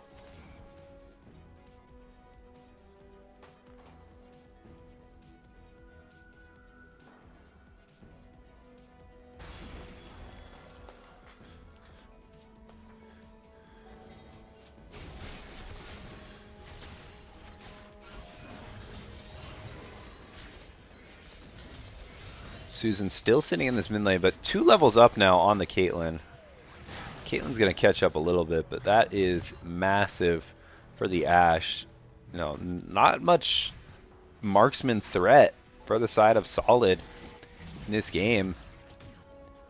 7 not going to be outputting the same as Susan, as Duffy going in. A little bit of a catch onto Cyanic. Dodges the Enchanted Crystal Arrow, but a 4 versus 3 on the onset here. Mantra Q comes in, and Duffy leading the charge. 7 gets caught by the stun, and that is going to be another kill. Reset going over to Duffy. Exhaust comes through, but dodges the Cassiopeia ult with the takeover. A little out of the Veigar. Unleashes his ultimate to get another kill onto Squeezy. And Souls TPing in, pops the World Ender, but looks around with no worlds to end. Self. Cyanic Acid caught pretty low. With another 2 picks, Bop It's going to turn that into more objectives.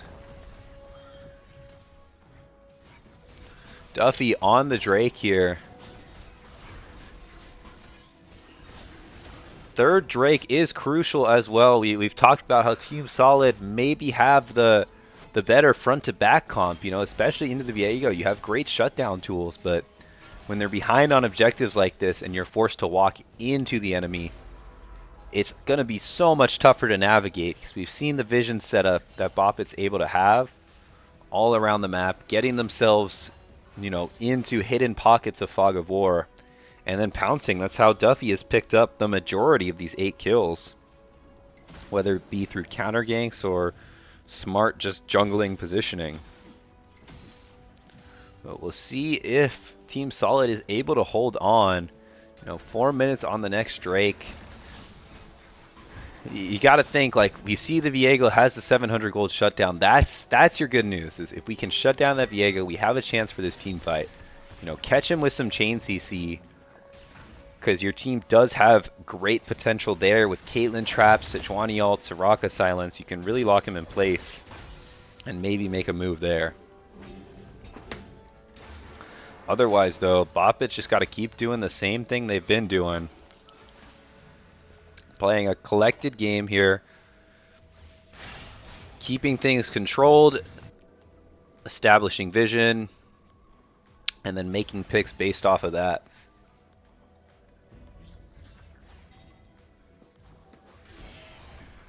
Pens and Susan pushing into the top side of the map. Now that Baron's up, going to switch over Vision to try to get things more warded on the top side of the map. Souls going in for a little bit of a trade here. Pops the World Ender. Wants more. Flashes on forward. Duffy a bit caught out too, though. But the Stand United coming in over top means this Viego is very tanky.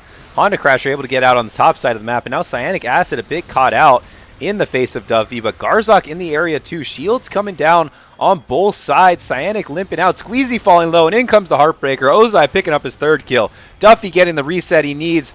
Picks up a 9th. Goes legendary. 9-0 on this Viego. And with those 2 picks, they may turn that into yet another objective. Baron on the map. Top tier 1 falling low.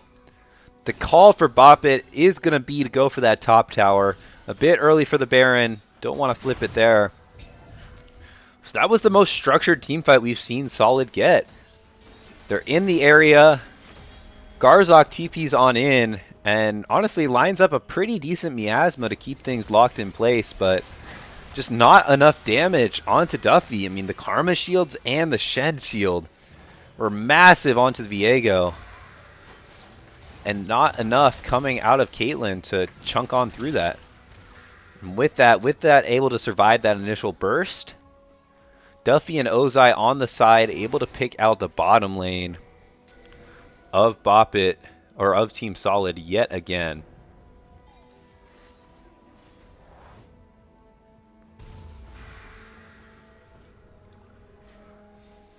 Yeah, I mean it's far from over, right? We've talked about how the team comp wise, Viego can get caught by one thing and just have a tough time.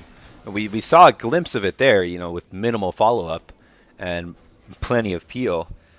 It's not going to happen, but if you can layer that appropriately, maybe get some shield reduction in, then there is a world where you get this massive influx of gold onto someone else.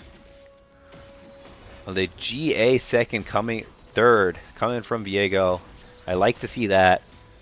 Recognizing is kind of the win and lose con. Both sides of the coin there. You know, if he gets caught out and gives gold over, that could be how this game gets tossed back. So, itemizing smartly there. As we have Mountain Drake spawning in a minute now. Would be Soul for the side of Boppet, Twisted, Gank it. Squeezy and 7 still in the mid lane here, and we see Duffy and Penn still roaming around, making stuff happen. Pushing that vision. Gonna make it really tough to walk into this Drake for Team Solid.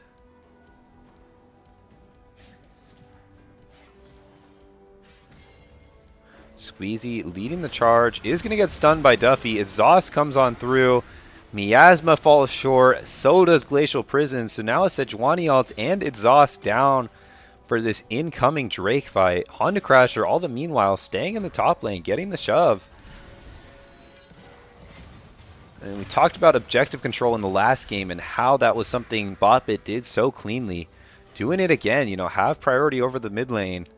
Playing the side lane, so picking up some standing gold for the Veigar. And completely fine, you know, dancing this little tango here.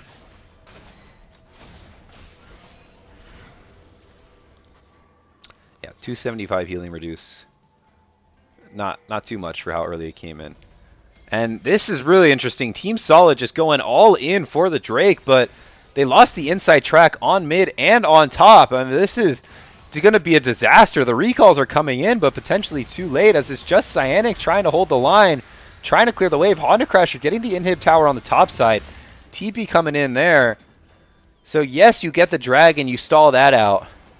But inhib going down, gonna be in trouble. Honda Crasher trying to flash out, TP out. Not gonna happen though. Shut down over to Garzok. Big gold there.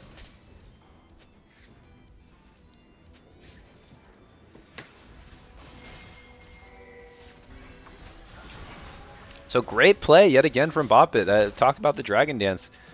You know, I'm fine with them getting the inhib there, because that means you can continue to lay on the pressure, especially in the top lane. Start to play around this Baron. And ulti connects onto Duffy. Forced a Heartbreaker on out, and the chase is coming through. Ozai with a two-man taunt there. Susan providing arrow support in the rest of the river. Team Solid doing what they do best. Playing as 5 here, trying to make the approach.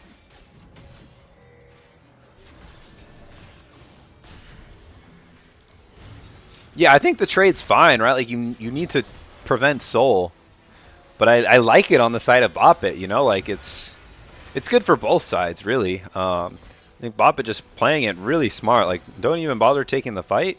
Secure some extra gold on your Veigar, who has 1.5k gold on Cassio now, even after those lane struggles. Picked up 2 towers and inhib, and now you're opening yourself up for the Baron. So you're really just stalling out the game longer, so where Team Solid still has to make some sort of miracle play happen, but it's just a little bit later and when they're down even more gold. But reality is they had to get that Drake, and now that Baron started up, they're going to find themselves in a sticky situation again. Cyanic Acid in the front here, 9k on the Baron. E7 lining up for a shot on the Honda Crasher. Shields come on out, and Cyanic Acid is caught. Doesn't quite have the health bar to live through it, as Shen is traded back, but 7 gets popped on the backside. Susan flashes out as Souls flashes in for the chase. Sejuani picked up by Duffy, who's still playing off this reset. Honda Crasher picking up a kill there, and another reset going over to Duffy, who's going to give chase on to Garzok, who's forced to flash out. Ends up being a 3-for-1 in favor of Bop It. Caitlyn just getting popped early there. Scrublord Ozai falling down pretty quickly as well. I think Garzok, was able to really wail on the Shen there with those Twin Fangs. Cassiopeia is very strong. It's just a matter of if she's going to be able to hit for long enough when the other side still has so much damage. We saw Honda Crasher just nuke 7 there. Primordial Burst does minimum of 900 damage right now. Let's see Veigar stacks. 315. Got almost 800 AP. Yeah, this Oblivion Orb has done nothing as well. As ulti comes through in the mid lane, does nothing but slow down One Trick Susan, who is now 3 levels up on 7. 7 still no IE, just not much damage coming out from this Caitlyn. Trying to stall to a 4th item. Yeah, I feel like these ADCs could really use more, and that would help both sides. Looks like Cyanic Acid caught out again on the Crasher. Lands the Primordial Burst after the Event Horizon cage, and the Team Solid jungler, the all-star Team Solid jungler, continuing to struggle in this series just thanks to Bop It really laying on the pressure with these winning lanes.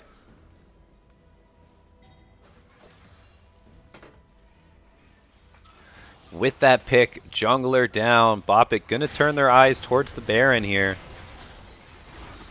Start to pepper away at that. Garzok can really do nothing but just hold evenly into the Veigar. So easy for the Veigar to just set up a cage and waddle away. So now Baron taken for Bop It. Should be looking to march it on in. We know those games go long. These games have been going long though, so we'll see if Team Solid is able to still stall things out. Season on the line for them here. To try to get the wave shoved out, and Mountain Soul in 20 seconds, I don't think they're going to be in a spot to contest that one. Maybe go for a suicide steal here on Cyanic, but if you lose here, you lose the game, and it's not looking great anyway, but it's quite tough to play. A stun connects onto Duffy, but it is a tanky Viego with the shields coming through. Heartbreaker for a reset, and in comes the chase. Ozai leading the charge. Duffy picking up another reset. Shirelius comes on through. Miasma comes on through. Defensive TP out of Souls to try to keep his team in it, but with those 2 picks, that should be an all but guaranteed Mountain Soul. And Baron still up for 2 minutes on the side of Bop It to really try to put the nail in the coffin here.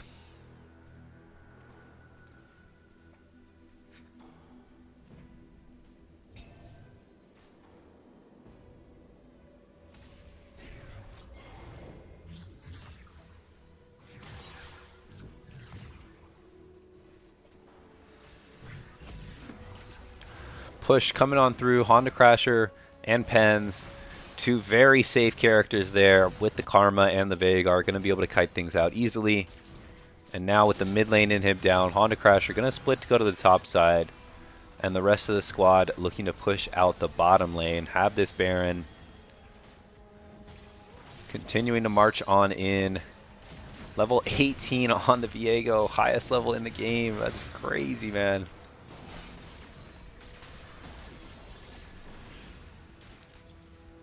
That tower is slowly falling low. Garzak, can't really walk up here when you have the Vhagar cage. So tough to close that distance. Inhib's gonna fall there. And now eyes shift towards the bottom lane.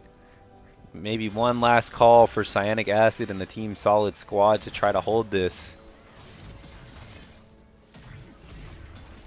But Garzak answering into Honda Crasher is most of your gold and most of your damage at this stage of the game. So it's a really tough situation as minions being ushered in on each side. Honda Crasher getting a little bit caught out by some stuns here as the silence comes on through. Caitlyn picking up a shutdown. That's some massive gold over, but while that was happening, they're picking up the bottom lane inhib. As Boppet continuing to march forward. Redemption heal comes on through.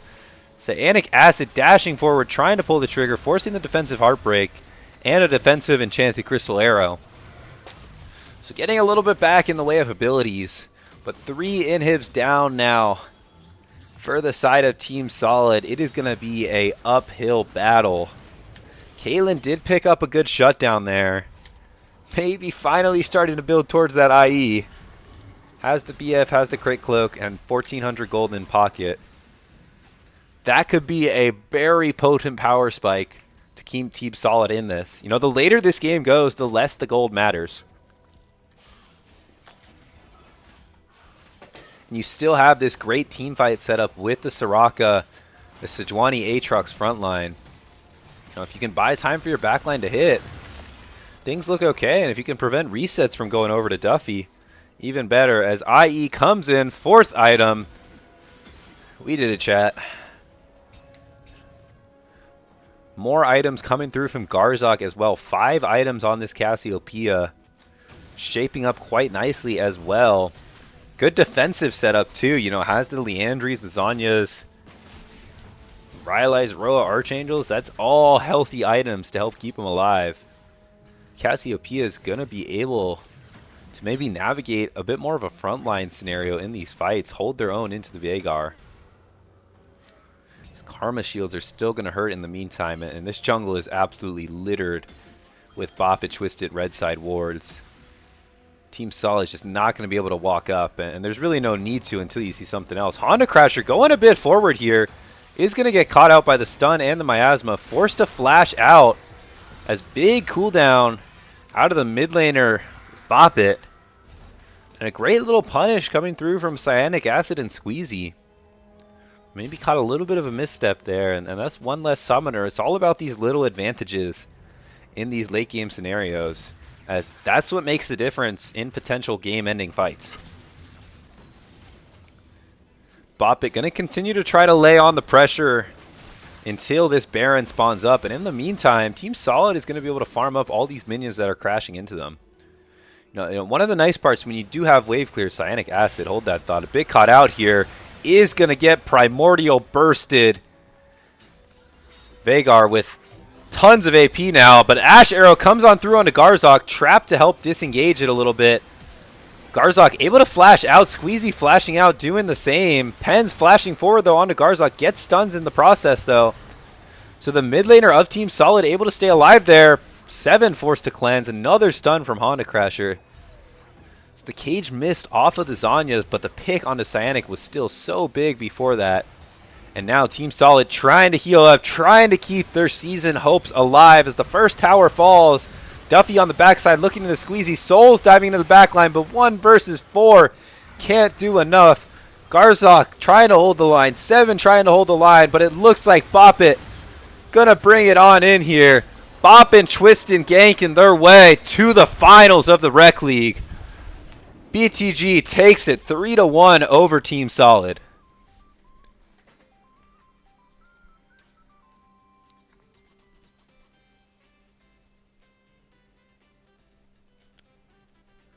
Quite the long series. I've been here for 4.5 hours on and off in between the games. That first game was incredible, And then Bop It just really stepping it up.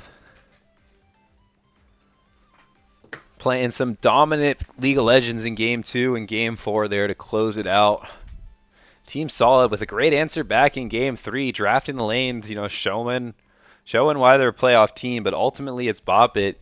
Even with the substitutes, Honda Crasher coming in, holding his own against Garzak, who has been pretty stellar in the few games we've seen her in. Penn's coming in as well. Always tough to tell what difference it makes, but at least on paper, I have Pens, and I think based off All-Star ballots, a lot of people would agree that on paper, Pens is maybe a little better than Thortle with the substitution. Of course, the ban loss coming in affects things as well, but the way Bop It, Twisted, Gank It were able to navigate the map, play objectives, and really just accelerate things through Duffy, who's, I think, undoubtedly the series MVP. It was great to see out of Bop It. Be interesting to see if they can continue to do so against what has been more of a historically stronger jungle sup of Kappa Chungus. Our finals matchup is set. Kappa Chungus versus Bop It, Twisted, Gank It. I think two of the teams that were kind of at the top since the start, two of the teams who played in the Sweat League as well, making a run in the Rec League here, and doing so in pretty dominant fashions on both sides.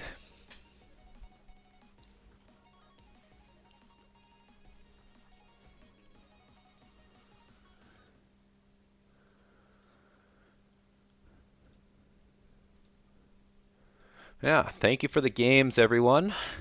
That first game was an absolute doozy. I was getting a little nervous about my voice. Kind of mellowed out in those last games, but still going pretty long always means it's entertaining. 'Cause when games go that long, you got to think it could go either way if a few things switch up.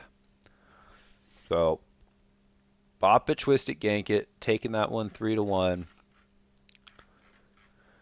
CLT and I'm sure, will be around to film something Midwest Weekly wise sometime this upcoming week.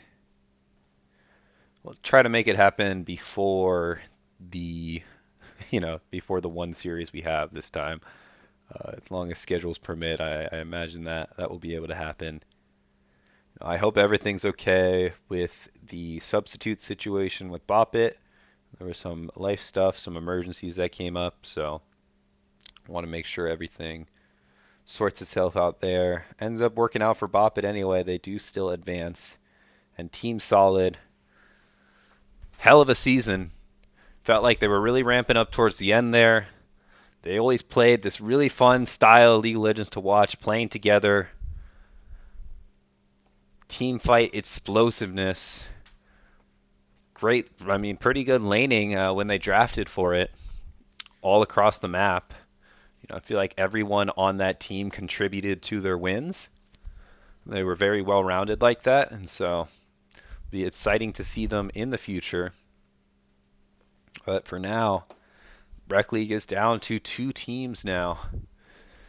In the finals, I think the hope is that, CLT and I will be able to duo cast, as well as, there may be a trio cast there if there's another guest. I think we're still trying to figure out what that lineup's going to look like, but CLT will probably be there. I think he makes every effort to show up to the big games, so barring anything big, expect CLT to be there. I fully intend to be there as my schedule permits. It'll be a good one, man. Be exciting. We'll recap it more on Midwest Weekly, but for now, I think before we crest over the 5-hour mark, I'm gonna go ahead and release the stream, pack it up for the night. Thank you all for joining on your Saturday evening here. Almost coming up on Sunday morning for those Eastern time folks. It was a hell of a series to watch and to cast. GG's to both teams.